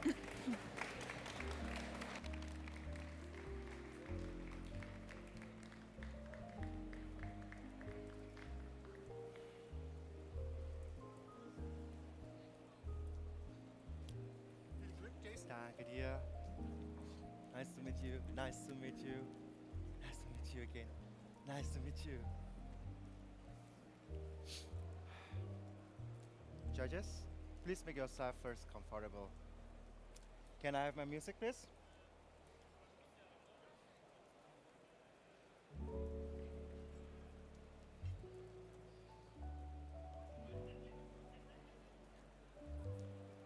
A little bit louder.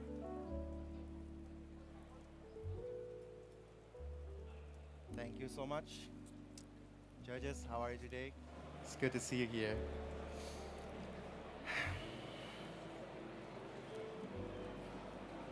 Ready?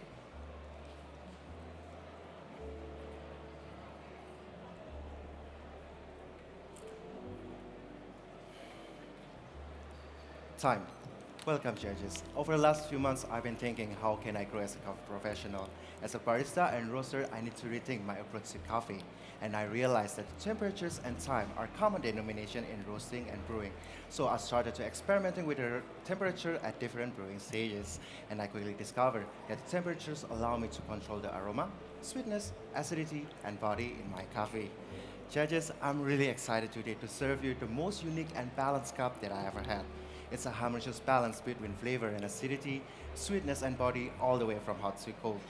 I'm going to serve you a blend of 2 contrasting coffee and prepared at 3 different temperatures. With this technique, I managed to develop the most unique and aromatic and sweet balanced cup from hot to cold. I'm using a geisha variety from El Placer Coffee Farm in Quindío, Colombia. The farmer, Sebastian, processed this coffee as a white honey with 48-hour carbonic maceration in seal tank, which gives its juicy acidity and beautiful botanical and herbaceous notes. But I knew to serve you a perfect cup, I need to find a way to express the sweetness and mouthfeel to balance the cup from hot to cold. And I remember the other coffee that I had last year, Coffee Eugenioides from Inmaculada Coffee Farm in Pinchide, Colombia. The farmer, Julian, processed this coffee as a natural but really clean. I remember the first time I tasted this coffee, I was blown away by its intense sweetness and syrupy mouthfeel. To get the perfect blend, I started to experiment with the ratios and quickly learned that by using 60% of the geisha and 40% of the Eugenioides, I could get a perfect blend from hot to cold. And to my surprise, unexpected notes like guava and strawberry.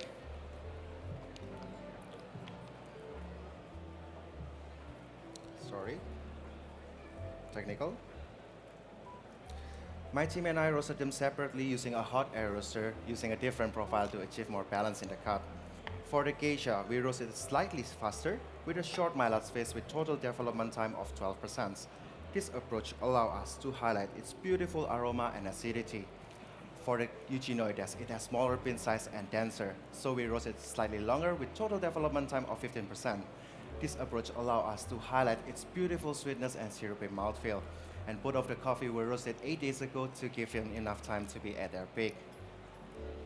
My team and I use the Grey Cano Tripper and Seabaris paper filters, and I think this combination of Grey Cano Tripper and Seabaris paper filter faster flow rate allow me to achieve more clarity of flavor, like rose and guava.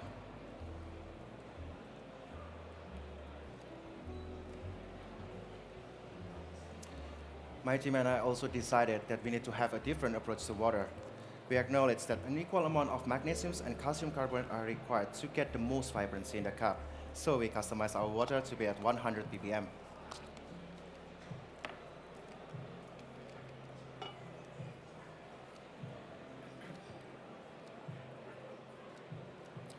For the recipe that I'm gonna use today is 19 grams of coffee with 288 milliliters of water with total brew time of 2 minutes 35 seconds. And I'm gonna using 500 microns for my grind size. This approach allows us to highlight its beautiful sweetness and syrupy mouthfeel, which really complement the acidity in the blend. Judges, before I start preparing my coffee, please write down a few notes and wait for the instructions before evaluating it. There is information card on your side. Please take a look for more details. You are going to find the aroma of lemongrass and candied orange with medium intensity. When it's hot, you'll find the notes of lemongrass, candied orange, and honey, with the aftertaste of candied orange with medium intensity.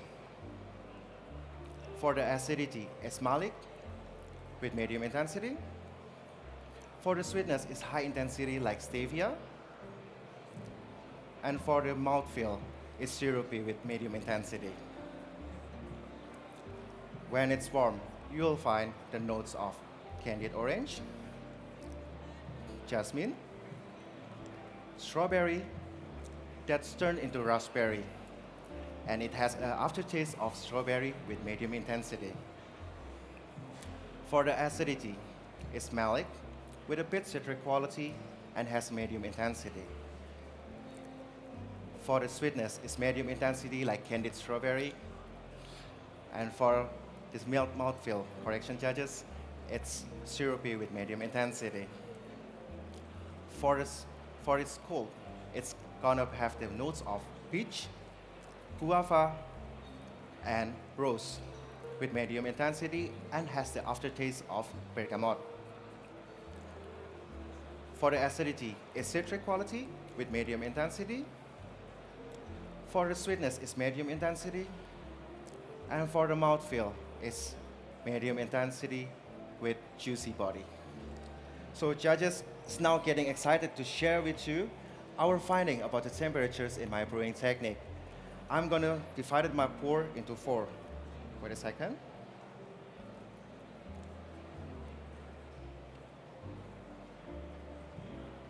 So for the first pour, I'm using 70 degrees of water.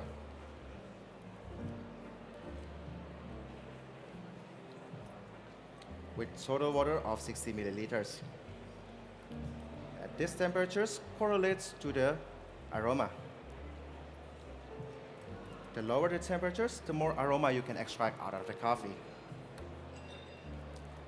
For these temperatures, I can have its beautiful aroma of lemongrass and candied orange. For the second pour, I'm using 98 degrees of water.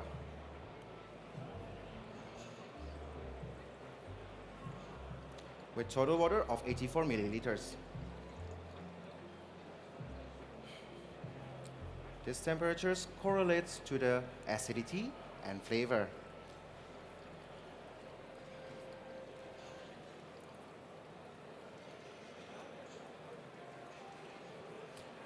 At this temperature, the higher the temperatures, the more acidity and flavor you can extract out of the coffee.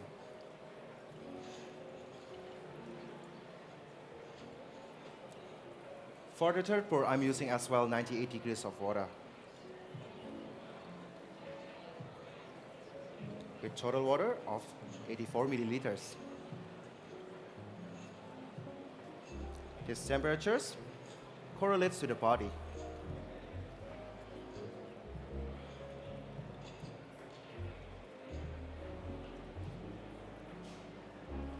At these temperatures, I can have a juicy body during the cold stage.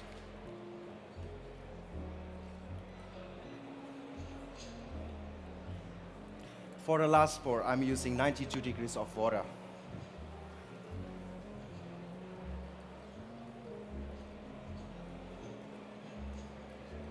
With total water of 60 milliliters. At these temperatures correlates to the sweetness and mouthfeel.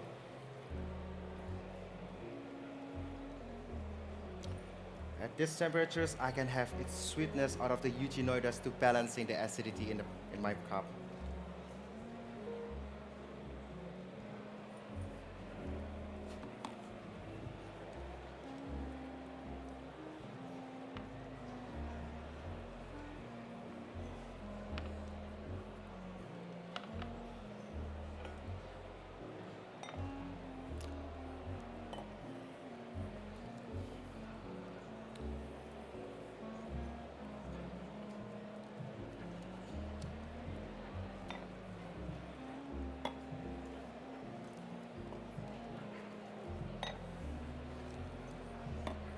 Judges actually quick swirl for 3 times before you're assessing the aroma directly from the carafe.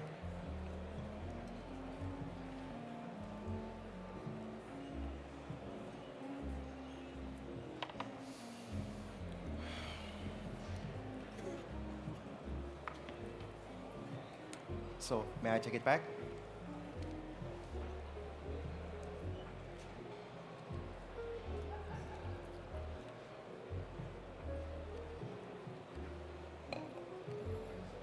Thank you.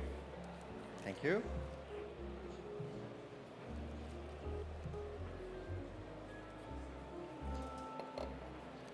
Thank you.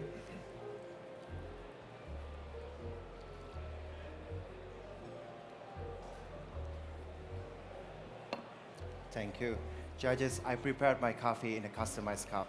The shape helps to enhance the aroma, sweetness, and mouthfeel, while the pink color guides you toward the strawberry and pink guava notes. Lastly, before evaluating the aroma, sweetness, acidity, and body, I would like to think about 3 things. The first, the vibrant acidity and juicy acidity found in the geisha. Second, the sweetness and mouthfeel out of the eugenioides. And lastly, the balance of blending these 2 coffee all the way from hot to cold. Please drink it by hot using cupping spoon, and from warm to cold, quick swirl for a few times. Please enjoy. Please enjoy. And please enjoy. I'm Jason Dariati from Glücksbohne Roastery. I call my time. Und da haben wir vom Lokalmatador das Time. Magst du mal dahinter wegkommen, Jason? So, Na? Komm? Okay, gut. Komm ruhig hier rüber. Alles klar. Hallo Ansgar. Hi, grüß dich. Grüß dich. Und, wie fühlst du dich? Kann besser sein, ein bisschen so technisches Problem, aber... Ein technisches Problem? Ja. Du hast doch nur Filterkaffee gekocht. Trotzdem. Nein, du bist unser Local Hero. Du kommst hier aus Bremen, du arbeitest jetzt in der Glücksbohne. Ja, und richtig. Du hast deinen Fanclub mitgebracht. Glücksbohne! Auf jeden Fall. Genau. Sehr schön. Nein, wenn du jetzt einfach sagen würdest, so, klär nochmal, das war ein toller Auftakt. Du hast es noch nicht mal verdaut und ich frage dich, du wirst dich jetzt schon für, ne, der Wettbewerb ist nicht zu Ende, morgen gibt es ja den Compulsory Service, der findet hinter verschlossenen Türen statt, aber du würdest jederzeit wieder dran teilnehmen, oder? Auf jeden Fall. Es macht richtig Spaß, sozusagen. Ja. Ja, und dann habe ich ja irgendwo auch gelesen, Kaffee ist ein Kommunikationsding. Richtig. Man lernt einfach viele Menschen dadurch kennen. Richtig, das ist so. Gerade hier in Bremen, oder? Auf jeden Fall. Ich meine, es ist ja nun einfach eine tolle Stadt mit einer tollen Kaffee-Vergangenheit und auch einer ganz tollen Kaffee-Zukunft. Brauchen wir nicht drüber reden. Ich gehe ein Stück nach vorne, aus einem bestimmten Grund, weil die liebe June fängt jetzt gleich schon an aufzubauen. Ja, die Juroren sind noch dabei am Evaluieren. Genau.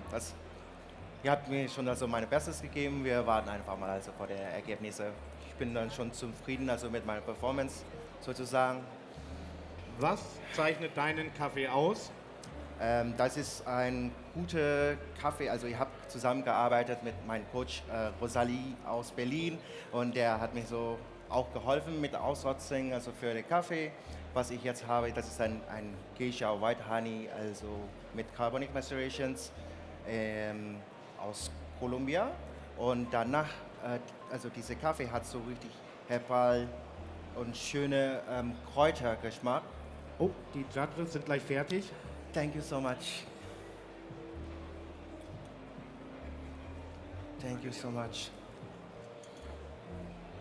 Danke dir nochmals. Hey, danke dir. Einen Dankeschön. großen Applaus für unsere Juroren, die den ganzen Tag am Kaffee trinken sind. Es gibt genügend Leute, die würden vielleicht mit ihnen tauschen wollen. Glaubt mir, es ist ein harter Job. Du bist gerade auf deinen Kaffee drauf eingegangen. Genau. Und du fängst mit dem Processing an. Genau. Hier auf der Messe sind ja nicht nur Kaffee-Nerds. Richtig. Dein Kaffee zeichnet also aus, dass er besonders lecker ist. Ist das richtig?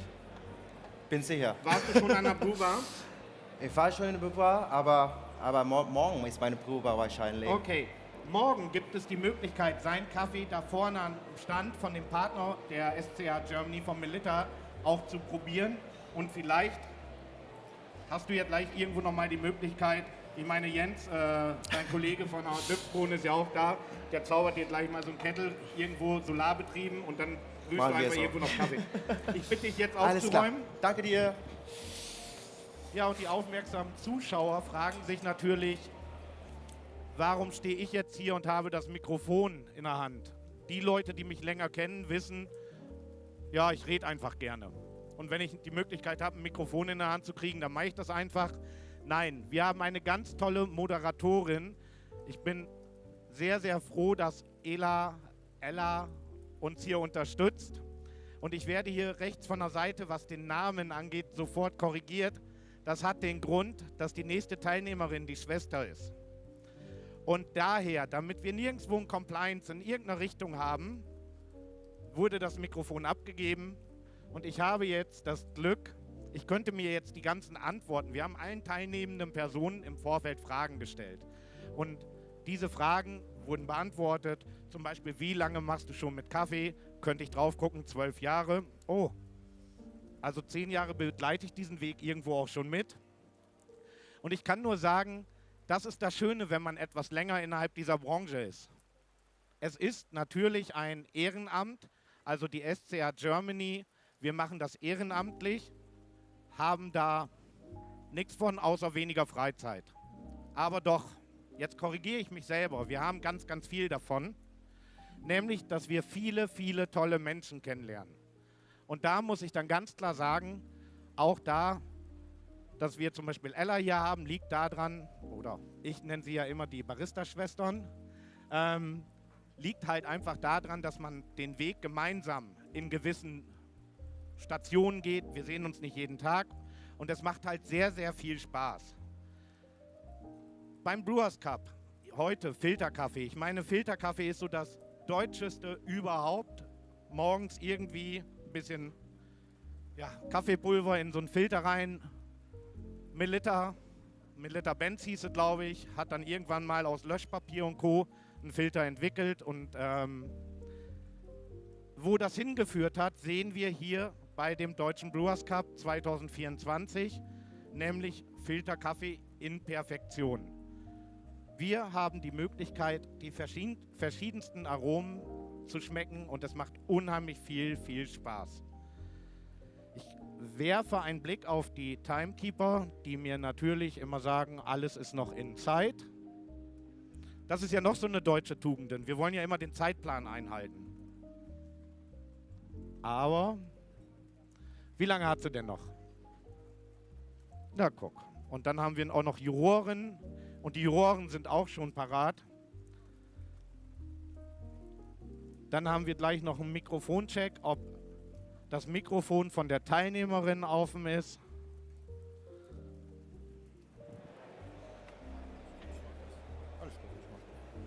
Ah, meine Handschuhe.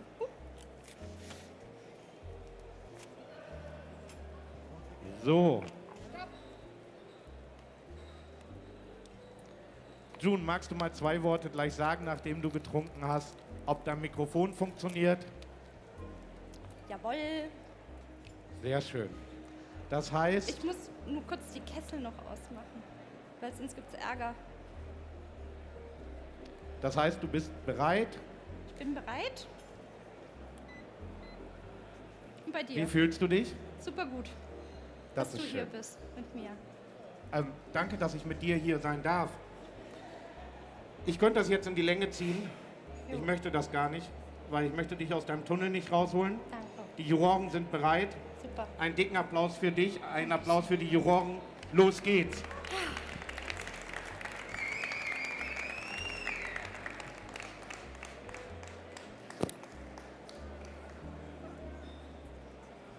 Hi, welcome. Hi, welcome. Welcome, hi. Hi, welcome. Hi, welcome. I have your water. So, here you go. This is the cold one. And you want them separately, the warm ones, right? Yes. Okay, excellent. Is that enough for you? Perfect.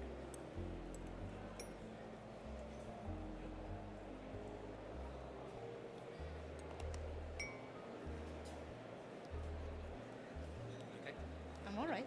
You're. Thank you. All right. So, can I have my music, please?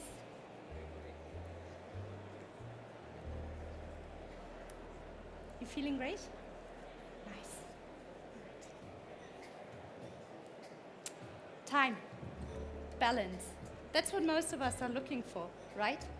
When it comes to work and life, or the coffees that we enjoy.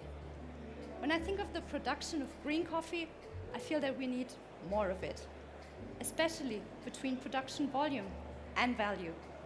My dear guests, I'm June, and I think that Satrio varieties, combined with advanced processing, have the potential to create such balance. That's why I want to share with you today a beautiful Timur coffee. And to give you its full flavor experience, I'll grind it freshly now.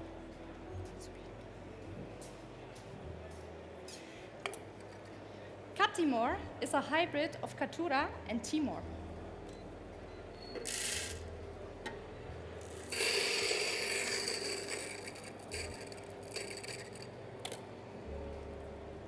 It has been designed to be more resistant towards leaf rust.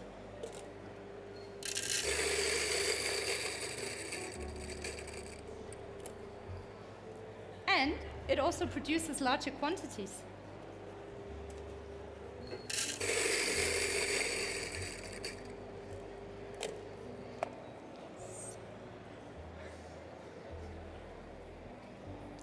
When grown in cooler areas, Timurs like mine offer an intense aroma of tropical fruits and a delicate acidity.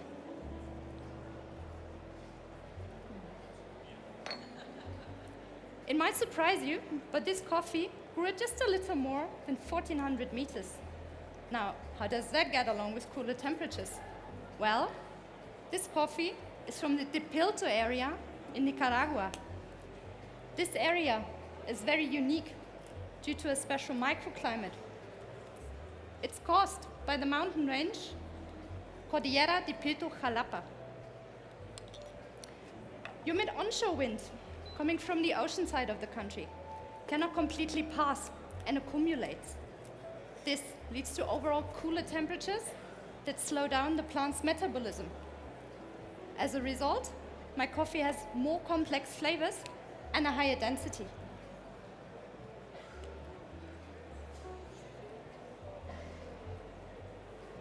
The created humidity, however, is a little tricky. Great for the growing, but not too helpful for the drying. That's why they have central dry mills based in the lowest cities, like Brida Azul, based in Ocotal. Claudia and Tim are the sweethearts behind Brida Azul. They care so much.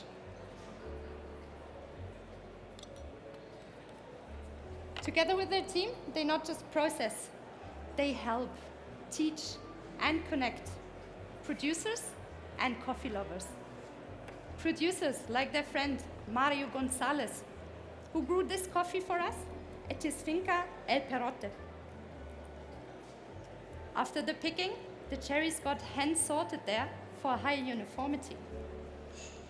And to create bright flavors of red fruits, they got processed as carbonic maceration naturals at Brida Azul. This means that they were put into oxygen-free barrels and were left to rest and ferment in a steady and cool environment of 18 degrees for 10 days. That's the perfect balance between time and temperature, so that all of the microorganisms can work extra hard and create a creamy and smooth mouthfeel. After that time, the cherries got dried as naturals on shaded African beds for 3 weeks, followed by another 2 weeks in piles to homogenize the humidity. This part makes the cup profile more stable and balances the acidity.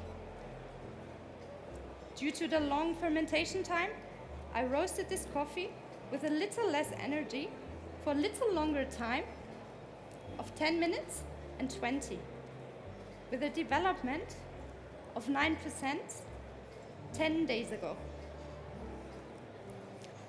The longer roast increases the sweetness in my coffee.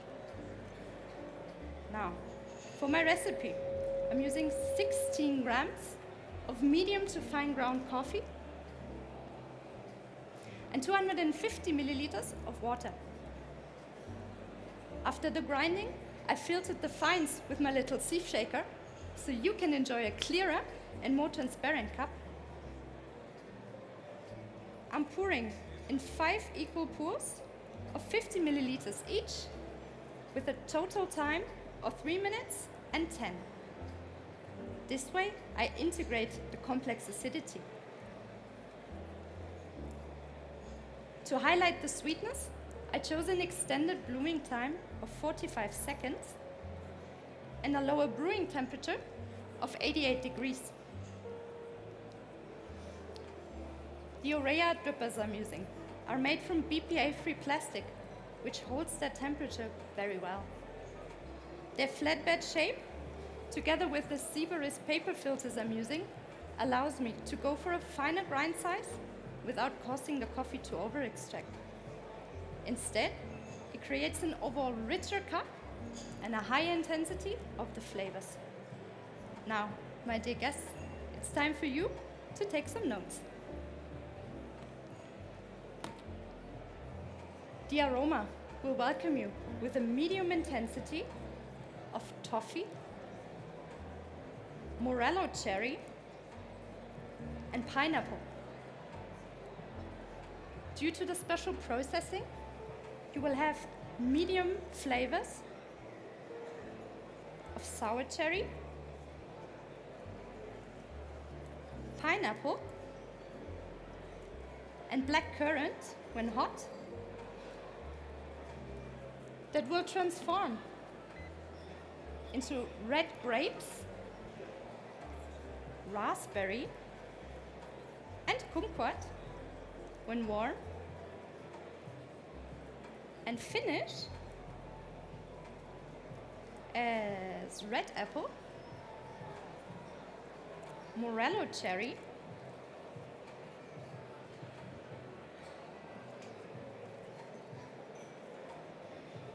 when cold. The aftertaste is lingering with a cacao nib finish that turns like tropical fruits. The acidity is medium to high, and it starts tartaric, matching the red grapes, and then becomes malic, like a red apple. The sweetness is medium and reminds me of sweet pineapple juice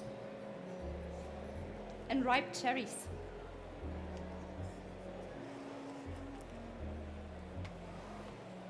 The mouthfeel starts full, creamy and coating, and then becomes smooth and round, and finishes juicy when cold. Please, take your time and evaluate the aroma 2 times, and swirl the coffee 5 times before each evaluation. Here you go. Here you go.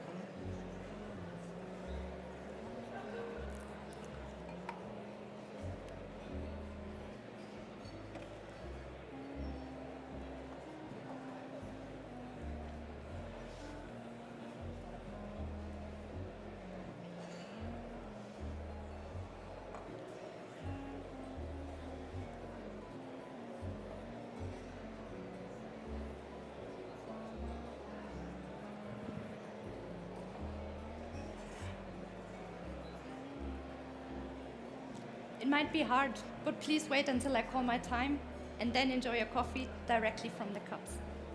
The special form and pink color will transport the creamy mouthfeel and the sweetness of this coffee. May I? My dear guests, I really hope you'll enjoy this coffee just as much as I do. May I? And see its potential to create more balance in our industry. A balance that allows producers to go for both volume and value.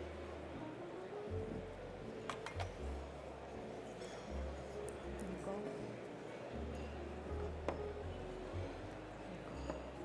Thank you so much for having me. Now, please enjoy. I hope you had a great time. Woo! June! Komm, komm, damit du nicht näher rangehst, bleib hier stehen. Hi. Hi. You feel good? Ja. Darf ich einen Blick drauf werfen? Ich bin kein Timekeeper, also ohne Gewehr. Nö, aber das gibt doch schon mal Ruhe, oder? Ja. Also sie war noch nicht drüber. Oder? Nein, warst du nicht. Sag was, wie fühlst du dich? Ich fühle mich erleichtert. Das ist, ja, ich freue mich mega, dass ich diesen Kaffee teilen durfte. Das sind wahnsinnig tolle Menschen, die den gemacht haben. Und ich hatte eine wahnsinnig tolle Zeit in der Vorbereitung. Ich weiß nicht, ob es schon erzählt wurde. Wir haben 3 Competitors insgesamt zusammen trainiert mit Janine, unserer tollen Coachin. Die Janine? Thank you so much. Die Janine. Irgendwo steht sie hier in der Nähe. Ein Applaus für die Juroren, die jetzt wieder und wieder und wieder Kaffee trinken, probieren und bewerten müssen. Ihr wart 3 Teilnehmer, ich möchte dir nicht ins Wort fallen. Nee, alles gut. Die Judges gehen immer vor. Wir waren 3 Teilnehmende, die zusammen trainiert haben, die zusammen viel gelernt haben und eine mega gute Zeit hatten. Und von dem her war das jetzt von Anfang bis Ende einfach schöne Menschen, die da zusammenkamen. Es sind, glaube ich, ganz schöne Sachen dabei rausgekommen. Ich denke, bei jeder Präsentation merkt man trotzdem, wer individuell dasteht und sich das überlegt hat. Genau. Wann haben wir die Chance, deinen Kaffee zu probieren? Morgen Okay. um Morgen. 14 Uhr an an der Brewbar. An der Brewbar bei Melitta probieren wir deinen Kaffee. Super. Vielen, vielen Dank. Danke dir. Ich übergebe gleich das Mikrofon an deine Schwester. Die hat dort gesessen, nicht nur Daumen, Hände und auch gleich noch andere Hände gedrückt. Ich glaube, das hier ist jetzt dein Applaus. June, vielen, vielen Dank für deine Performance.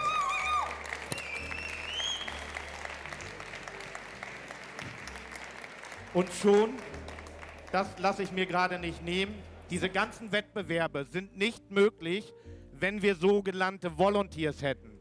Diese Volunteers, und wir haben dieses Jahr das Glück, so viele, dass wir Leuten gesagt haben, hey, kommt hier hin, seid da, aber die stehen morgens um 8 Uhr, 7:30 Uhr hier vorm Tor und räumen. Die helfen mit Abwaschen, die rollen die Sachen durch die Gegend. Liebe Volunteers, vielen, vielen Dank, dass ihr das macht. Das ist euer Applaus, aber ihr kommt am Dienstag nochmal. Dankeschön.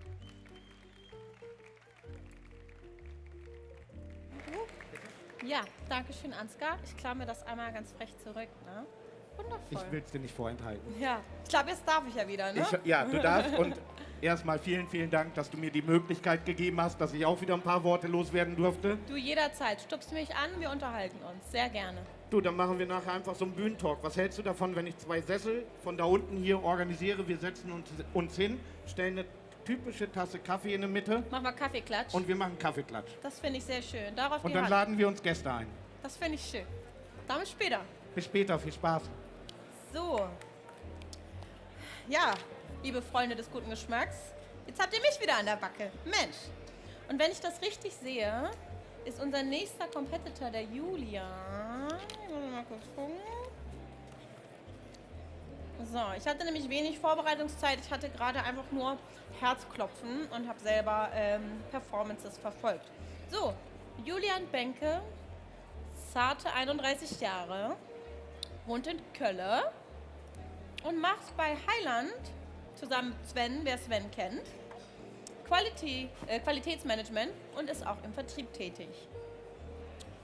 Du hast direkt mit Specialty Kaffee angefangen. Das ist gefährlich. Wer davor nie anderen Kaffee getrunken hat, wird dort auch nie wieder hingehen.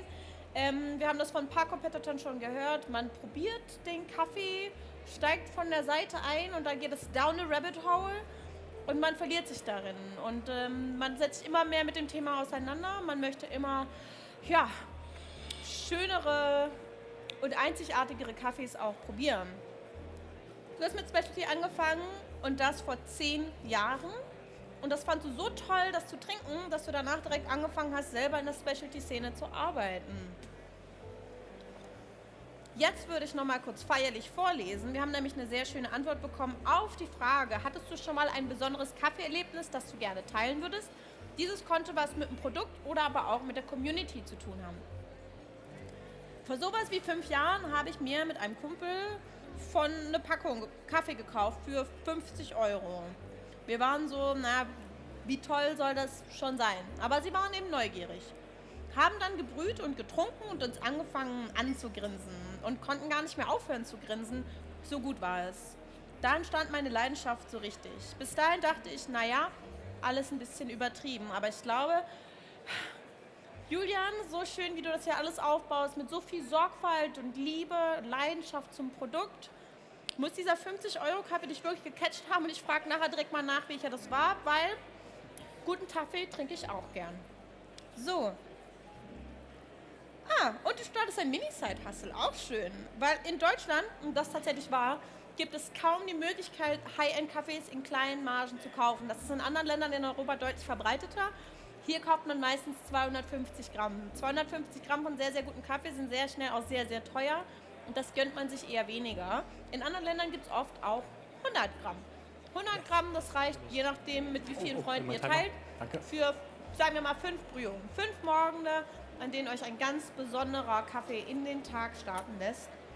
Und das finde ich sehr schön, wenn du das jetzt anfängst.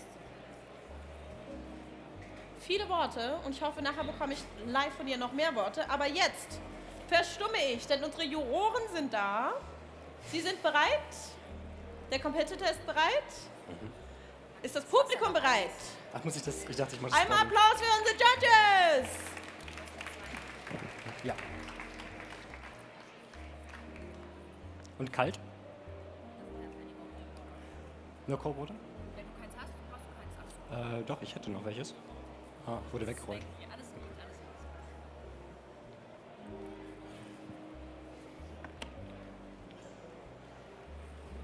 Hallo. Hallo. Oh, hallo. It's here. My cold one is empty. I don't have any. Cold one is empty? It's on my trolley there. Should I get it for you quickly? Should I get it? Because you said like I don't need cold water.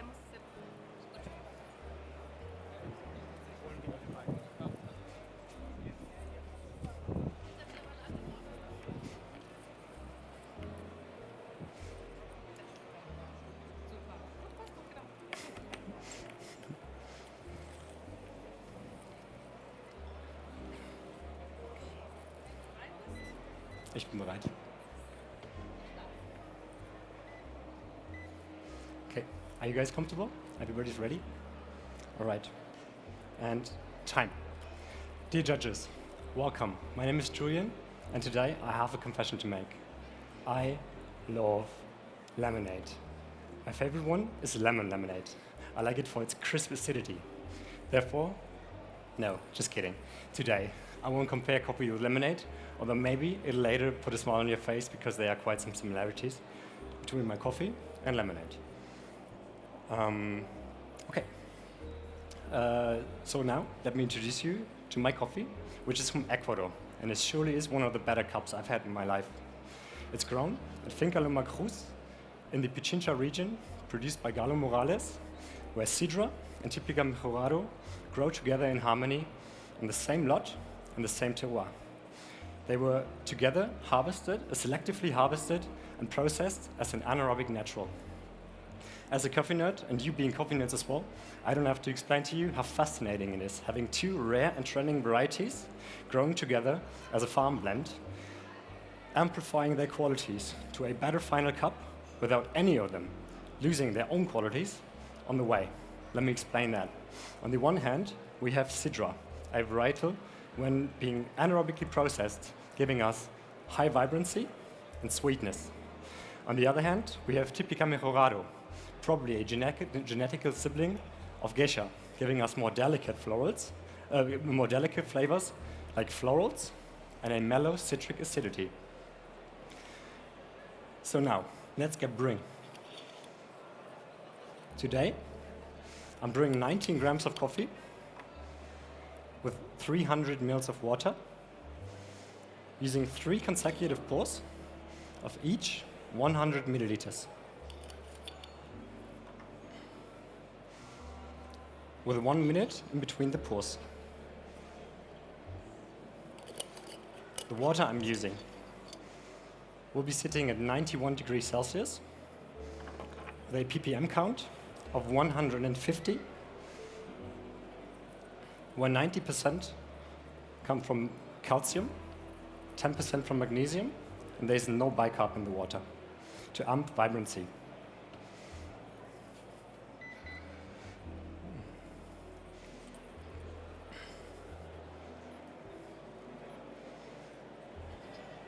I ground this coffee on a Comandante coffee grinder at 25 clicks, which I consider medium coarse. Oh, no.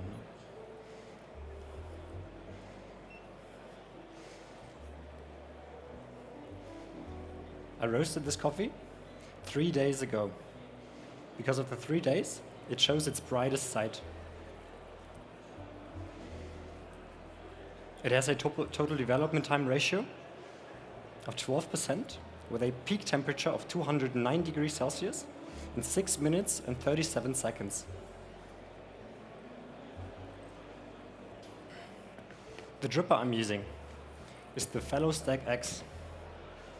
I chose it for 2 reasons.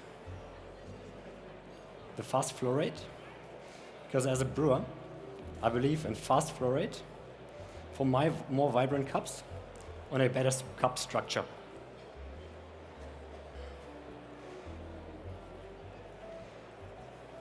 The second reason is its thermal insulation. For this reason, I can go down 1 or 2 degrees amping vibrancy without not being able to serve you a hot cup in the end. For the same reason, I chose the Seabarista filters, which have a very fast flow and give me a cleaner cup with more vibrancy. You may notice that I'm not activating my kettle again because I want to use the heat it's losing to brew a bit colder later on in my brew. Soon, I'll be done brewing. Before I give you the aroma and flavor aspects of my coffee, I'd like you to give you some instructions.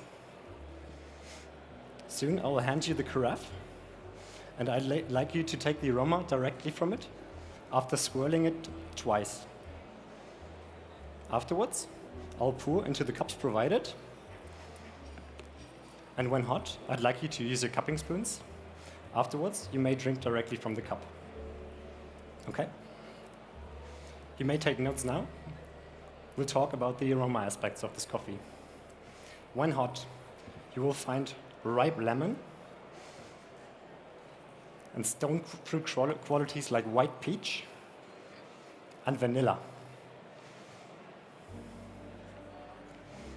At this point, the Típica Mejorado has the spotlight. When it cools down, the aroma of the coffee changes to green apple and chamomile.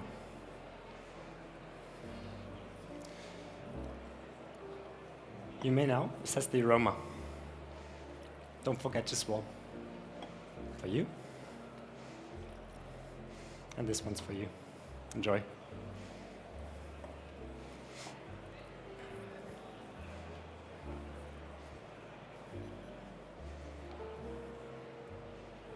If you're ready, I'll continue with the flavors. When the coffee is hot, you will find ripe lemon, apricot, and vanilla. When the coffee cools down and becomes medium warm, it changes to green apple, like lots of green apple. And again, apricot. When the coffee cools down, we have flavors of iced green tea and still green apple. The aftertaste of this coffee, when hot, is medium and refreshing like mint. When warm, still medium and sparkling like green sour apple rings. When cold, the aftertaste is short, reminding me of Apfelschorle. The sweetness of this coffee is medium throughout all stages of the brew, hot, medium, and cold, like honeydew melon. The acidity is the protagonist of this brew. And now we get back to the varietals. When warm, we have a citric, mellow acidity coming from the Típica Mejorado. When warm, the Sidra takes over, giving us a malic acidity, and the citric acidity goes more to the background. And when cold, this coffee enters a stage where it still has malic acidity, but there's also citric acidity. And it's sparkling, like lemonade. The mouthfeel of this coffee when hot, is silky. Afterwards, becoming juicy, and also a bit tea-like when cold.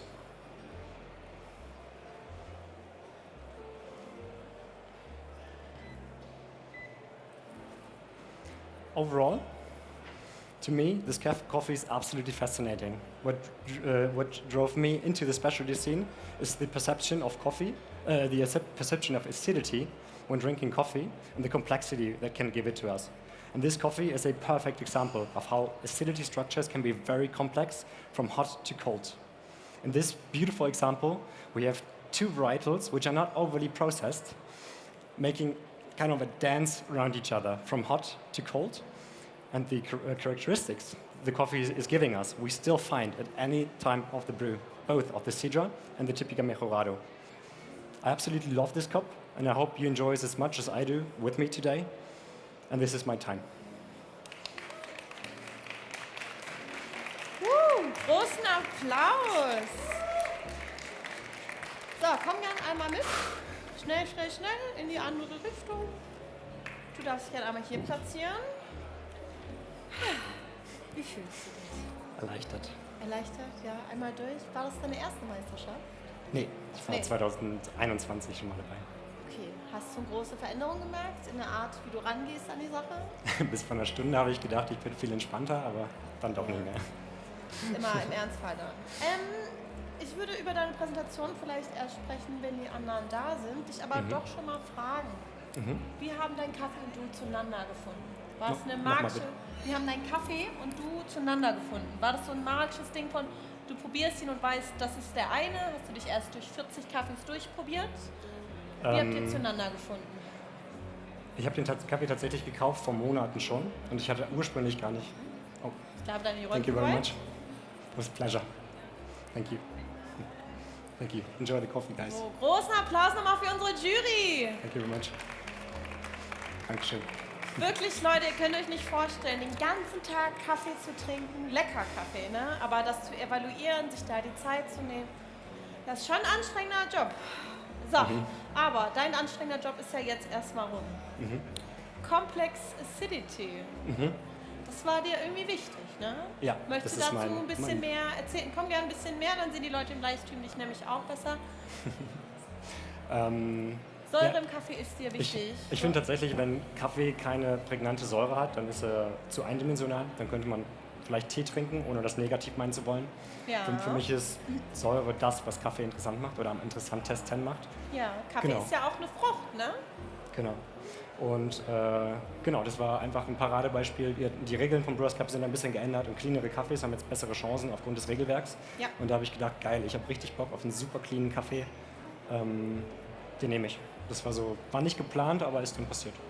Okay, Genau. sehr cool. Ich meine, auch dein Kaffee hat hier viele Äpfel. Wir haben Green Apple, Lemon, White Peach. Habe ich auch direkt Lust, das zu probieren, ne? Ja.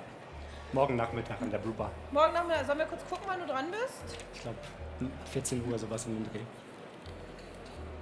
13 Uhr. Fast. Gut, dass wir nochmal drüber gesprochen haben. Also morgen um 13 Uhr kann dieser wunderbare, sehr cleane, sehr fruchtige Kaffee mit angenehmer Säure probiert werden. Dir nochmal ganz, ganz vielen Dank für deine Performance. Und großer Applaus! Schön. Danke. So. Neben mir wird schon wieder aufgebaut. Ich zähle noch einmal kurz nach. Ich glaube, es sind gar nicht mehr viele Competitor heute dran. 19 an der Zahl sind es gewesen. Weiter kommen erstmal 12. Die werdet ihr morgen dann aber gar nicht sehen, denn die machen Compulsory. Brewers Cup ist nämlich in 2 Teile eingeteilt. Was ihr heute seht, ist der Open Service. Es ist eins der ersten Male, glaube ich, in Deutschland, dass wir den Open Service so durchziehen und es ist super schön, weil alle Barista haben sich einen Kaffee organisiert, sich damit auseinandergesetzt, ein Thema überlegt, einen Text, eine Präsentation, das geübt, das geübt, das geübt und dieses Jahr bekommen alle auch die Möglichkeit, das zu präsentieren. Vor den Judges, aber auch vor euch. Mega gut. Morgen geht es dann weiter in Compulsory. Compulsory bedeutet, Sie bekommen einen Kaffee zugeteilt, einen gewaschenen Kaffee, dessen Ursprung Sie nicht kennen und müssen, blöd gesagt, das Beste daraus machen. So, dafür haben Sie verschiedene Brewing Devices, verschiedene Wasser und all dergleichen dabei und versuchen eben das Beste aus dem Kaffee rauszuholen. Das ist der Teil, den ich besonders schön finde auch, weil auf der Bühne ist alles immer sehr, sehr extraordinary. Da geht es viel um dich als Person, als Barista, das, was du sagen möchtest. Aber du als Barista musst auch damit umgehen können, dass das Leben dir irgendeinen Kaffee zuschmeißt und du was Leckeres daraus machst. Darum geht es in Compulsory, denn dieser Kaffee wird später auch blind bewertet. Die Juroren wissen morgen nicht, wer von den 12 Leuten, die weitergekommen sind, den Kaffee gebrüht hat. Von diesen 12 Leuten werden dann wieder 6 blind eben auserkoren, die am Dienstag nochmal den Open Service zeigen dürfen Und von diesen 6 wird einer unser neuer deutscher Brewers Cup Champ oder die neue Brewers Cup Championess. Das kriege ich noch raus. Okay, so, wir gucken nochmal nach. Oh, thank you, love. So, das ist auch wieder ein tolles Beispiel für Kaffee-Community. Liebe Leute, bringen einem Kaffee zum Probieren. Wir haben heute noch 1, 2, 3, 4, 5. Mit Kadea geht es gleich weiter. Aufregend. So, ich glaube, wir haben noch einen kleinen Moment. Wir haben keinen kleinen Moment. Ich sehe den ersten Juroren. Dann erzähle ich euch ganz, ganz schnell noch etwas über Kadea. Ich und meine Zettelkramigkeit. So. Diese wunderbare Head-Barista bei Die Café in Düsseldorf ist Kadea Nadir, 27 Jahre jung, und seit sie 6 Jahre alt ist, trinkt sie Kaffee. In Algerien wird kleinen Kindern nämlich sehr milchiger Kaffee und mit einem Laib Brot schon zum Frühstück gegeben. So, Kadea ist gleich fertig mit Aufbau, deswegen erzähle ich gar nicht mehr so viel, denn die Juroren sind auf dem Weg. Und dann unterhalte ich mich einfach ein bisschen länger nachher mit ihr und ihr erfahrt noch viel mehr über ihre Reise zum Kaffee, was sie heute hierher gebracht hat und was ihr am Kaffee wichtig ist. Dann würde ich sagen, wenn alle soweit sind, liebe Leute, noch 5 Mal. Bitte gebt einen großen Applaus für unsere Jury!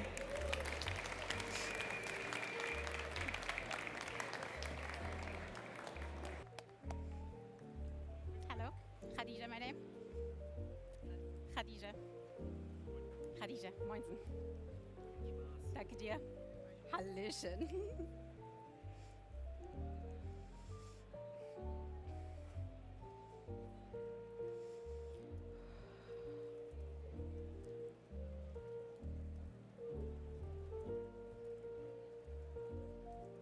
Hi. Can I have a sound check, please?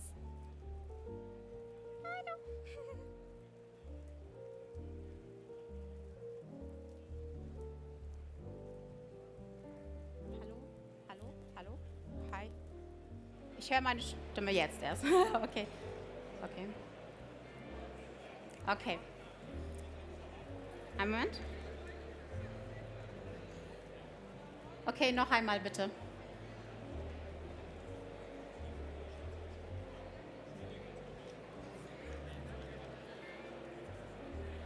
Time. Today I will be hosting you, and you, my dear judges, are more than welcome to enjoy my first time ever competing at the Brewers Cup. I will brew you the best coffee I did so far. So I will tell you a little bit about my coffee and move directly on to the brewing step. My coffee is a natural geisha from Panama Buquete, grown at altitudes of 1,650 meters and above.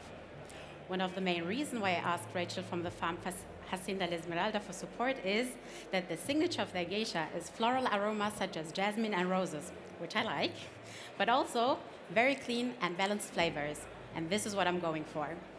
My hometown is Düsseldorf, and our water is really hot. Even with the filter on, I wouldn't get the results I want. Therefore, I'm using distilled water mixed with a self-made mineral mix of Farhan with a total ppm of 71 to get the best flavors and results out of my delicate coffee. I roasted the beans on an Ikawa with a total roasting time of 8 minutes and 6 seconds, with a starting degree at 140 and ending at 208 degrees, with a drying time of 1 minute, Maillard reaction time of 6 minutes, and a development time of 1 minute and 6 seconds. My only instructions for you are, please follow your own protocols of evaluating the coffee you receive. And with that, I move directly on to the descriptors. Aroma. You will recognize the distinct aroma of jasmine flower, which is pretty known for Panama geisha, but also spicy sweet licorice and a hint of bergamot. Oh, sorry, I forgot, from hot, then to cold. At flavors, from hot to cold, you will recognize sweet ripe mangoes, sweet fig lychees, and raspberries, sweet raspberries. While warm, sweet mangoes and juicy lychees. And while cold, to the sweet mango, you will have tropical fruits such as passion fruits and bergamot. the aftertaste. With flavors like ripe mango and a high sweetness and a smooth mouthfeel, you will have a pleasant aftertaste. It's a tea-like experience, but better. Yes. Sorry.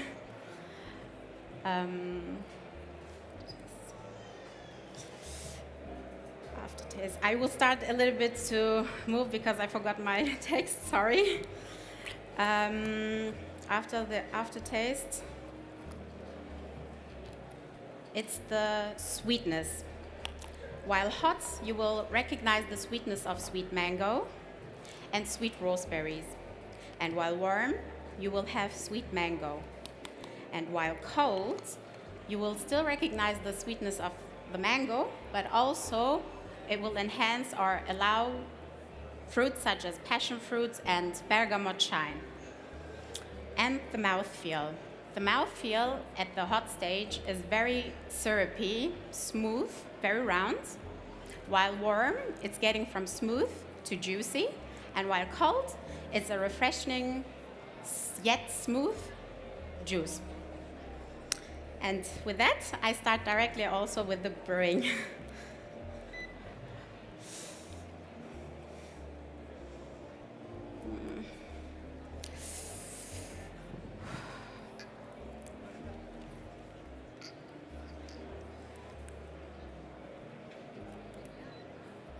My recipe is 19 grams of coffee, which I grinded on a Comandante at 57 clicks. And I'm using a Seaburst filter and a Grecano dripper. This I'm using for the control of flow, because I need absolute control of the flow, and it's very fast, so it's easier for me to use that. And also the origami server. They are very narrow and small, so I don't lose heat because I'm using 2 temperature heated water. One is with 93 degrees and the other one is with 80 degrees. The blooming will be with 93 degrees for the flavors I want and also the sweetness I want. And then for the body, I will use then the water with the 80 degrees, and it will be in 5 steps. So blooming and then 4 steps of 60 grams each brewing the coffee. I should finish around 2 minutes and 45 seconds of brewing.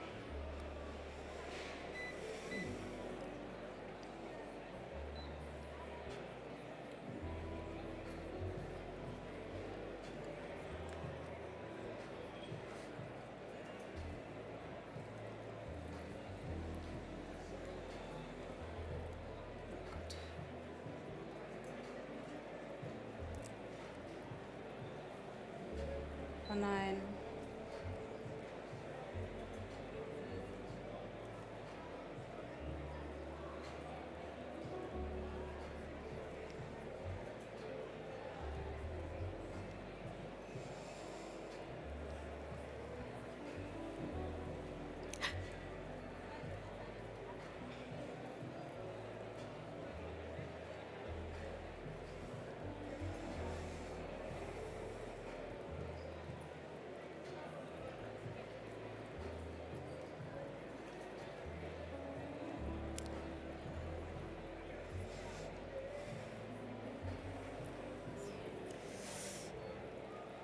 I used the water in 2 steps. I forgot to use the 80 grams, so I'm just following this step.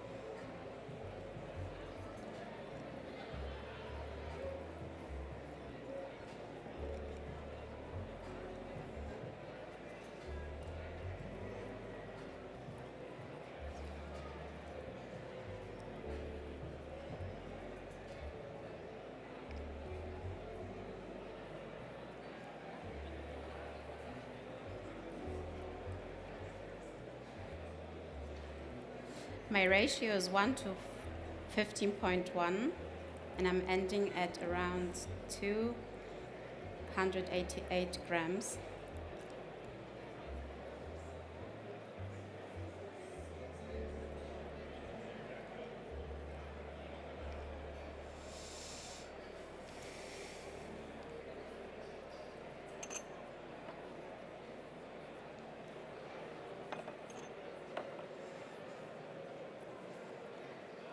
Wish.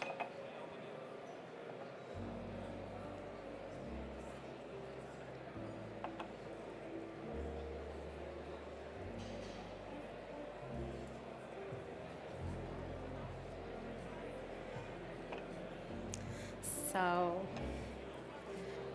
I will put the lid on so the flavor, the aromas will not die away.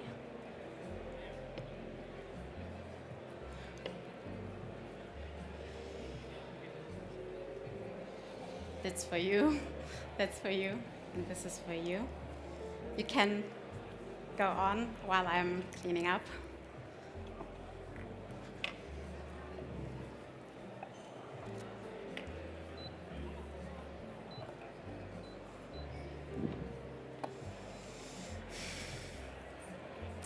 Nurturing coffee culture. This is what I would like to see here in this area. And because we nurture through coffee, and through coffee we build culture, and through culture we connect. Thank you for this experience.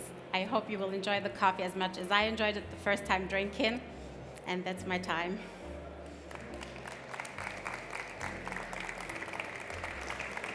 Kadia, dein Applaus. Komm mal ran, komm mal ran. Komm her, ganz schnell zu mir. Ich muss ehrlich sagen, es ist so schön, dich heute auf der Bühne zu sehen. Nee, wirklich. Oh Mann, wir rückkoppeln, wir müssen gleich ein bisschen auf Distanz gehen.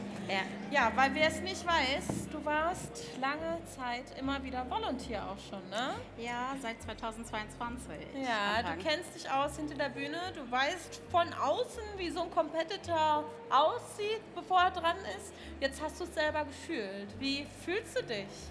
Nervös, weil ich Angst vor Blackouts habe. Was auch in der Mitte passiert ist tatsächlich. Wir sprechen noch nicht über deine Präsentation. Aber es ist schön, nicht nur hinter der Bühne zu sein, sondern auch auf der Bühne, weil ich wollte die Competitor-Seite sehen, weil wir als Volunteer manchmal die Struggles eines Competitors nicht sehen. Ja. Und ich wollte es selber erfahren. Sehr cool. Ich würde sagen, dafür schon mal einen kleinen Zwischenapplaus. Das ist nämlich auch so ein Ding als Community, sich gegenseitig irgendwie verstehen lernen. So, dass der Barista weiß, was der Röster eigentlich leistet, dass der Röster weiß, was der Barista leistet, dass man weiß, was die Leute im Ursprung leisten. Und was du heute geleistet hast, Mensch, sehr cool. Sag mir, wie bist du zu deinem Kaffee gekommen? Ich habe geschrieben und ich habe eine Antwort bekommen. Also ich habe tatsächlich eine sehr, sehr lange Mail an Rachel geschickt. Ja. Und in 2 Sätzen gesagt bekommen, wie viel brauchst du, wie viel kann ich dir schicken? Stark, sehr das stark. Das war sehr lieb, also wirklich, da habe ich echt Support bekommen. Und sie hat mich dann wiederum an Brenda weitergeleitet, die wiederum meine Wünsche dann sich angehört hat. Ja. Und gesagt hat, jo, dieses Slot hat es nicht geschafft, in die Auction reinzukommen, weil es zu wenig war, um in die Auction reinzukommen. Aber das passt irgendwie zu deinen Wünschen. Kannst du, wenn du möchtest, können wir dir das rüberschicken und dann wird es auch direkt verschifft. Sehr stark. Also, deine Juroren sind ready. Entschuldigung. Thank you. Ich habe zu danken. Bitte sehr. Applaus für unsere Judges. Danke sehr. Hey, Bro.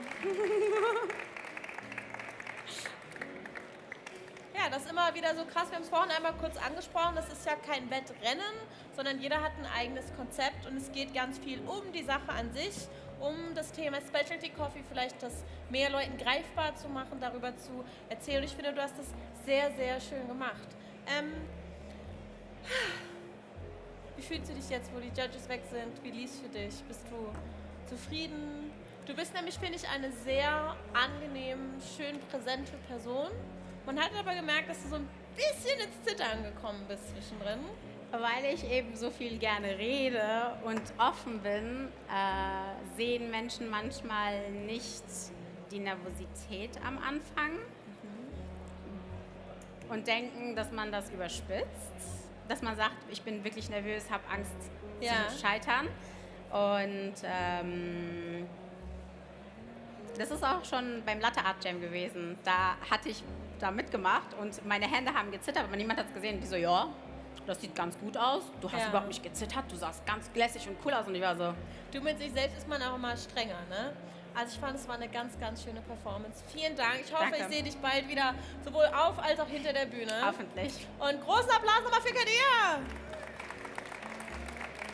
So. Fang schon an. Leute, noch 4 Competitor. Und einer davon baut neben mir gerade auf. David nämlich. David ist auch kein unbeschriebenes Blatt. Er hat schon einige Male teilgenommen. Die Waage hat einfach nicht... Allerdings in der Schweiz bis dato. David Wiesdorf ist 26 Jahre alt. Er wohnt und arbeitet in Basel und das bei den Kaffeemacherinnen. Das ist auch so ein schönes Thema. Wer kennt denn die Kaffeemacherinnen? Ja? Okay, also ich finde, jeder, der sich so ein bisschen mit Specialty-Kaffee auseinandersetzt, wird früher oder später das Internet befragen. Da trifft man dann auf Leute wie James Hoffman im Englischen und im Deutschen eben ganz, ganz schnell auch auf die Kaffeemacherinnen. Die haben sich nämlich zur Aufgabe irgendwie gemacht, Kaffee besser zu machen und Leute auch zu schulen. Die zeigen euch auch, wie mache ich denn einen guten Kaffee? Wie mache ich denn Latte Art? Welche Maschine ist für zu Hause geeignet? Gehen das alles durch, also sehr, sehr schön. Und ja, es ist ein wunderbares, auch stetig wachsendes Team an Coffee Professionals und einer davon ist eben David. So, du trinkst seit 5 Jahren Kaffee und machst seit 5 Jahren Kaffee. Ich finde immer, das ist so eine Huhn- oder Ei-Frage. Hat die Person erst Kaffee getrunken, fand das gut und wollte den dann selber machen? Oder hat die Person mal Kaffee gemacht, den dann probiert und fand den dann wiederum gut? So, er hat eine ganz, ganz zauberhafte Antwort gehabt auf die Frage, ob er schon mal ein besonderes Kaffeeerlebnis hatte. Und zwar jedes Mal, wenn Felix Hohlmann ihm einen Kaffee serviert, dann ist das was ganz Besonderes. Wenn ihr diesen Moment auch haben wollt, dann zack, zack, ab nach Basel zu den Kaffeemacherinnen, da mal Käffchen schlürfen. Eventuell ja auch von David präsentiert. Ich sag jetzt, ich rede dir einfach aus dem Mund raus, ne? Lass dich dein Ding da machen. David mag es, was Neues zu lernen und sich mit anderen zu messen. Und um aus dem Nähkästchen zu plaudern, ich finde, David ist einfach eine unglaublich sympathische, liebe Person, von der ich jederzeit einen Kaffee möchte. Und dass er gleichzeitig aber immer wieder den Ansporn hat, sich auf die Bühne zu packen, alles aus sich rauszuholen, was Neues zu präsentieren, das finde ich sehr, sehr stark und auch hier wieder sehr, sehr mutig. Wie gesagt, jeder Competitor ist über so lange Zeit durch die Vorbereitung gegangen, hat sich alles von überall her rausgesogen und gibt sein Bestes. Und ja, finde ich einfach mega, mega stark. So, die Judges sind noch nicht da, aber der Aufbau ist, glaube ich, fertig. Hahaha, nicht schlecht. So, dann erzähle ich euch jetzt einfach noch kurz was ganz anderes, ja? Und zwar hören wir uns viele Performances an. Und ich weiß nicht, wie es euch geht, aber als ich das erste Mal sowas gehört habe, dachte ich, was reden die denn da? Crisp Acidity? High to Medium Sweetness? Silky Body? Das klingt ganz, ganz komisch. Das klingt eigentlich eher wie vielleicht bei einer Weinverkostung und dergleichen. Und wir machen tatsächlich nicht das Gleiche, aber was Ähnliches. Wir beschreiben so einen Kaffee möglichst genau, um den dann auch möglichst genau einordnen zu können, wie gut eben seine Qualität ist. So, in die Qualität spielt natürlich rein, wo er herkommt, ob er irgendwelche Defekte hat, also irgendwelche Fehler, die einen komischen Geschmack mitbringen, aber auch was er von sich aus und über das Processing, über das Rösten mitbringt. An Fruchtnoten zum Beispiel, an Süße ist das Ganze balanciert. So, die Rohren sind gleich soweit. Wenn ihr möchtet, erzähle ich euch nachher aber ein bisschen mehr über das Vokabular, damit ihr auch in den nächsten 2 Tagen entweder hier live vor Ort oder im Livestream verfolgen könnt, was die Leute da so reden und auch versteht, was gemeint ist. Dann würde ich sagen, einen ganz, ganz großen Applaus nochmal für unsere Judges!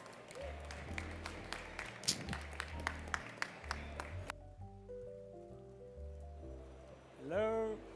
Hi. Hi. Hello. Hi. Hello. Hi. Get my water? Yeah. Yes, that's your water. 1 second. Of course.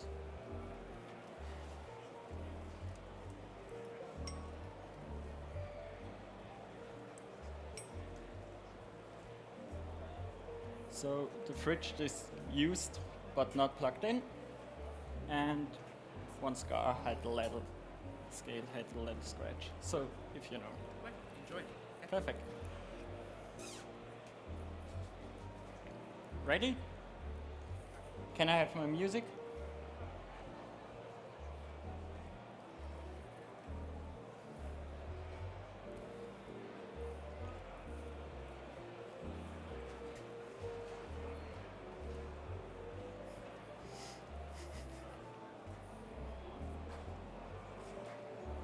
Can you start again? Yes.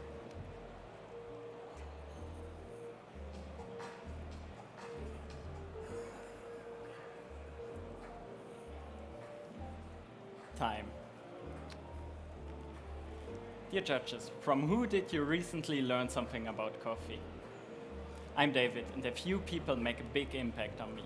I will introduce them in the next 10 minutes. When I started working in specialty coffee, I was so fascinated of all these stories and flavors. But at the same time, I felt a bit lost because we all know specialty coffee can be really complex. Nevertheless, or because of that, I'm standing in front of you today because I learned so much about coffee from people and with people. The first person I want to introduce you is Nikolai. Nikolai lives in Colombia and is very experienced in green coffee. I learned so much about growing and processing coffees from him. The coffees I will brew you today is also exported from him.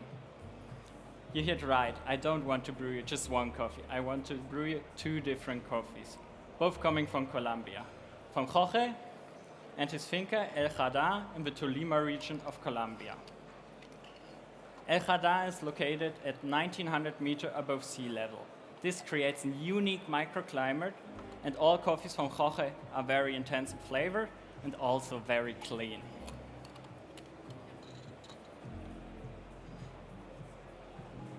After picking, the coffees were floated and then fermented in barrels at 20 degrees for 3 days, which creates unique flavors. One coffee was dried as a honey for 20 days, which resulting in very juicy acidity and an elegant cup. The other coffee was washed and then dried 10 days mechanical, which creates unique flavors of rosehip and raspberries.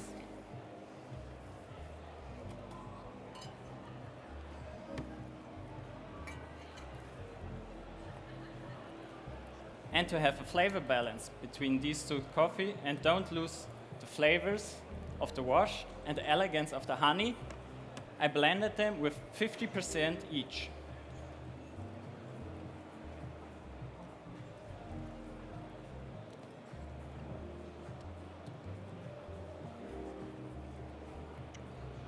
The next person I want to introduce you is Felix. Felix helped me a lot since my first Brewers Cup competition, and I learned so much about extraction and brewing techniques from him.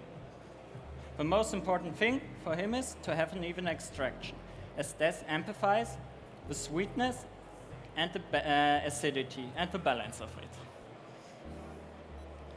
I'm following also this philosophy, and that's why I use the air dripper. Thanks to the flat bed and the steep walls, which not taking any brewing temperature for my brewing water, I could extract very even and almost the same from both coffees. I grinded my coffee 40 minutes ago with a hand grinder, with a grind size around 550 microns, which leads to an extraction time of 2 minutes and 20 seconds and helped me to balance my cup of coffee.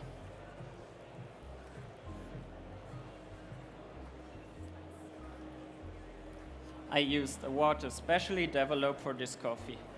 It had 70 ppm of total hardness and 40 ppm of alkalinity. The high magnesium content of my water helps me to extract very clean flavors of rosehip and strawberries. And the low alkalinity, which is an acidity buffer, helps me to highlighting the juicy acidity of the honey. I used today 15 grams of coffee and 250 ml of water, which is a brewing ratio of 1 to 16.7. This helps me also to highlighting the acidity of my coffee. I poured today in 4 circle pours, as I learned it from Felix, because this helps to balance my cup of coffee.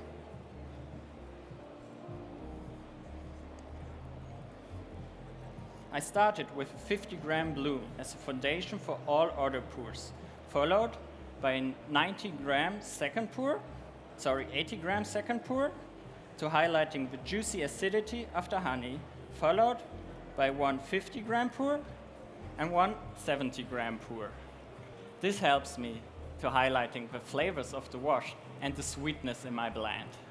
And now, judges, something very new. I poured in frozen servers. By that, I can chill down the first 30% of my extraction, which leads to more intense flavors and also to a smoother mouthfeel. By chilling them, I can capture in the volatile aroma compounds and they don't disappear in the air. I also use the VDT tool to destroy all clumps in my coffee beds. This helped me to have an even extraction and also to have a smoother mouthfeel. So, the last person I want to introduce you is Dario. I know Dario through competition, and he's very experienced in competing and also in roasting, and that's why we developed the roasting profile together. We roasted both coffees with the same profile 6 days ago on a hot air roaster, with a total roasting time of 7 minutes and an end temperature of 214 degrees. The slightly hotter end temperature helps me to highlighting the flavors and the sweetness of my blend. And now, judges, please note down the flavor description. The aroma is medium. You will find rose hips, vanilla, and red currant. The flavors are medium to high. When hot, strawberries, rosehip, and orange. When warm, you find red currant and, not red currant, raspberry and red grapes.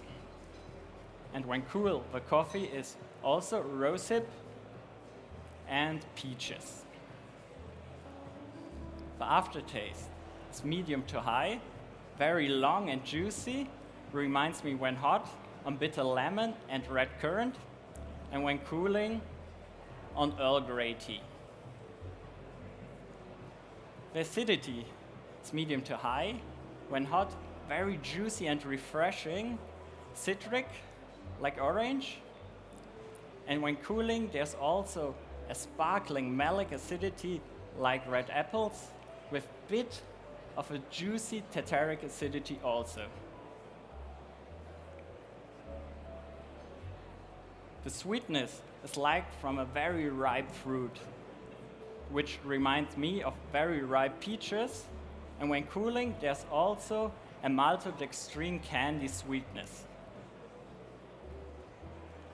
The mouthfeel is medium, very pleasant, smooth. When hot, very creamy, and when cooling, it's goes a bit lighter to velvety. So judges, I will serve you the coffee later in cups, but please evaluate the aroma direct from the server because then it's much more intense. So for you,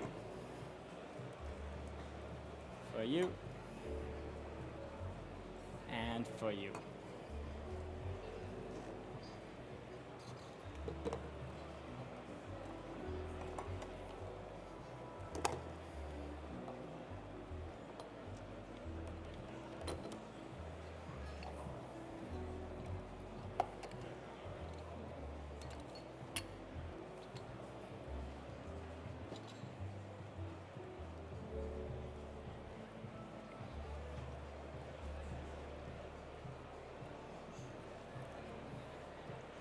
So judges, when you taste the coffee through all temperature levels, make these please direct from these cups because then the mouth feels very smooth and the aftertaste very juicy. So may I?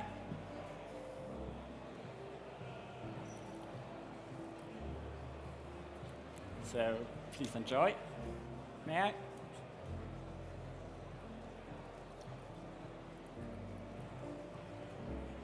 So please enjoy. May I?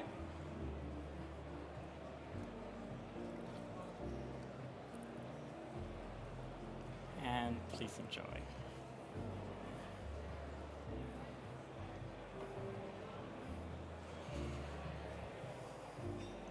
Judges, for me, this coffee is the result of a 5 years learning process, which I had the privilege to share with many people, like Dario, Felix, and Nikolai. And that's why I truly believe we as persons and we as a specialty coffee community can only grow if we never stop learning. Time.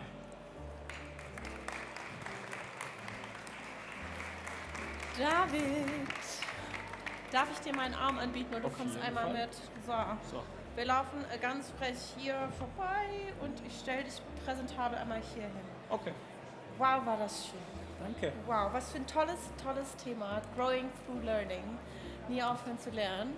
So, thank you. Applaus für die Ohren. Thanks. So. Danke euch. Ja, also ihr seht es auch, ne, ist immer ein bisschen schwierig mit der Tasse und dem Board und dann darf man nichts zeigen und dann, wie sagt man sich denn jetzt Tschüss? Aber ich finde, ihr löst das alle sehr, sehr elegant. Also, nie aufhören zu lernen. Dazu würde ich vorab gerne einmal sagen, ich glaube, deine allererste Performance auf der Bühne habe ich damals auch live gesehen. Mhm.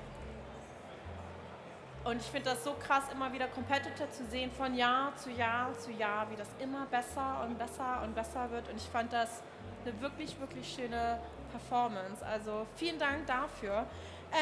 Wie bist du auf das Thema gekommen? Wie bist du darauf gekommen, dass dir das wichtig ist, das mit dem Lernen mitzuteilen? Hey, ich habe mich dieses Jahr echt schwer mit Präsentationen getan. Ja. Also, was soll mein Thema sein? Ich hatte so das Konzept, wie ich brühen will, welchen Kaffee ich habe, aber nicht, wie ich so alles zusammenbringe. Und dann habe ich mir dann irgendwann halt überlegt, ja, wie bin ich denn hierher gekommen? Woher habe ich den Kaffee? Woher kann ich ein bisschen rösten oder zusammen mit dem Dario? Ja, und so ist dann die Präsentation entstanden. Okay, du bist ja auch nicht immer Kaffeemacher gewesen, sondern du hast bei den Kaffeemachern ganz anders angefangen, ne? Genau, ich habe da einfach im Büro, ich habe BWL studiert und habe da im Büro angefangen, so mit 10% neben dem Studium. Ja, und ich glaube, man merkt immer wieder, wenn man die Geschichten der Competitor hier so hört, niemand ist auf die Welt gekommen und hat Kaffee gemacht, sondern wir sind alle irgendwie so von der Seite reingerutscht. Das hat dann Spaß gemacht. Wahrscheinlich hast du im Büro immer lecker Kaffee bekommen. Von Felix Hohlmann? Genau. Von Ben Hohlmann auch? Meistens von Felix. Meistens von Felix. Aber das ist ja auch ein immer besonderes Erlebnis. So, magst du uns noch irgendwas zu deinem Kaffee erzählen? Der klingt ja echt nach einem sehr leckeren Fruchtsalat. So mit Erdbeere, Orange, Himbeere, Pfirsich. Mega lecker. Mega lecker, okay. War das für dich so ein Aha-Moment? Der war auf dem Cupping-Table? War es was bei euch, was vielleicht sogar zu kaufen gibt schon? Oder wurde der speziell für dich ausgesucht? Der wurde speziell für mich ausgewählt. Also es waren eben zwei Kaffees auf dem Cupping-Table und ich wusste nicht welchen. Da habe ich gedacht, so, ja, probieren wir mal. Vielleicht kippen wir die mal zusammen und es ist noch besser. Und es war noch besser. Ja, Blends, Leute, ich sag's euch. Cool, so. Du hast mit Kaffee als Buchhalter gestartet, bist jetzt reingerutscht. Deine wievielte Meisterschaft ist das? Meine mit Kaffee-Tasting. Ich glaube 6. Mama oder mit 7. allem. 6. oder 7. Das heißt, du bist einige Jahre schon dabei. Und ich glaube, das hat man gemerkt. Auf jeden Fall nochmal vielen Dank für deine Performance und großen Applaus für David. So, liebe Leute, neben uns ist jetzt der Erik. Braucht ihr das Mikrofon? Und der fängt jetzt mal an und baut hier auf. Jetzt muss ich einmal schnell gucken. Guck mal. Über den Erik habe ich nämlich auch ein bisschen Infos gesammelt. Er ist schicke 22 Jahre jung und ich glaube damit der heute jüngste Competitor auf der Bühne. Allerdings ist auch er kein unbeschriebenes Blatt, denn er hat letztes Jahr bereits mitgemacht und das Ding auch gewonnen. Er ist eigentlich Masterstudent an der Uni in Göttingen und im Barista im Sundays Café in Göttingen. Er trinkt seit ca. 7 Jahren Kaffee und macht ihn selbst seit 4. Sein besonderstes Erlebnis mit Kaffee war bis jetzt die Teilnahme an der World Championship des Brewers Cups zwar in jeder Hinsicht einzigartig, obwohl er diesmal noch nicht gewonnen hat. Es ist unbeschreiblich, sich mit den Besten der Welt messen zu können und das Event live mitzuerleben. Ja, so schön es immer hier ist, mit der deutschen Community zusammenzukommen, sich auszutauschen und dergleichen, das ist kein Ding, was es nur bei uns gibt. Auch bei der Weltmeisterschaft kommen Leute aus aller Herren Länder. Ich glaube, beim Brewers Cup müssten 50 Länder dabei gewesen sein. Man tauscht sich aus, man tauscht Kaffees, man guckt, was machen denn die anderen so, holt sich Inspiration. Und es ist ein einzigartiges Erlebnis, wenn man das nicht nur vor der Bühne, sondern auch auf der Bühne und hinter der Bühne mal erlebt hat. Genau, er ist jetzt wiedergekommen, um seinen Titel zu verteidigen und noch einmal an den World Brewers Cup Championships teilnehmen zu können, die dieses Jahr übrigens im April schon in Chicago stattfinden werden. Ja, so. Er hat, glaube ich, viel Erfahrung gesammelt, inzwischen laut eigenen Worten auch ein bisschen kühleren Kopf. Aber eigentlich ist sein Ziel, die Leidenschaft für den Kaffee mit anderen zu teilen und über das Training sich noch einmal zu verbessern und wieder mit der Weltspitze messen zu können. Was er sagen möchte ist, don't expect anything, be open to everything. Open ist auch das Keyword, denn heute ist er dran mit seinem Open Service und wird den Juroren mit diesem wunderschönen, etwas weniger schlichten, dafür aber trotzdem knallig schönen Setup Kaffee servieren. Ich sehe hier schon, Leute, ey, wenn ich nur diese Farben sehe, kriege ich direkt Lust auf den Kaffee. Ich bin sehr gespannt und werde fleißig mitschreiben, was zu erwarten ist. Erik hat heute Morgen schon an der Brewbar ausgeschenkt. Hat irgendjemand die Chance gehabt, seinen Kaffee zu probieren? Manni, wie war's? Daumen hoch. Okay, dann hoffen wir, dass die Juroren ihm nachher auch einen Daumen hoch geben werden. Erik, wie alle Competitor hier auf der Bühne, verwendet in seinen Präsentationen auch Fachvokabular. Vielleicht fragen sich einige von euch, hey, wir sind in Deutschland bei den deutschen Meisterschaften, warum labern die alle Englisch? So, das Ding ist, man darf natürlich in Deutsch teilnehmen, kein Problem. Allerdings ist eine nationale Meisterschaft dafür da, den Juroren zu zeigen, ich kann mein Land bei den World Championships gebührend vertreten. Das heißt, wenn ich es auf Englisch mache, zeige ich natürlich direkt, ich kann das Spiel genauso dann in Chicago umsetzen. Außerdem ist es so, dass bei uns sehr, sehr viel im englischen Sprachraum passiert, wenn es darum geht, einen Kaffee sensorisch zu beschreiben. Ich habe hier mal ein paar Sachen aufgeschrieben, um euch das einfach näher zu bringen, vielleicht greifbarer zu machen. Folgende Dinge wird so ein Competitor euch drüber erzählen. Es geht um die Flavors, es geht um die Acidity, es geht um Body und Mouthfeel, es geht um die Sweetness und den Aftertaste. So, was bedeutet das? Das ist ganz einfach. Ich glaube, Flavors ist so das Einfachste. Wonach schmeckt der? Wie entwickelt der sich auch? Also er schmeckt zum Beispiel, wenn er heiß ist, nach Ananas und nach Orange. Aber wenn so ein Kaffee abkühlt, dann wird er vielleicht süßer und es kommt so eine Erdbeere mit raus. Und wenn er dann kalt ist, vielleicht kommen dann noch Karamellnoten dazu. Da geht es darum, dass der Competitor nicht nur sagt, wonach er schmeckt, sondern dass es möglichst akkurat ist. So, das heißt, du bekommst Punkte dafür, wenn du sagst, es schmeckt nach Ananas. Und die Juroren sagen, ja, es schmeckt nach Ananas. Dann geht es um die Acidity.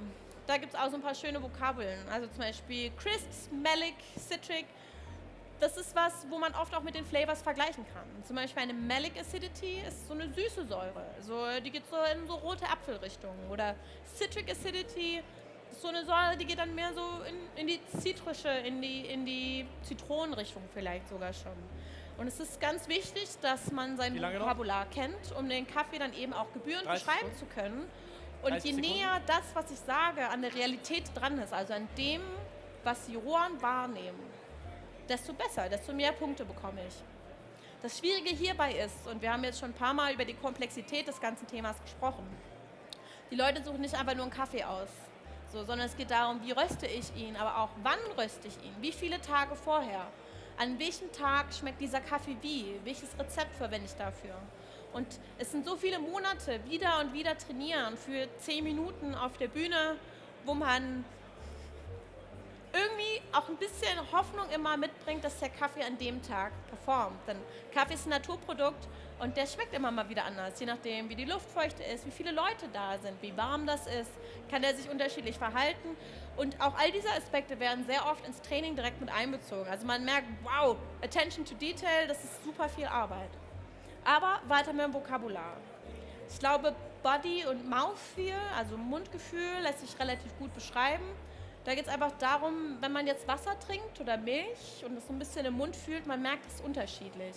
So, das heißt, Wasser ist eher leicht, aber Milch hat vielleicht eher einen cremigeren Körper, ein bisschen schwerer. Da sagen wir dann Sachen wie, es ist smooth, es ist silky, tea-like. Also wir vergleichen sehr oft auch mit anderen Getränken, mit anderen Lebensmitteln, damit das alles ein bisschen greifbarer ist. Dann geht es um die Sweetness, also um die Süße. Süß ist was wir im Kaffee sehr, sehr gerne mögen. Also sowohl im Rösten als auch im Extrahieren ist es meistens so, wir haben über die Zeit, geht die Bitterkeit hoch, die Säure nimmt ab und die Süße hat meistens so einen Peak.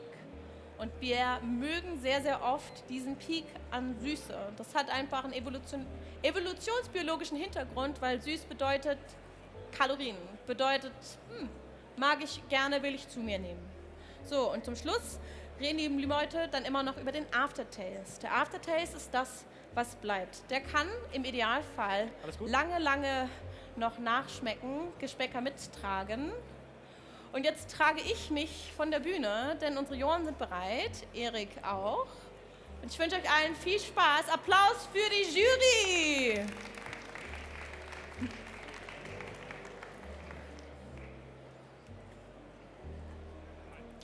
Hi there. Pleasure. Hi there. My pleasure. Hi there. My pleasure. Hi there. Good afternoon. All right.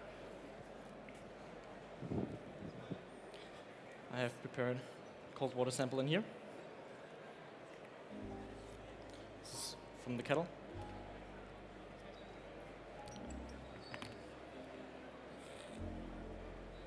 Water is the same ppm in each.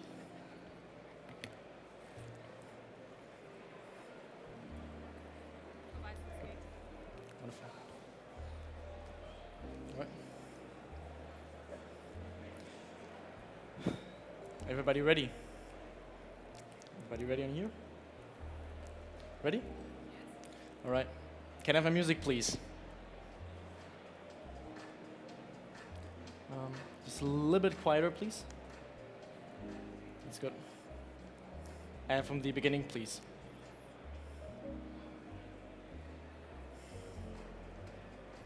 All right. Let's start with a smile, judges. This will be my time. Good afternoon. My name is Erik, and it's my pleasure and honor to brew for you today. Now, preparing for this Brewers Cup, I had to ask myself the question, when I go through the ordeal of training, researching, buying, headaches, and over-caffeination again, why compete in coffee? And well, I quickly came up with 2 reasons for that, and one of them is that I love to discover. Because discovering new aspects of coffee every single day is what once drew me into specialty coffee and keeps me invested to this day. Coffee just never gets boring for you as judges or for me as a brewer. And I found that in competing, I can make the biggest and most exciting leaps in discovery. So judges, for now, just sit back and enjoy discovering coffee with me. Because I'll mention a blend. It is a washed anaerobic geisha from Villa Holima Termoso from Colombia. This geisha is grown at 1,750 meters above sea level on volcanic soil and will bring us beautiful sweetness and complex flavors. Now for the second coffee in my blend. It is a naturally processed heirloom from Ethiopia, from the Hadeso washing station.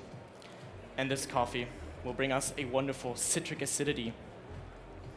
And for my third coffee, which is another geisha, but this time from El Salvador, and naturally processed from the San Antonio Villa. This coffee will bring us an amazing sweetness. Now, for the next discovery, it happened back at the roastery at Onoma in Flensburg. It is where we discovered that with their hot air roaster, we can roast for much shorter than usual. So we roasted this coffee for just 8.5 minutes, all of these coffees, sorry, and to an end temperature of all around 192 degrees Celsius. And we discovered that through such a profile, we could preserve the sparkling acidities in all of these coffees whilst developing candy-like sweetnesses right along with them. So, judges, I'm today using 10 grams of the geisha from Colombia. and I'm adding to it a total of 210 milliliters of water, which is a 1:15 ratio. My coffee today is medium finely double ground, and I'm keeping my brew water at 94 degrees Celsius, all throughout my 3 pours, all 1 minute apart, and in increments of 35 milliliters, 100 milliliters, and 75 milliliters. Now, my ratio, it balances out those wonderful sweetnesses and sparkling acidities. My brew temperature also aims at a balance of sweetness and acidity, and my pouring structure ensures a very high and even extraction, resulting in a delightful yet intense balance overall. Now, judges, for the next discovery, it was my brewing approach, and I already discovered last year that the Greccano, which you can see here, harmoniously balances out clarity and complexity through even, slow flow through its lava ribs, and agitation, as well as its aluminum ceramic-coated body and internal structure. I can brew with high, consistent extractions.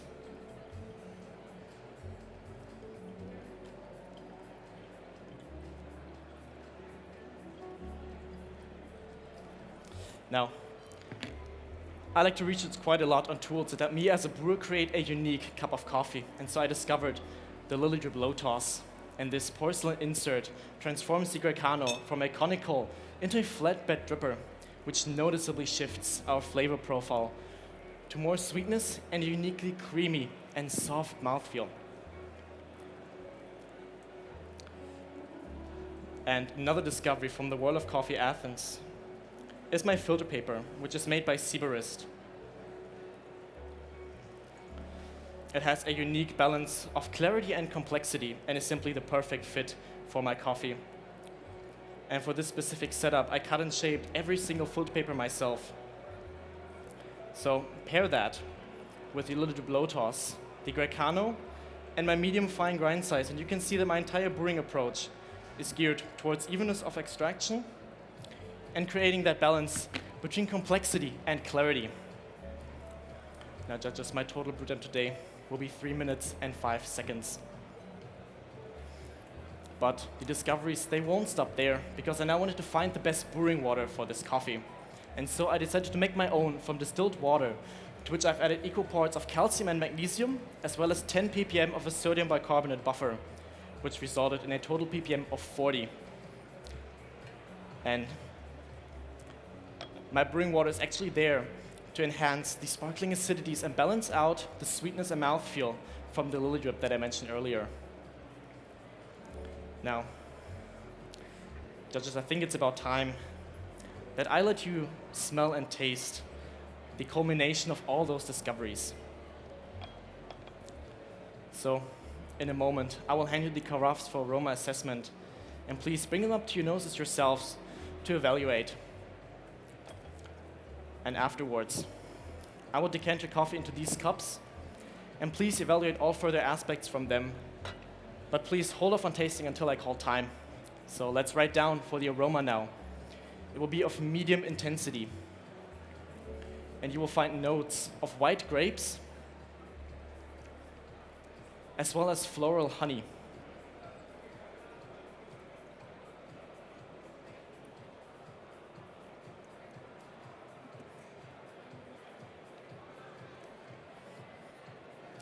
Please enjoy. Please enjoy. Please enjoy.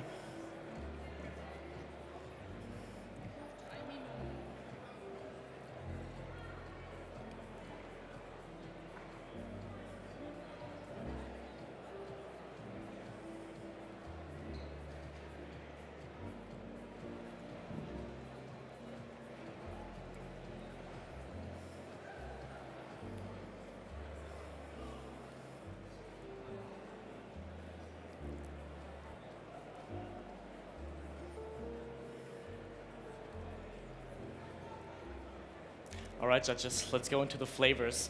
They will be of medium intensity as well, and will change from hot to cold. You will find, when hot, flavors of oranges, as well as a hint of white wine and honey.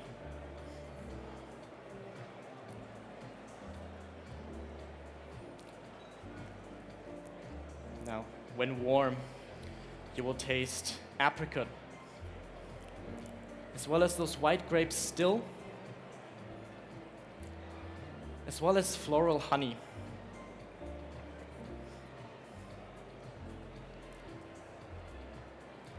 And when cold, you will taste orange blossom,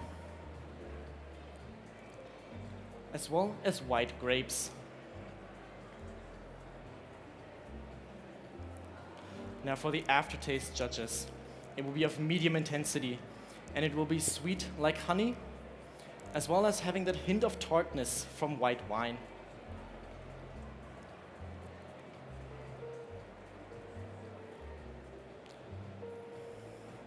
Now for the acidity, judges, it will be of medium plus intensity, and will change from hot to cold as well, with a citric quality from hot to cold, as well as a tartaric quality from warm to cold.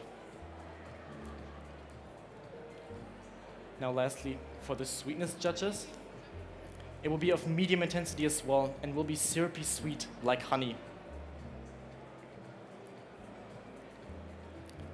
And for the mouthfeel, it will be of medium weight, and as I mentioned earlier, uniquely creamy and soft still.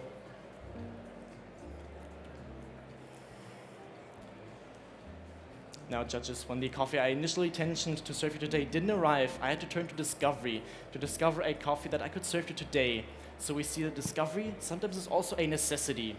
But I've told you all about my love for discovery now, because it is what fuels my love for coffee and keeps me looking beyond every single day. So, on that note, judges, I would like to invite you to discover yourselves now. And I'm quite certain that these discoveries will stay with you as long as they have stayed with me. So, on that note, judges, please do enjoy now. Time.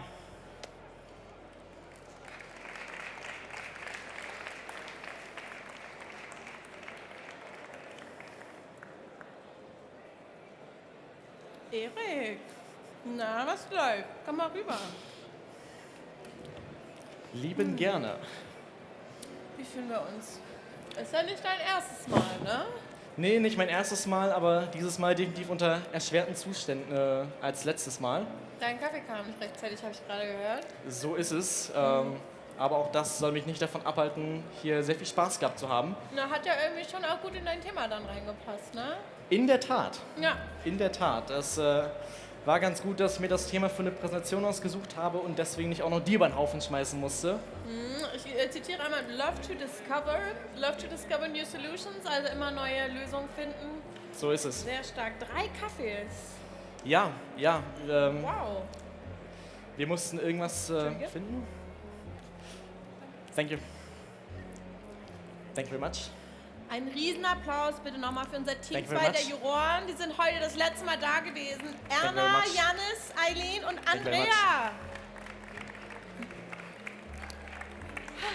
So, endlich freisprechen. Ich weiß nicht, man muss immer so drauf achten, dass man hier nichts ausplappert, was man gar nicht sagen darf. Oh. Passiert. Also etwas, was mir auch sehr im Gedächtnis geblieben ist. Du hast gesagt, du hast jedes Papier irgendwie selber gebastelt. Erzähl mal, was? Ich dachte, man geht da so in den Laden und dann sagt man, ja, okay, also vielleicht die für die dunklen Bros oder doch für die für Hemden, ja. Und Ja. dann packt man den in seinen Dripper. Aber du hast dir das nicht einfach gemacht, du hast dir was Eigenes überlegt. Nee, das war auch witzig, solange das jetzt hier funktioniert hat. Aber ich habe, wie gesagt, in Athen über Matt Winton das B3-Papier von Sybaris kennengelernt und ich bin eigentlich ziemlich sicher, dass das genau das ist, was wir auf Competitions haben wollen. Was zwar schon diesen schnellen Flow wie die Fastpapiere haben, was uns einfach erlaubt, ein bisschen feiner zu malen, krassere Kaffees zu machen, aber einfach einen Tick mehr Filtration hat, ein bisschen mehr Clarity mitgibt und so mag ich meine Kaffees einfach am allerliebsten, wenn es sehr klar und clean ist, aber auch so ein bisschen sparkling, vibrant. Okay, man merkt das, glaube ich, schon. Wir haben vorhin uns ein bisschen darüber unterhalten, wenn jemand sehr viel Leidenschaft für ein Thema hat, dann ist er eventuell ein Kaffee-Nerd. Würdest du sagen, du bist ein Kaffee-Nerd? Weil ich habe das Gefühl, ja. ich sollte vielleicht einen Teil von dem, was du gesagt hast, übersetzen. Also wir haben ja jetzt vorhin schon ein bisschen Vokabular gemacht. Was bedeutet es denn, wenn so eine Tasse clean ist? Im Grunde es sind alles Wörter, da hat bestimmt jeder eine andere Bedeutung für, aber für mich ist eine cleane Tasse, wo ich direkt beim ersten Schluck davon erkennen kann, was geht hier ab. Ja, genau. Wenn es nicht in your face alles zusammengeworfen ist, sondern wenn man einfach merkt, so ein bisschen wie bei Wein, dass es am Anfang erst eine Säure kommt, danach so ein bisschen mehr komplexe Geschmäcker, danach schöne Sweetness. Ja. Also ich weiß nicht, wie es dir geht, aber für mich ist Kaffee auch was sehr Visuelles, also auch wenn es offiziell um den Geruchs- und den Geschmackssinn geht oder auch das Mundgefühl, das Haptische da. Für mich ist ein cleaner Kaffee auch was, wo das nicht so wischiwaschi schlammig ist, sondern wo ich wirklich sagen kann, okay, ganz klar, das ist präsent, das ist präsent, das ist präsent, wo das auch nicht so ineinander überfließt, sondern wo ich das wirklich klar rausgestochen schmecken kann. Ja, einmal kurz noch zu deinem Kaffee. Wow, auch bei dir sehr, sehr viel Frucht, aber auch was Florales, White Wine, Honey, also da geht super viel ab. Sehr komplex. Was hat dich dazu bewogen, 3 Kaffees zu mischen, um dahin zu kommen? Not. Einfach ausprobiert oder? Not tatsächlich. Okay. Wir saßen am Freitag, haben Lukas, der Chef und Röster von Ono und ich, wir haben zwischen uns 5 Liter Kaffee getrunken. Oh, okay, sehr schön. Haben sehr, sehr viel probiert, weil wir mussten mit irgendwas, was bei denen in der Rösterei schon lag, was geröstet war, irgendeine Kombination finden, was man hier auf der Bühne servieren kann. Ja. Und wir sind dann schlussendlich dabei gelandet bei einem Kaffee, wo eben ein Geisha so eine Art Basis war und so ein bisschen Basis, Süße und Komplexität gegeben hat. Ja. Uns fehlte da aber ganz klar eine Säure drin. Deswegen haben wir Äthiopien mit reingenommen, weil der einfach super geile Zitrussäure hatte. So haben wir da die Säure reinbekommen und der Geisha aus El Salvador, der hat nochmal ein bisschen mehr Intensität, ein bisschen mehr Körper mit sich gebracht. Ja. Dass das Ganze am Ende zu einem Kaffee wurde, der hoffentlich überzeugt. Ja, also er klang auf jeden Fall sehr komplex und sehr, sehr lecker. Vielen, vielen Dank für deine Präsentation und nochmal großen Applaus für Erik. So, wir drehen uns nämlich jetzt einmal schon um. Hier wird wieder aufgebaut. Ich habe ja gerade eben die Juroren schon verabschiedet und das war das letzte Mal für heute. Denn wir haben 3 wunderbare Teams von Judges. Alles gut, wenn ihr nur den Wagen noch einmal kurz rüberzieht. 2 Competitor haben wir noch. 2 Teams von Judges werden nochmal auf die Bühne kommen. Und neben mir baut auf der liebe Fabian. Auf jeden Fall. Ich muss gestehen, als ich deinen Namen gelesen habe, dass du teilnimmst, war eine große, sehr, sehr freudige Überraschung. So, wo bist du denn? Sag mal. Fabio, wo bist du? Wo ist dein Text? Oh nein. Ich habe gar nichts geschrieben, glaube ich. Hast gar nichts geschrieben? Dann erzähle ich was über dich. Ein junger Mann, der auch Koch gelernt hat. Ja. Der also insgesamt ein Freund des guten Geschmacks ist. Er kommt auf jeden Fall nicht aus Hamburg, sondern aus Düsseldorf. Aus Düsseldorf. Jetzt aus Stimmt. Köln. Ha? Jetzt aus Köln. Jetzt aus Köln, okay. Also wir haben nochmal einen Kölner da. Auch du hast ein sehr, sehr schönes Setup, finde ich. Sehr nice und clean mit den Holzelementen. Tolles Hemd auf jeden Fall. Ich freue mich ganz, ganz doll. Die Juroren kommen auch schon, deswegen brabbel ich jetzt gar nicht so viel. Ja. Guck mal, Team 3, auch heute zum letzten Mal auf der Bühne. Wir freuen uns, wir bedanken uns. Ja. Ganz, ganz Riesenapplaus für unsere Jury.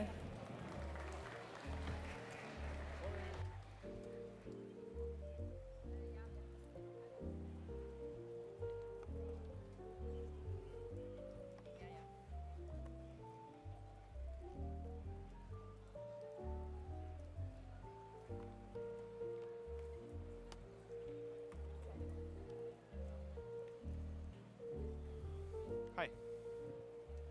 Hallo. Dankeschön. Hi. Hallo. Dankeschön. Hi. Hi.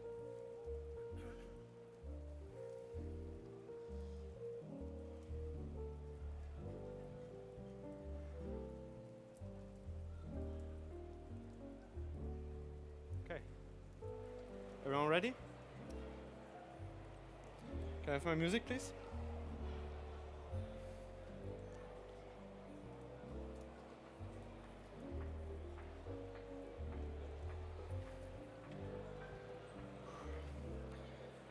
Time. Dear judges, roses are red, violets are blue. I'm not good at poetry, but can serve you a good brew. Well, to be honest, maybe I'm not the best comedian, but let me tell you, this won't be the last poetry for today. The next one I will serve you in a few minutes, but it won't be like the first poem. The next one I will serve you in a cup, because we are still at the Brewers Cup. Now, Spaß beiseite. My name is Fabio. Welcome to my brew bar. I have the pleasure to not only serve, but to show you today why I love coffee so much. Maybe like my poem did at the beginning, some coffees surprise you. Their aromas and flavors just blow your mind, and you just sit there with a smile on your face, thinking, what is this? Where am I? Is this still coffee? The coffee I will prepare for you today is one of those coffees. It's a beautiful Castillo from Norman Yusey and his farm, La Increíble, in Medellin, Colombia. At his farm, Norman doesn't only produces great coffees, but he also has a big impact for the community in La Sierra, as he's able to offer well-paid jobs at his farm. That's also why this lot is called La Esperanza, meaning hope in Spanish, because his coffee gives hope to the community. Now, this coffee was cultivated at around 1,900 meters above sea level and is an extended natural processed coffee. Extended natural in this case means that it's first oxidized aerobically for 24 hours and then fermented anaerobically for 72 hours, resulting in a really intense cup with notes of raspberry cream and red fruit. Now, I roasted this coffee just yesterday. And I roasted it on a CoffeeLogic Nano Air Roaster for 7 minutes and 20 seconds, ending up at 217 degrees Celsius with a development time of 18%. Now I chose this roaster as an air roaster. I can roast really precisely with small batches in order to get the exact flavors I want to out of my coffee. Now judges, enough time, let's get to brew.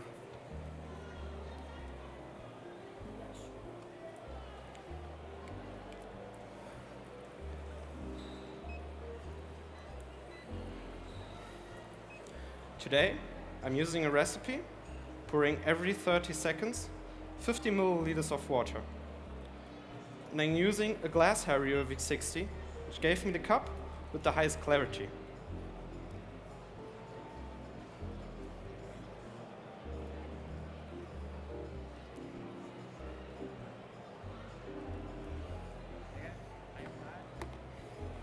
Also, I'm using a medium grind size, and I'm using 16.5 grams of coffee on 250 milliliters of water, a 1:15 ratio to push the body and let the complexity of this coffee shine.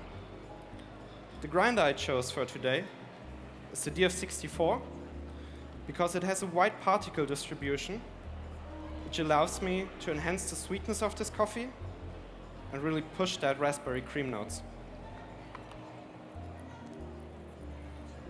Now today I'm pouring water at 92 degrees Celsius, and I'm using 2 kettles to maintain temperature stable between my stages of my brew in order to be consistent as possible between my 3 brews.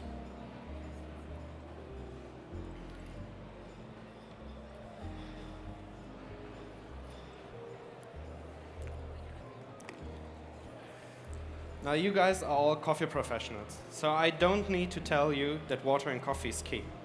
Therefore, I mineralized my own brew water. It has 200 parts per million with equal parts of calcium and magnesium and no bicarbonate. A water composition working especially well with the grinder I'm using.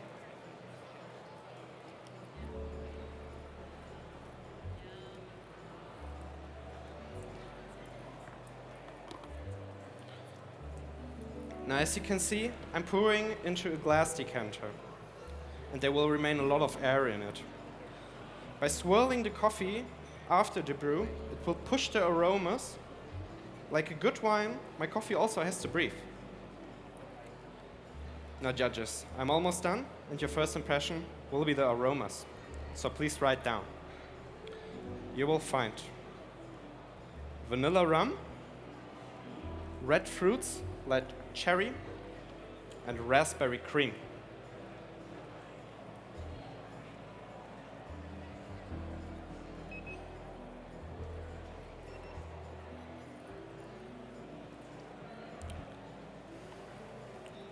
Now for instructions. I will serve you now the decanters so you can evaluate the aromas. Please swirl the coffee 3 times before evaluating the aroma. That's for you. Please enjoy. That's for you. Please enjoy. That's for you. Please enjoy.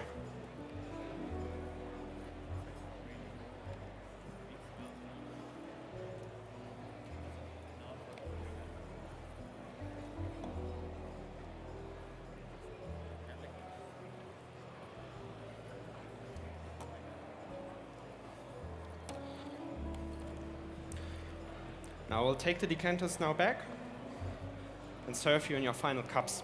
And then we're going to talk about the rest of the attributes of this coffee. May I? Thank you.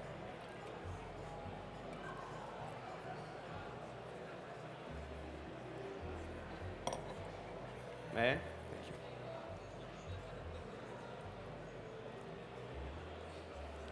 May I? Thank you.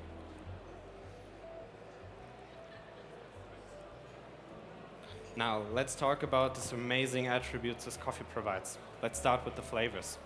When hot, please write down. You'll find raspberry cream, vanilla, and dark chocolate. When warm, raspberry, again dark chocolate, and rum raisin. When cold, raspberry, dark chocolate again, and red fruits, almost tea-like. Let's talk about the mouthfeel. The aftertaste. When hot and warm, it's sweet and long and going to be medium. When cold, it's still sweet and getting a bit more refreshing. When hot and warm, it will remind you to vanilla and strawberry. When cold, it will remind you to a red fruit tea. So how about the acidity? When hot and warm, it's going to be medium, getting a bit higher when cold. When hot and warm, it's going to be tartaric and lactic. It reminds you of cream and Concord grapes. When cold, it will be tartaric and going to remind you of blueberries. Now how about the sweetness? The sweetness is going to be medium throughout all stages of the brew and going to remind you of strawberries. Sorry. And last but not least, the mouthfeel. The mouthfeel is going to be medium. When hot and warm, it's going to be juicy and coating. When cold, still juicy, but more refreshing and just crisper and just great. I love it. Okay, judges, I'm done. I really enjoyed being here, and as you can see, poems can also be served in a cup. And that's my time.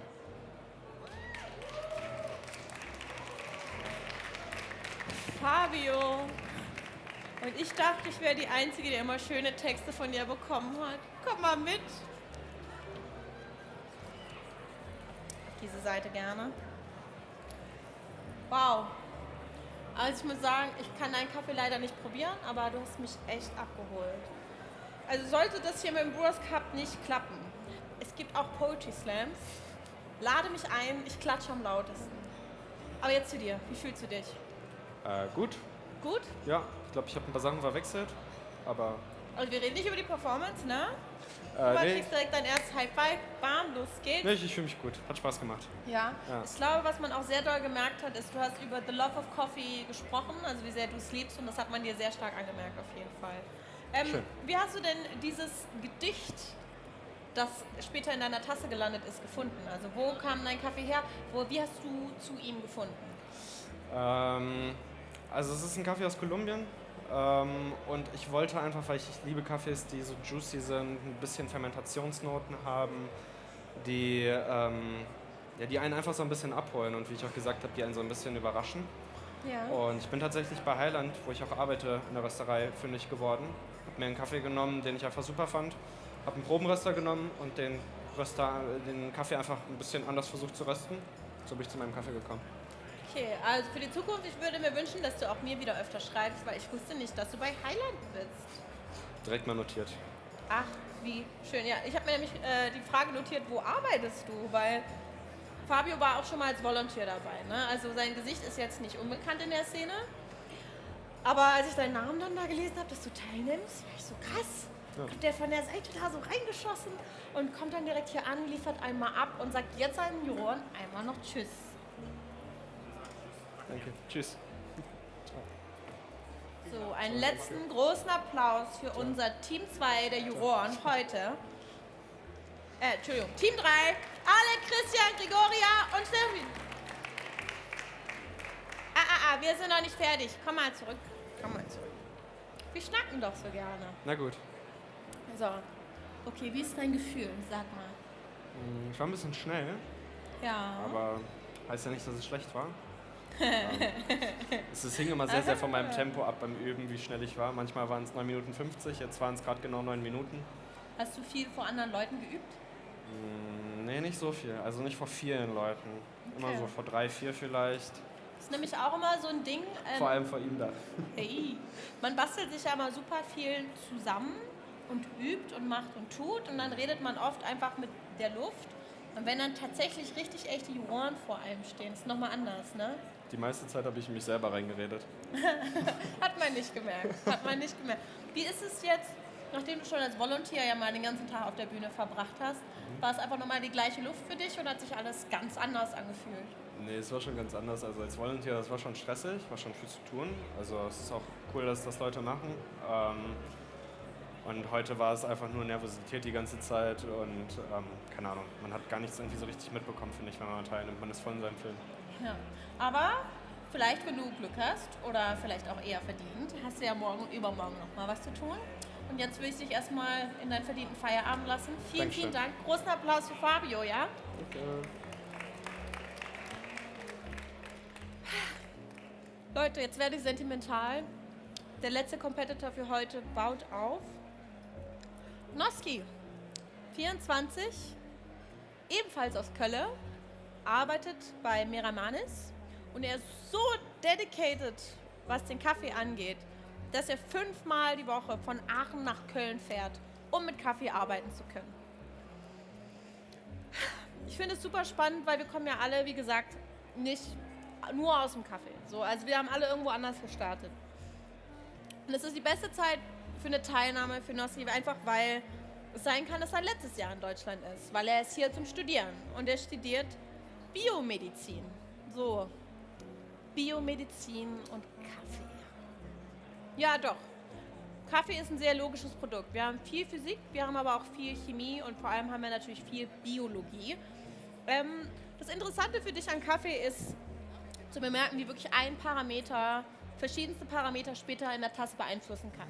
Ihr habt viele Präsentationen heute gesehen. Es wird oft darüber gesprochen, wie sich für diese Temperatur entschieden wurde, um diesen oder jenen Aspekt in der Tasse hervorzuheben. Wie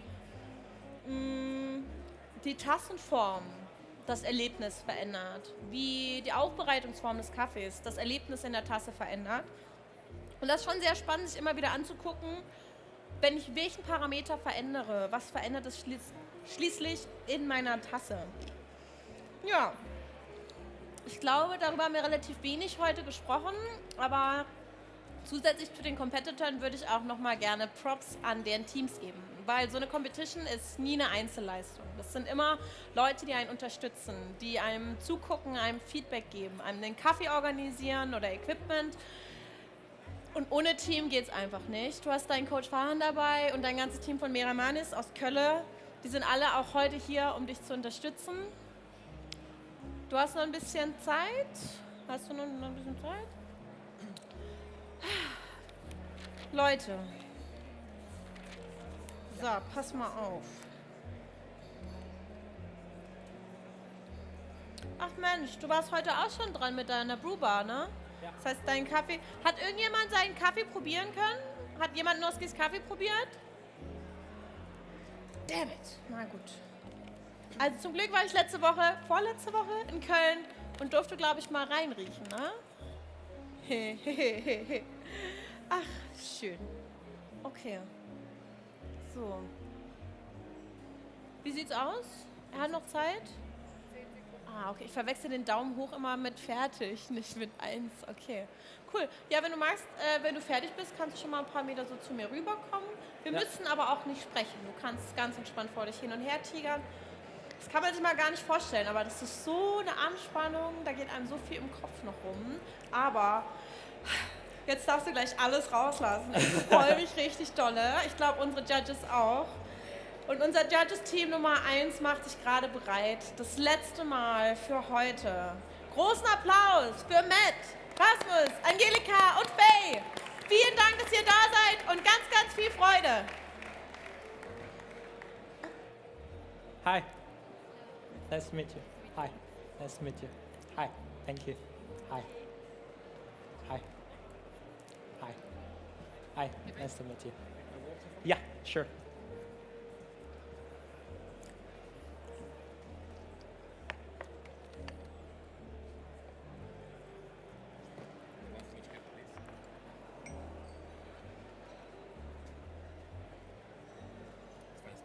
Yep.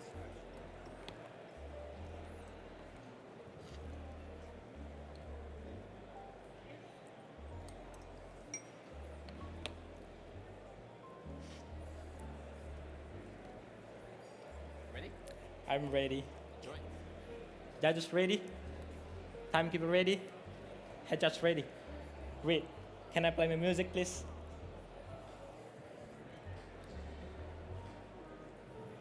Time. Hello, my friends. It's a pleasure to be here. Entering specialty coffee industry is something that I have never expected. Initially, I did not understand about the coffee at all until I entered this field. It made me realize how big this industry is. As a newcomer joining specialty coffee industry, I've always thought about the pain point. From my observation, the first thing that I'm observed is trust and friendship. Without that, there wouldn't be a connection between my team, farmer, processor, roaster, me as a barista, and you, my lovely customer. It's a lively chain that keeps this industry running well. Second is innovation. Every year, there is new and exciting things emerges in every sector. And today, I'll serve you my innovation in my sector. So, my friend, I'm going to blend two coffees from the same origin but different region in order to create a harmonious balance all the way from hot to cold. The first coffee that I'm using is Sidra variety from Finca El Diviso in Huila, Colombia. Growing in altitude 1,700 meters above the sea level with the processed hydro honey. Johan Vegara and Nestor Lasso worked together through their trust and friendship made this coffee to have such a unique flavor like a strawberry. This coffee was roasted in 8 minutes with the end temperature of 207 degrees Celsius in order to create a smooth mouthfeel and sweetness. Second coffee that I'm using is Geisha variety from Cafe Grana La Esperanza in Valle de Cauca, Colombia. Growing in altitude 1,900 meters above the sea level with the processed hybrid wash. Rigoberto and Luis Eduardo Herrera worked together through their trust and friendship made this coffee to have such unique flavor like an orange. With the processed hybrid wash made this coffee even have a smoother mouthfeel. This coffee was roasted in 7 minutes with an end temperature of 205 degrees Celsius in order to create a bright acidity. So that's why, my friend, I'm asking you, a newcomer in this industry, to brew you this coffee, as I specifically choose my farmer to choose their coffee because the trust that I put in them. Through this trust and friendship, I decided to blend 60% of Sidra with 40% of Geisha in order to create a new potential flavor, such as grape. Personally, for a newcomer like me, this kind of coffee are really suitable to draw more attention into the specialty coffee industry because of the clarity of the flavor and also sweet cup. So, my friend, as a part of innovation, I'm using one new dripper. It's UFO dripper. The main material called triton, which has thermal stability. Also, it has an 80-degree angle and 12 threads that goes to the left side. This will create auto-agitation and will make my coffee to have a good structure. To assist the dripper, I'm using Baris B3 paper filter with faster flow rate. This will create a cleaner aftertaste to my coffee. Lastly, the smeller drip. This will create a consistent agitation in every single pouring. My friends, recipe for today is 15 grams of coarse ground coffee to 250 milliliter of water. I'll divide it into 4 pouring. The first one, 40 milliliter of water to 120 milliliter. Third one, to 195 milliliter. And I will end my brewing process at 250 milliliter. The last one is temperature. I'm using 2 kinds of temperature, 80 degrees Celsius for the first and second pouring, while the third and fourth one, higher temperature, 92 degrees Celsius. This will create a long-lasting aroma to my coffee and also sweetness. The water that I'm using today contains 80 ppm mixed between magnesium and also calcium in order to create a silky body. So my friends, please write the taste note while I'm brewing my coffee.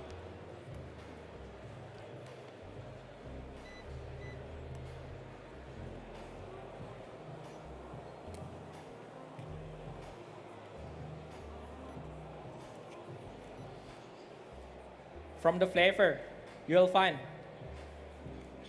a grape and strawberry, all in medium intensity.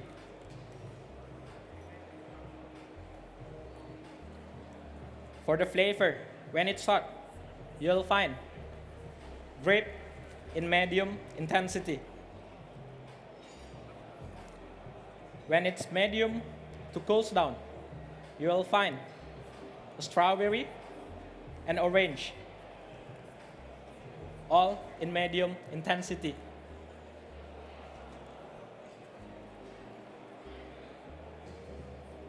For the acidity, you will find grape, all in medium intensity. When it's medium to cools down, you will find a malic acidity like a strawberry and followed by citric acidity.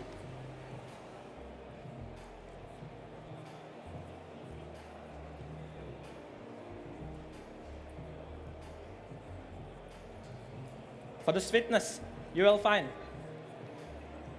a grape when it's hot, all in medium intensity. When it's medium to cools down, you will find a caramel with a hint of orange, all in medium intensity.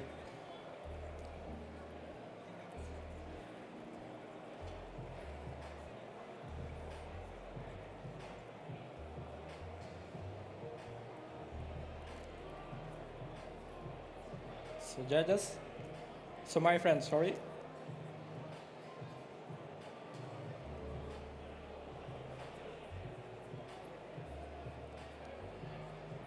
For the mouthfeel, you will find, when it's hot, a smooth body,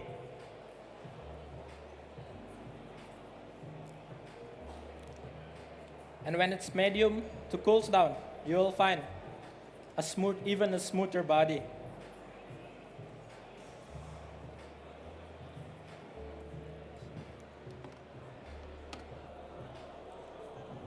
So all the way, this coffee is such a balanced coffee.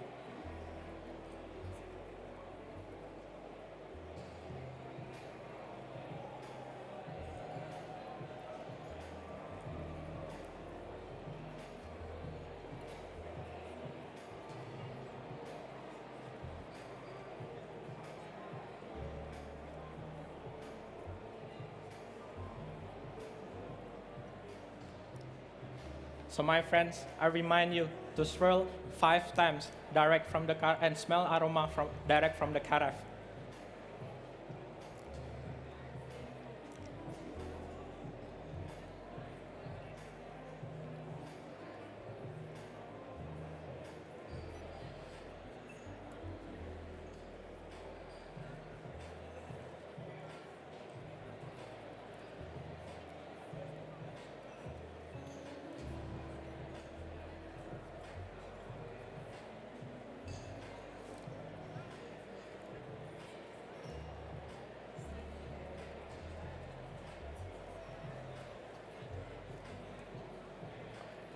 Hi, how are you?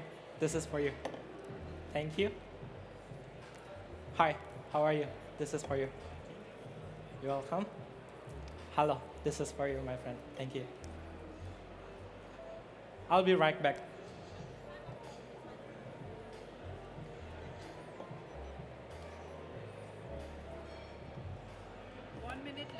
Yeah, thank you. To achieve an enjoyable experience, I'm using this origami barrel cup in order to create a smooth mouthfeel and also sweet cup. May I? Thank you.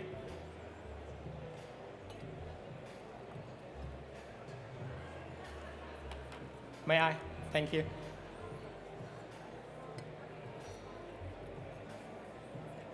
May I?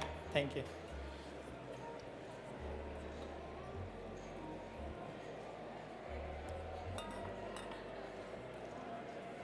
I'll be right back. Oops. This is for you. Enjoy. This is for you. Enjoy. And this is for you. Enjoy. Thank you so much and time.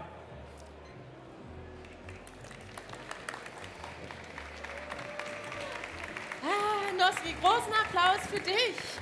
Komm mal kurz 2 Meter vor zu mir. Wie fühlst du dich? Nervös, bin zufrieden auch. Ja.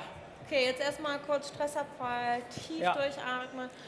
Ich muss auch sagen, ich finde es immer wieder nochmal extra Respekt für die ersten und die letzten des Tages. Ja. Ist einfach nochmal anders. Weil entweder hast du wenig Zeit, dich vorzubereiten oder du wartest den ganzen Tag. Ja, Entschuldigung. Thank you so much. Thank you so much. Thank you. Oh, sorry. Thank you so much. Thank you so much. Ja, Leute, ich würde sagen, judges. ein letztes Mal für unser Thank you. Team 1 der Juroren. And thank you. Einen richtig großen Applaus und ein fettes Dankeschön. Endlich allein. Erleichtert. Also, ich fange direkt mal an, ne? Ja.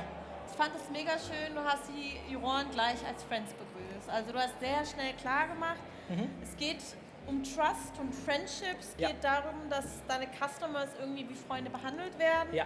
Und dass man diese Connection hat zwischen Producer, Roaster, Barista und Customer. Das ist dir wichtig. Möchtest du darüber was sagen?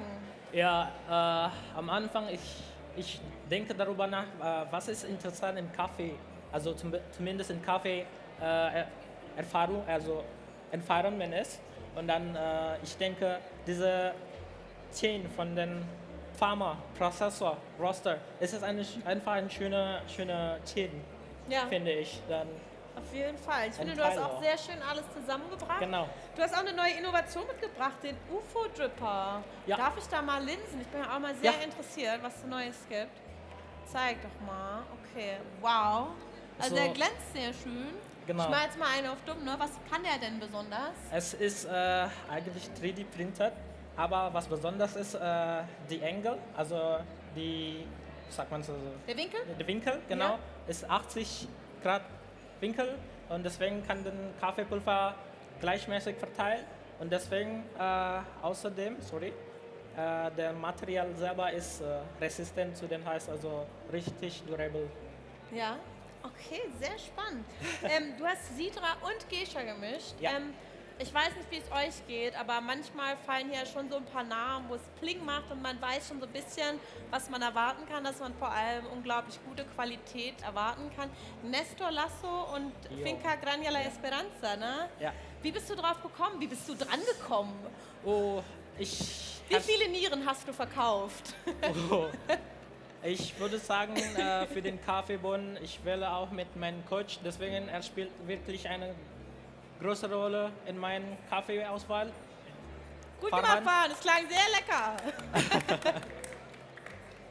Ja, also wir haben hier, ich habe mir aufgeschrieben, Strawberry, Grape, Orange, alles mit dabei, sehr fruchtig, sehr süß und juicy. Wundervoll. Hey, ganz, ganz vielen lieben Dank dir noch für deine Performance. Für unseren letzten Competitor des Tages, Noski, bitte einen riesen Applaus.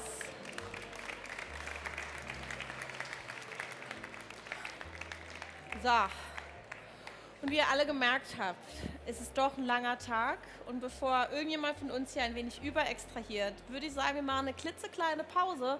Und ich schätze mal, wir sind so eine Viertelstunde circa irgendwie so wieder da. Aber ihr dürft euch auf jeden Fall auf ein ganz entspanntes Programm freuen. Wir machen ein bisschen Kaffeeklatsch, wir laden uns interessante Leute auf die Bühne ein. Wir sprechen über Kaffee, über Meisterschaften, über die Community und alles, was uns sonst so interessiert. Wir trinken einen letzten Kaffee. Und dann später gibt es auch noch die Siegerehrung. Eine genaue Uhrzeit. Entschuldigung. Du bringst mich ganz raus mit deinem hübschen Gesicht, sag mal. Also, später gibt es noch die Verkündung, wer denn von der Brewers Cup Vorrunde heute morgen weiterkommt in die Compulsory, in die zweite Runde. Wir bleiben gespannt wie ein Flitzebogen. Ich freue mich richtig, richtig doll und dann sehen wir uns einfach später alle wieder, würde ich sagen, ja? Okay, danke, tschüss!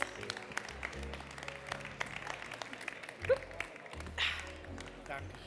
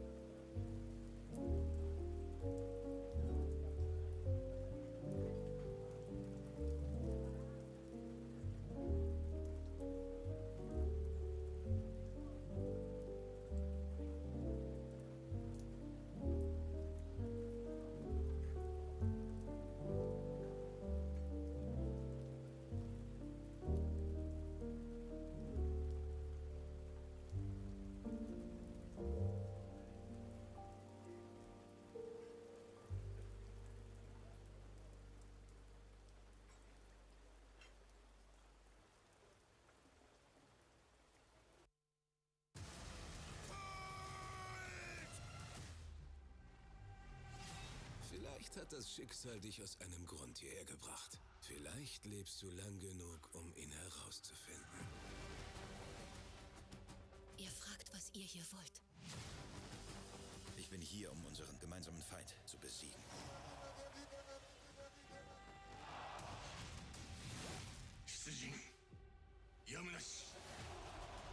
Ein Titel, weitergegeben über Generationen. Der allerhöchste Rang, den ein Sterblicher erreichen kann. Shogun.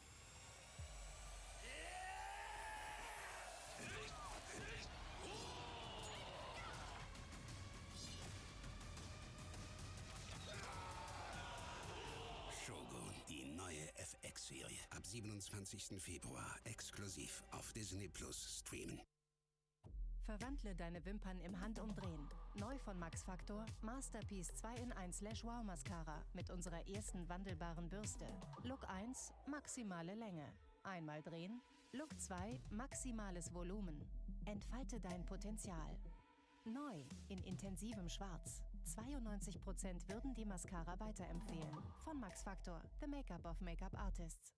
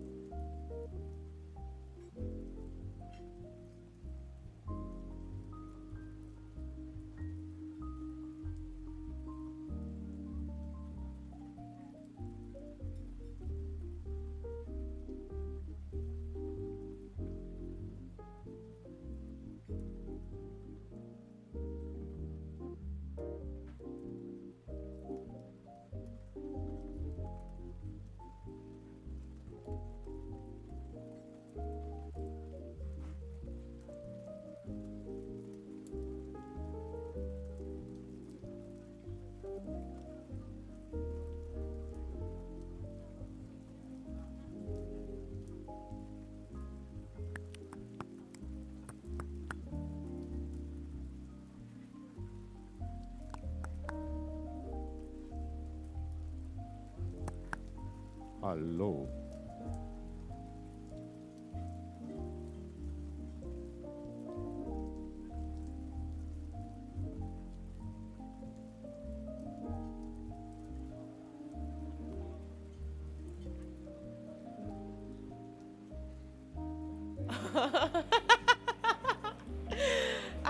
Ansgar.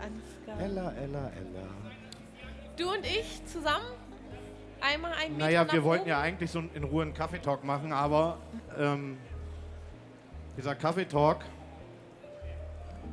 Wir machen es uns trotzdem gemütlich, würde ich sagen. Und das finde ich immer ganz faszinierend. Ich habe vorhin ein paar Präsentationen angehört und habe wirklich so gedacht, ja, wenn ich da Gast wäre, dann wäre ich an einem ganz anderen Ort. Ich finde, was du konsumierst und mit wem du es konsumierst, macht viel. Und wenn wir jetzt hier sitzen und schnacken, dann kriege ich das auch gar nicht mit. Ich stelle mir einfach vor, wir trinken imaginär irgendwie einen von diesen leckeren Competition Coffees und dann klappt das schon. Ignoriere Joachims Hintern. wir haben ja das Glück, dass an der Melitta Brew Bar noch Kaffee gebrüht wird. Einmal das Hallo an das Melitta-Team. An das Melitta-Team, die uns vielleicht sogar einen Kaffee jetzt brühen und vorbeibringen. Wer hat denn gerade Brewbar? Lass doch mal kurz nachgucken. Ja, der Lukas ist, glaube ich, noch da. Lukas von Watch House. Jo. Du brühst gerade Kaffee. Ist das richtig? Magst du uns einen Kaffee brühen? Magst du uns einen Kaffee brühen? Weißt du, was ich total schön finde? Wie viele Herzchen es so gibt in dieser Szene? Ja, das könnte man sagen, aber es ist völlig unverfänglich zu sagen, wollen wir mal einen Kaffee trinken bei dem, was wir machen, weil das ist ja unser tägliches Brot. Ich habe noch nie jemanden gefragt, wollen wir mal zusammen Kaugummi kauen, und das ist ja nun auch einfach so, also zusammen ein Kaugummi kauen, sondern es ist ja einfach... Warte, Hälfte oder abwechselnd? Hälfte. Hälfte. Ich musste gerade nachdenken, was ich sage. So nah sind wir noch nicht, ne? Aber es ist halt einfach so der Punkt, dieses gemeinsame Gut, es haben auch Teilnehmer gesagt, Kaffee ist ein Kommunikationsmittel mit Kollegen, wollen wir mal zusammen Kaffee trinken oder Konfliktsituationen. Und lass uns mal hinsetzen, Tasse Kaffee dabei. Es ist eine ganz sichere Kiste. Ich finde auch zum Beispiel, wenn man ein erstes Date hat oder wenn man sich mit Freunden trifft, mit Arbeitskollegen, wenn man ein schwieriges Gespräch vor sich hat. Ich würde tatsächlich empfehlen, nicht nur einen Kaffee trinken zu gehen, sondern man kann sich irgendwie so seinen Recap oder dergleichen schnappen und dann spazieren gehen. Und dann redet es sich immer gleich viel schöner. Hast du vor deinem ersten Date einen Kaffee getrunken? Ich habe bei meinem ersten Date. Okay, ich plaudere mal aus dem Nähkästchen, ne? Bei einem meiner ersten Dates habe ich einen Kaffee gebrüht und mitgebracht und er hat auch einen Kaffee gebrüht und mitgebracht und er arbeitet nicht im Café. Und wir haben dann so ein Brew-Off gemacht und eben den Kaffee probiert im Park irgendwie. Und das Spannende ist, mein Kaffee hat verloren, weil mein Kaffee wurde 6 Stunden davor gebrüht und war eiskalt und gar nicht mehr lecker. Und ja, darüber hat er direkt gemerkt, dass Total er mit Kaffeeprofi zu tun hat. Ja. Naja, also ich gebe zu, ich habe vor meinem ersten Date tatsächlich Schnaps getrunken, weil ich so nervös war. Aber Klassiker. das ist ein anderes Thema. Das ist ein anderes Thema. Und jetzt inzwischen kaut ihr aber Kaugummi zusammen, oder? Ja, nach 21 Jahren. Nach 21 Jahren kann man das mal machen. 22? Also ich glaube 3 Jahre noch, dann haben wir Silber Bekanntschaft und vielleicht gehen wir dann mal einen Schritt weiter. Ist ja noch eine Beziehung auf Probe. Man muss ja lange üben. Man muss lange üben und doch, man kann gut werden. Sag mal, hast du dich hier auf der Messe eigentlich mal umgeschaut? Ich habe von einem halben Meter Höhe aus in viele schöne Gesichter geguckt und mir auch da drüben ganz leckeren Kaffee geholt. Messe? Wir sind auf der gleichen Messe. Okay. Wieso? Ich habe vom halben Meter Höhe in viele schöne Gesichter geschaut. Naja, also das ist für mich so ein halber Meter, Ah, oder? okay, ja. Und ja. wenn man dann da so steht... Du meinst die Zuschauer hier und alles? Ja, genau. Ich wollte eigentlich Komplimente verteilen, hat aber scheinbar nicht so gut geklappt. Doch, hat sensationell geklappt, muss ich ganz klar sagen. Und viele fühlen sich auch einfach angesprochen. Sag mal, du hast vorhin gesagt, ja, morgen findet, also hier ist ja heute die Vorrunde gewesen, morgen findet Compulsory statt. Was ist Compulsory? Wo kommt der Name her? Also Compulsory, man muss dazu sagen, ich bin kein Brewer, ne? Also alles, was ich sage, ist absolut ohne Gewähr. Aber ich finde das Schöne, Compulsory ist für mich die Aufgabe, die sehr nah an deinem Barista-Alltag dran ist. Einfach aus dem Grund, was passiert? Du arbeitest, dein Chef, keine Ahnung was, kommt an hier, ich habe einen neuen Kaffee, dann musst du den einstellen. Dann musst du aus dem Kaffee, den du noch nicht kanntest bis dato, das Leckerste rausholen.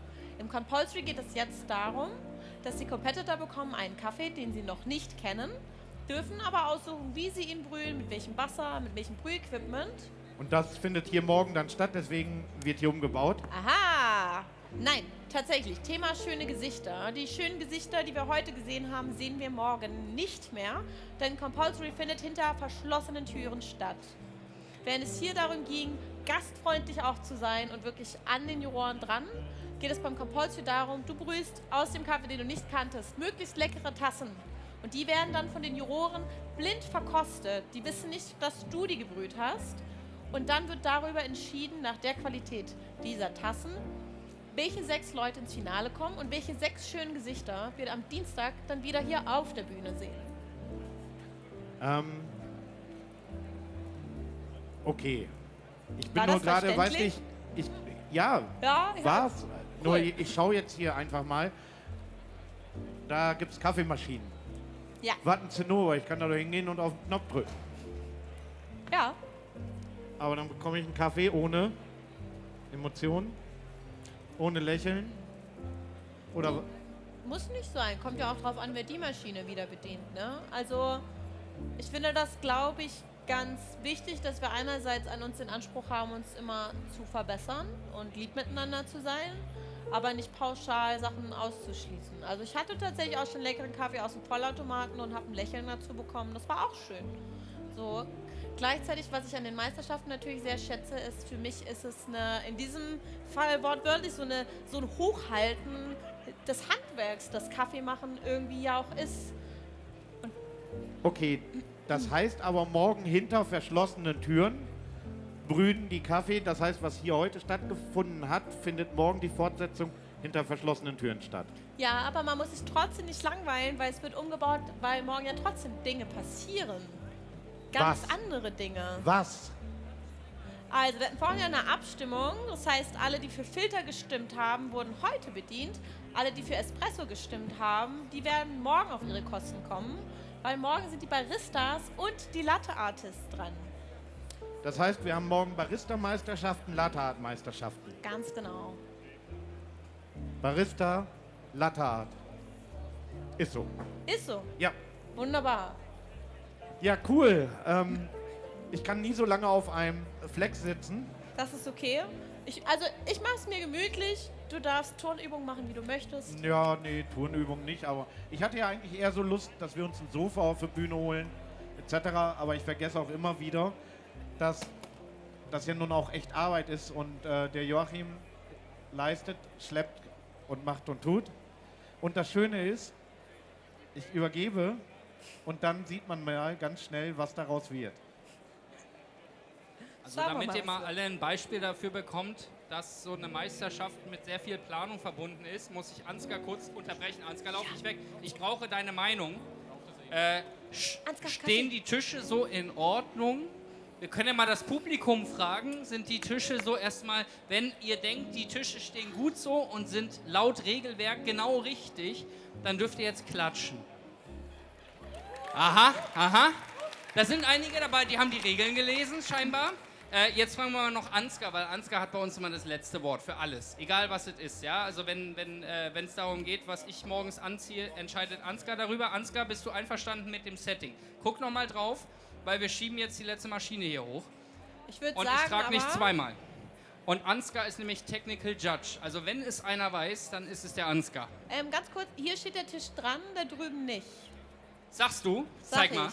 Hier. Der Tisch steht hier nicht dran. Ja, das kriegen wir noch hin. Das Ding ist, dass man muss ja auch dazu sagen, ihr seid ja Profis, ne? Barista Attitude seit einigen Jahren jetzt am Start, ihr habt das schon ein paar Mal gemacht, ne? Komm, das sehe ich dir doch an, Tobi. Tobi ist Profi, definitiv. Tobi ist Profi. Also die Vokale sind ja auch die gleichen, in Profi und in Tobi. Alles klar. Ach, okay, also, Ella, du erzählst ein paar Witze und wir bauen noch ein bisschen um. Miau, miau. Ich möchte nicht das Mikro, kannst du mir hochhelfen? Ach so. Ach so. Ha! Ah. Dankeschön, Dankeschön. Okay. Ich mag lieber warmen Kaffee als kaltes Wasser. Wir haben schon angefangen darüber zu sprechen. Heute war Brewers Cup. Hattet ihr Spaß? Wollt ihr mal eine Runde applaudieren, wenn ihr Spaß hattet? Ja, würdet ihr sagen, ihr habt was gelernt irgendwie? Irgendwas für euch mitgenommen? Ich habe was gelernt. Du hast Also, was gelernt? Aha. ich muss mal ganz kurz, es hören ja keine Juroren zu. Normalerweise darf man das nicht machen. Es ist so eine Regel, dass man keine einzelnen Teilnehmer hervorhebt, wenn sie Juroren, please close your eyes now. Oder ich rede auf Deutsch und ganz schnell, die hören das gar nicht. Your ears, not your eyes. Double Time Rap, los geht's. Also, pass auf. Also, was ich richtig geil fand, war einfach der Vortrag über das Layering von Luthfan. Punkt. Fand ich geil. Joachim, weißt du, das Schöne ist ja, Dienstagabend kannst du auf dein Instagram-Profil gehen und ein 2-stündiges Video veröffentlichen, wo du einfach alles sagst. Ich hab alles, keins. was du gut fandest. Du hast keins, okay. Also nur ein Fake, aber den kennt keiner. Wenn du möchtest, mache ich extra einen YouTube-Kanal, wo du dann 2 Stunden berichten kannst. So, zurück zum Ernst des Lebens. Wir bauen hier um. Warum? Zu viele Dinge. Okay. Wen hole ich mir dazu? Da wird sehr schnell in andere Richtungen geguckt. Kathi, es ist wie im Zirkus. Wenn man wegguckt, wird man aufgerufen. Darf ich dich bitte einmal auf die Bühne bitten? Applaus für Kathi! So, Hamburg-Love. Come on. Das ist dein Mikro. Hallo. Kathi, schön, dass du da bist. Hast du von heute irgendwas mitbekommen vom Brewers Cup so ein bisschen? Ja, also ich habe heute Morgen zu Hause schon ein bisschen den Livestream geguckt. Und dann habe ich im Zug hierher schon ein bisschen was gesehen und jetzt die letzten 2, 3 Performances hier vor Ort. Sehr schön. Und was sagst du?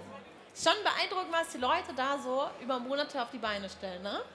Ja, absolut. Also Brewers Cup ist ja einfach auch nochmal eine andere Herausforderung als Barista oder Latte Art. Auf jeden Fall. Also. Gibt es irgendeinen Kaffee, wo du sagst, der wurde so toll beschrieben, den will ich auf jeden Fall gerne probieren?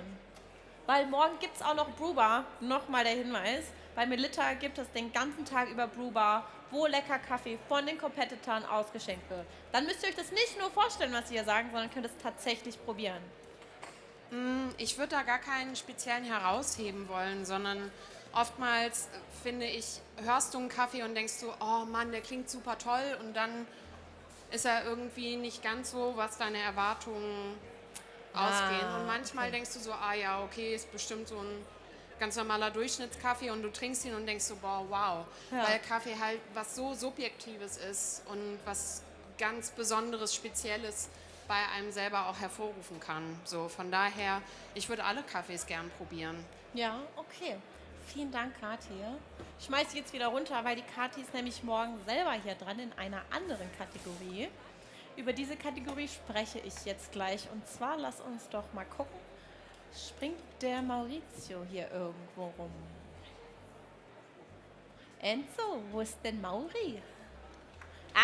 Maurizio, kommst du einmal zu mir? Wenn du weiter so lachst, musst du auch wieder auf die Bühne. Komm Hallo, gerne Elha. einmal mit mir rum. So.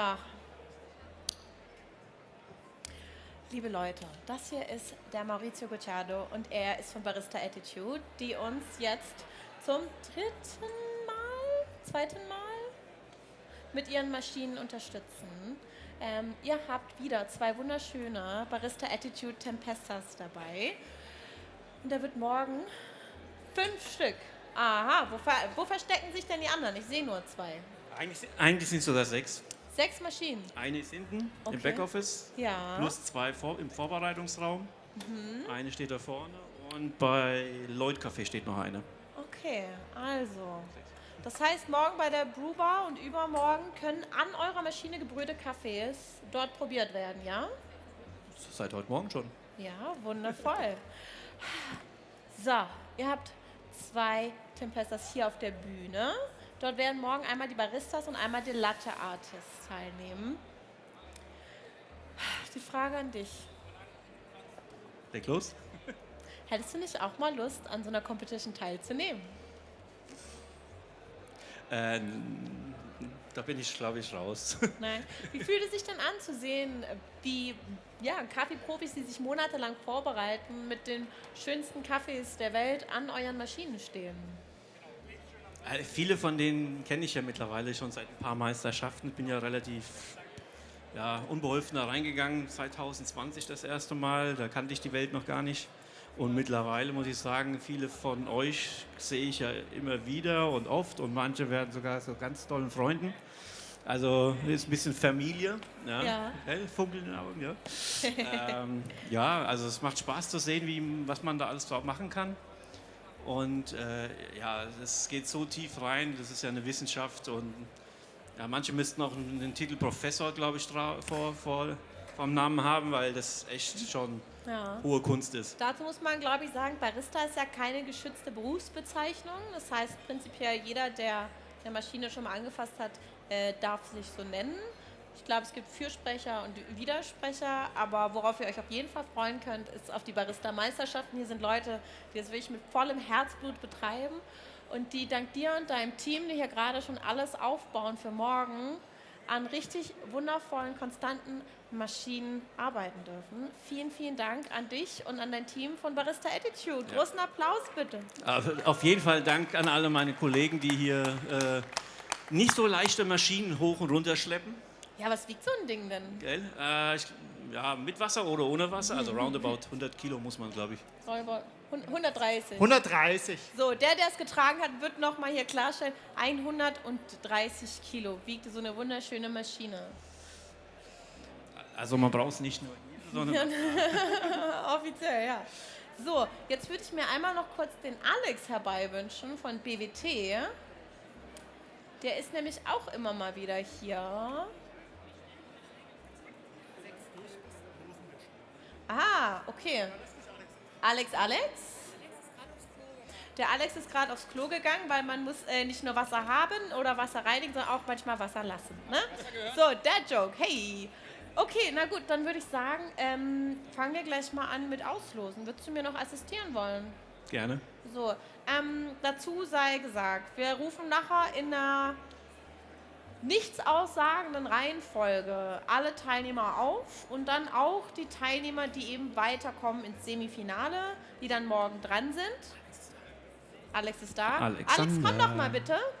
So, weil wir jetzt aber natürlich noch gar nicht wissen, wer alles weiter ist, losen wir jetzt einmal eine Runde für andere Meisterschaften aus. Und zwar geht es ums Rösten.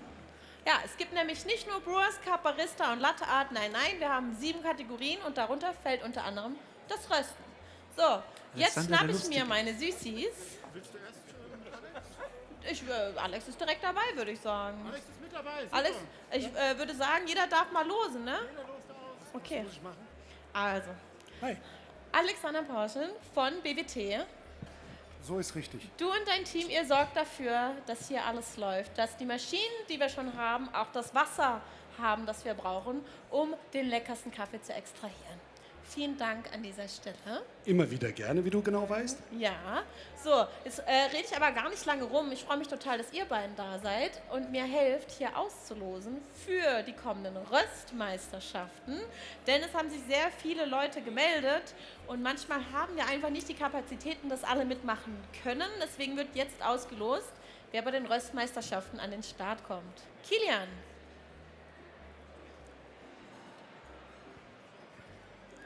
Hallo, so, wir machen das wie folgt. Ich habe hier 2 Losgefäße.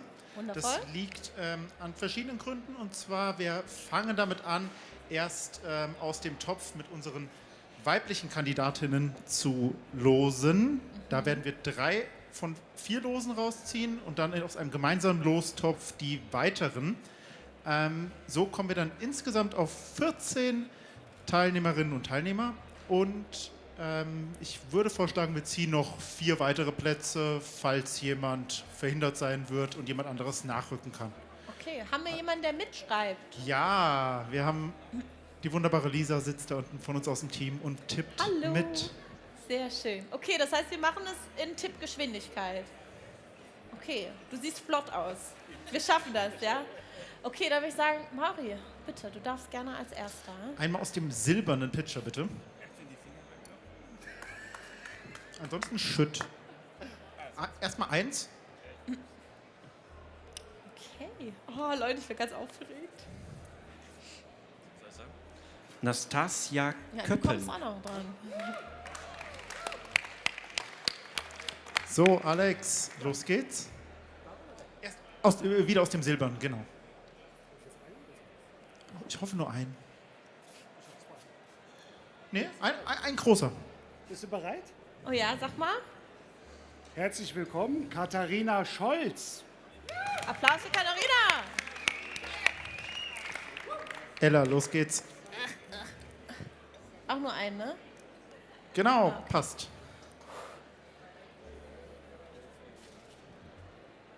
Maria Manachina ist auch dabei. Wunderbar. Ich leg die hier hin, ja? Wunderbar. Okay. Ach Leute, mit euch beiden mal auf einer Bühne. Was für ein Träumchen. Ich weiß genau, warum ich mich beworben habe.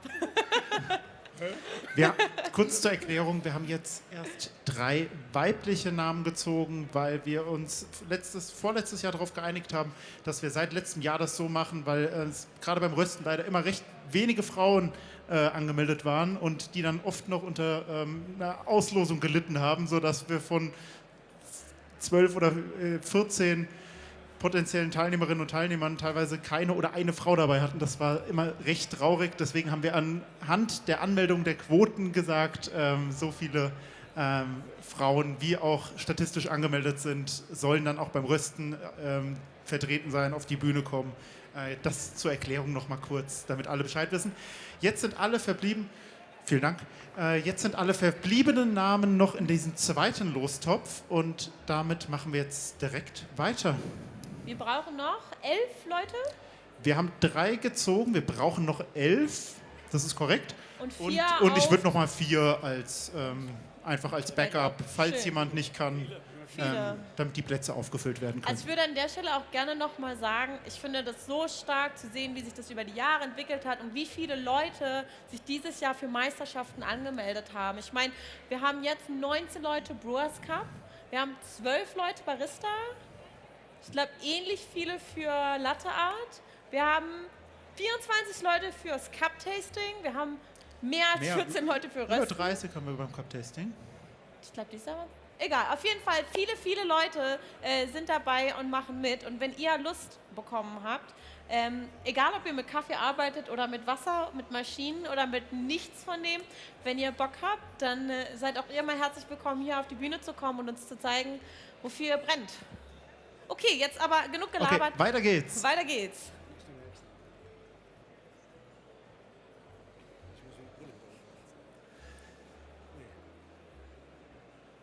So, sind die überhaupt alle hier?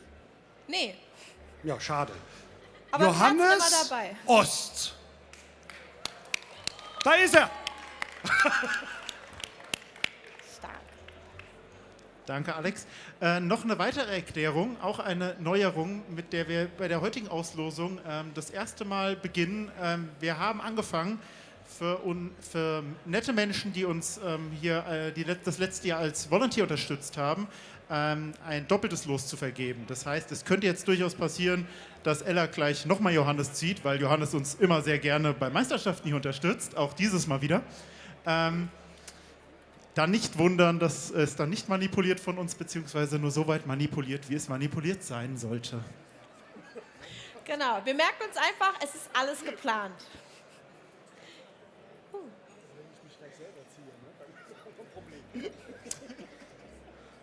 Auch mit dabei bei den diesjährigen deutschen Röstmeisterschaften Oliver Hilden.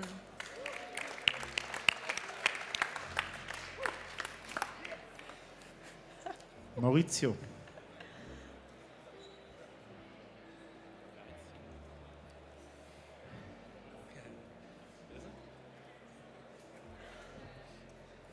Carlo Graf Bülow.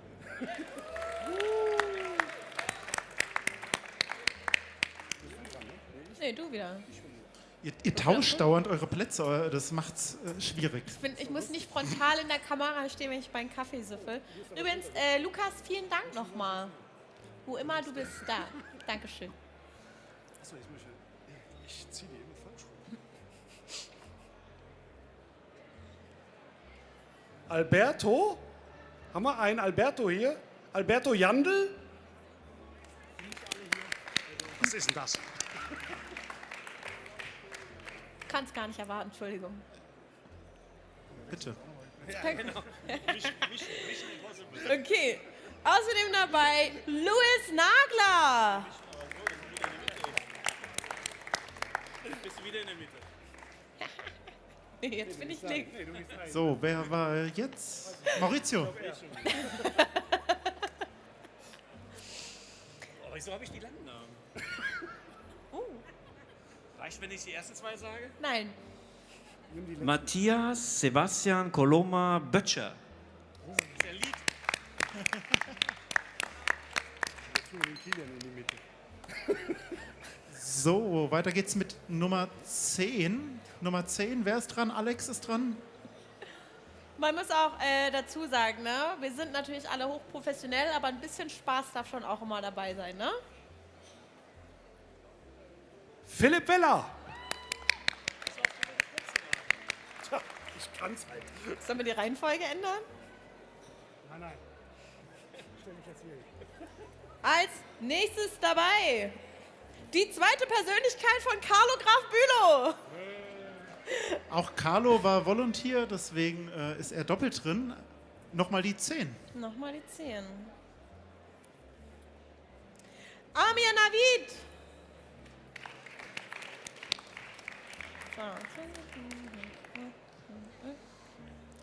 Bitte schön. Noch 3, ne? Weiß ich nicht. Ist das so? Ich glaube schon. Der muss ja jetzt noch wählen. Du machst den letzten. Darf ich? Möchtest du? Ich bitte darum, dass du den letzten. Johannes Ost. Auch den hatten wir schon. Nochmal. Ihr die seht, 10. Leute, es lohnt sich, Volunteering zu machen. Immer.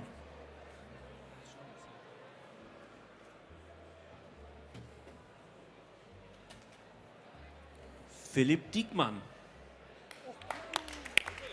Was? 3. Okay. Wir haben. Wir haben 12, wir brauchen noch 2. Das heißt, Alex noch einen und Ella noch einen. So machen wir das. Sehr schick.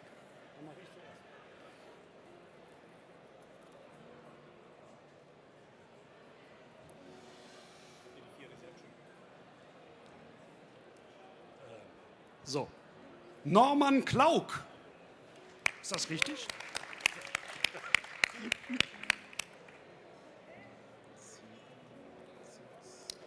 So. Und die letzte Person, Nummer 14, die teilnehmen darf an den Deutschen Röstmeisterschaften 2024.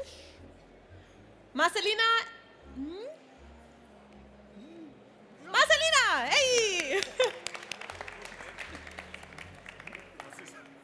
So, jetzt noch die 4 Nachrückplätze.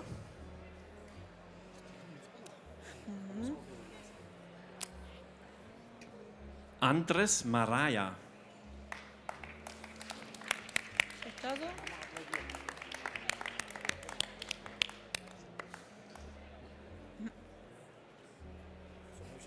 Nee, gar nicht. Ich bitte darum. Nee, sollen wir zusammen? Ich habe gezogen und du liest. Felix Hohlmann!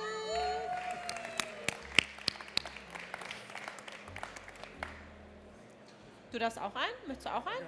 Ich darf auch einziehen. Ja, wir brauchen 4, ne?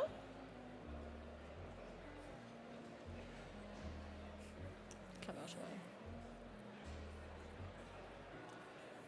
Erneut Louis Nagler. Der kommt beiseite. Ich leg's wieder rein.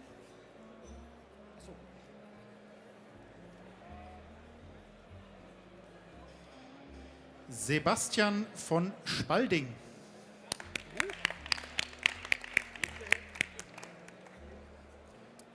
So, und noch ein letzter Nachrückplatz. Nachrückplatz.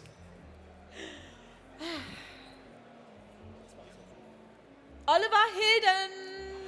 Auch den haben wir schon. Ja, das stimmt. Noch ein Nachrückplatz. Noch ein. Mensch, Leute, wir gehen heute alle Zettel durch. Oh! Nachrückplatz unser zweifacher Meister André Kierberg. Wunderbar. Schön, das war das.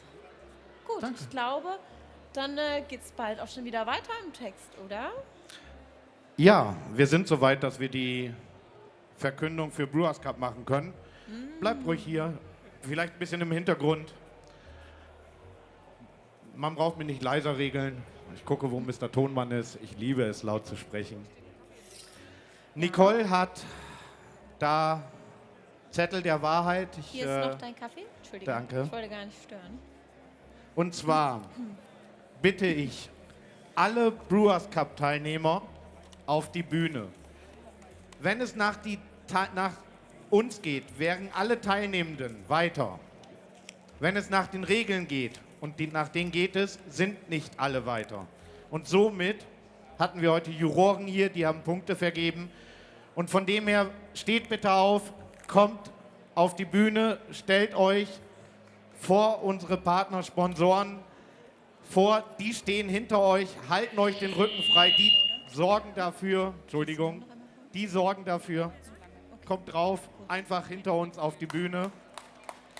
Dieser Applaus gilt euch, ihr habt den ganzen Tag gemacht, getan. Ich schaue, ob ich irgendwo Sinan sehe, wo wir uns hinstellen dürfen. Ich weiß das nie. Ich bin es nicht gewohnt, dass es überhaupt eine Kamera irgendwo gibt. Da ist die Kamera. Da darfst Da? du hinlächeln. Ah, das heißt, ich darf hier einfach so stehen bleiben. Also am besten haben wir die Anweisung zwischen die beiden Poller. Das Hier? ist auch nicht verdeckt und man sieht dich gut. Sinan. Und ich habe heute nicht Kilian gesagt. Noch nicht einmal. So. Ja, wie es so ist. Okay, Ella. Was für ein wunderschöner, bunter Haufen Leute, oder? Ey, also ich weiß, ihr habt schon wirklich viel geklatscht heute, ne?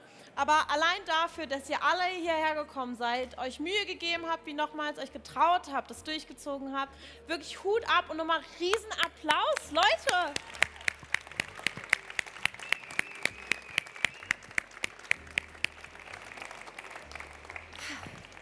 So, bevor ich jetzt sage, okay, alle Volunteers mit auf die Bühne. Die Volunteers arbeiten im Hintergrund nicht noch und das möchte ich jetzt nicht unterbrechen. Bevor ich sage, alle Juroren mit auf die Bühne, wie es halt häufig irgendwo ist, die haben genug getan, die sind überkoordiniert. Und vor allen Dingen die Zeit. Die liebe Zeit. Von dem her Kurze hat Frage. die liebe Nicole eine Liste, aber du darfst mich jederzeit unterbrechen. Entschuldigung, ich wollte nur einmal kurz fragen. Alle diese wunderbaren Juroren, die wir heute hatten, die sehen wir doch auch nochmal wieder, oder? Korrekt. Okay, das heißt, darauf können wir uns auf jeden Fall freuen. Bitte weiter. Die sehen wir alle nochmal wieder. Ich würde jetzt einmal das Mikrofon liebt dich. Das muss irgendwann auf Gegenseitigkeit beruhen. Nicole, du hast im Hintergrund und nicht nur heute, sondern mehrere Jahre so viel gemacht, gemanagt, Listen und geguckt und double gecheckt und hast du nicht gesehen. Ja, wir haben jetzt die letzten Monate immer mehr abgegeben. Aber ganz klar, das ist dein Part zusammen mit Ella. Viel, viel Spaß. Komm ran.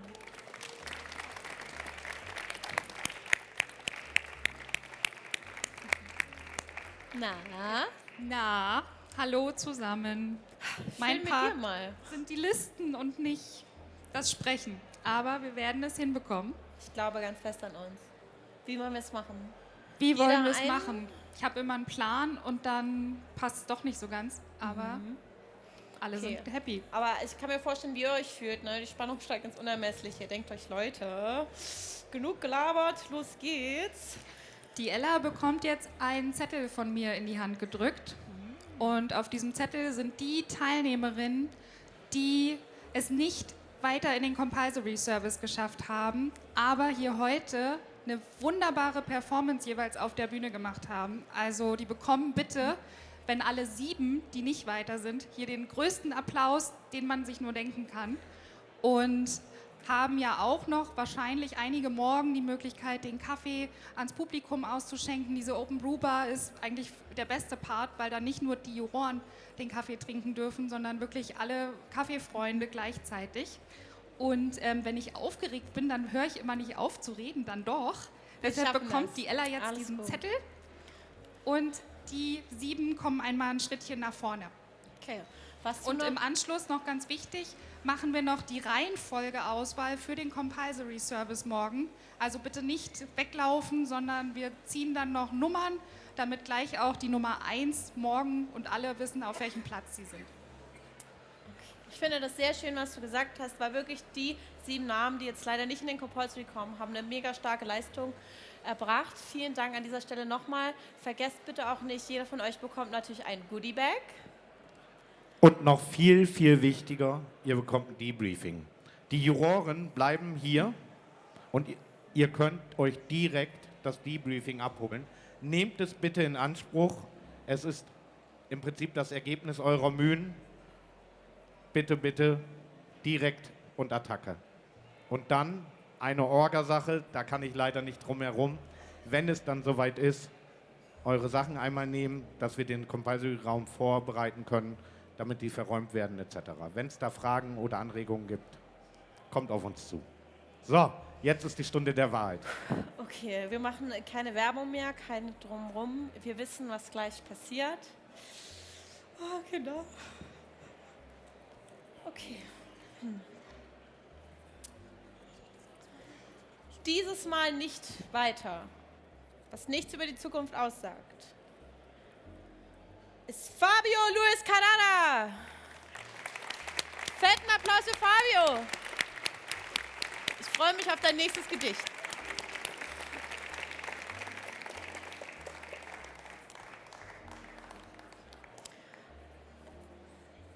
Nummer 2. Niklas Casado Bernal. Großen Applaus bitte.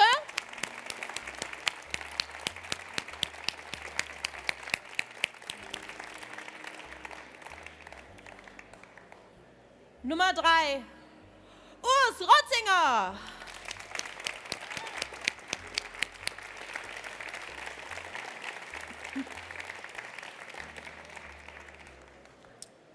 Nummer 4.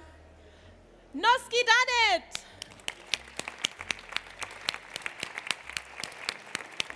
Ihr dürft sehr gerne, wirklich, kommt vor. Ihr habt das so großartig gemacht, Leute. Ihr müsst euch da gar nicht an die Seite drängen.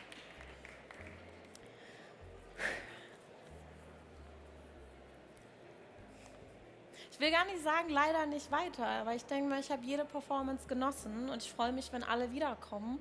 Und wirklich nehmt das Debriefing wahr. Es gibt nichts, was euch noch weiterbringen kann als ehrliche Kritik von Leuten, die sich tagtäglich damit auseinandersetzen. Als nächstes Debriefing sich holen darf Kadia Nadia.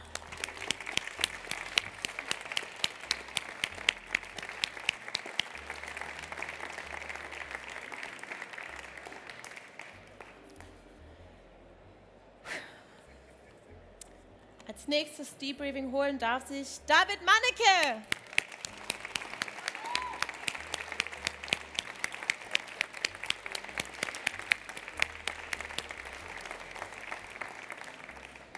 So, und ich möchte wirklich, dass ihr gleich nicht ausrastet für all die Leute, die morgen weitermachen, sondern wirklich nochmal für die Personen, die sich so viel Mühe gegeben haben, heute hier dabei zu sein. Und das war unter anderem auch Alexander Schagnovic.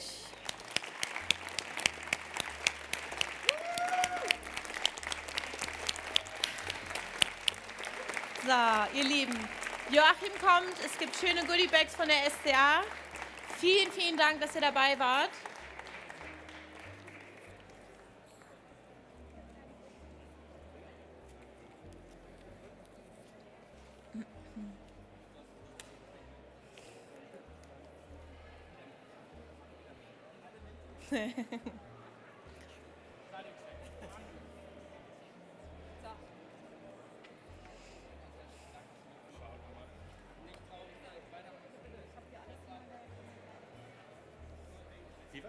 Wenn nicht dieses Jahr, dann eben im nächsten Jahr. Ja? Wieder mitmachen. Ganz herzlichen Dank, dass du mitmachst.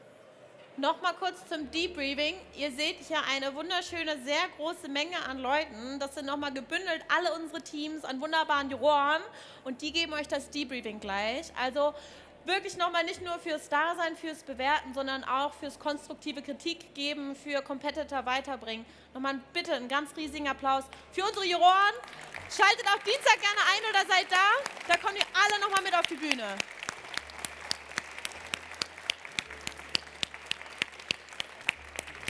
So, deine Listen, liebe Nicole. Compulsory losen wir heimlich da hinten aus, weil das ja blind für die Juroren ist.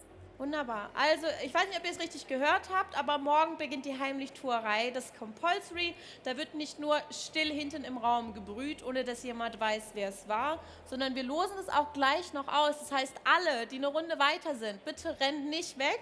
Lasst euch noch auslosen, dass ihr auch wirklich die richtige Zeit für morgen habt. Ja, ich würde sagen, ich habe mir heute den Mund fusselig geredet. Das war super schön mit euch allen. Vielen Dank nochmal an alle, die beteiligt waren, an alle Volunteers, Judges, an alle von der SCA, unsere Sponsoren. Das war mega schön. Ich würde Ansgar nochmal das Wort geben, denn er schaut mich sehr erwartungsvoll an. Aber ich würde für heute wahrscheinlich einfach Tschüss sagen. Normalerweise würde ich jetzt sagen, ich schließe mich dem an. Vielen, vielen Dank ans Publikum, aber alle drumherum. Vor allen Dingen vielen, vielen Dank an die Teilnehmer. Sensationell. So viele Teilnehmer, die letzten Jahre hatten wir nicht. Es ist nichts passiert. Hallo, wir sind noch vor der Zeit. Keiner kehrt uns hier raus. Lass uns gemeinsam hier auf der Messe irgendwo noch ein Bier trinken, eine Zigarette rauchen gehen, nachdem wir im Stillen die Reihenfolge ausgelost haben. Ihr wisst warum im Stillen, damit wir die wissen, aber nicht die Juroren. Euch einen schönen Abend. Genießt noch die letzten Minuten. Lass uns das noch ein bisschen rauszögern. Lass uns irgendwo noch ein Bier trinken gehen. Bis morgen. Ciao.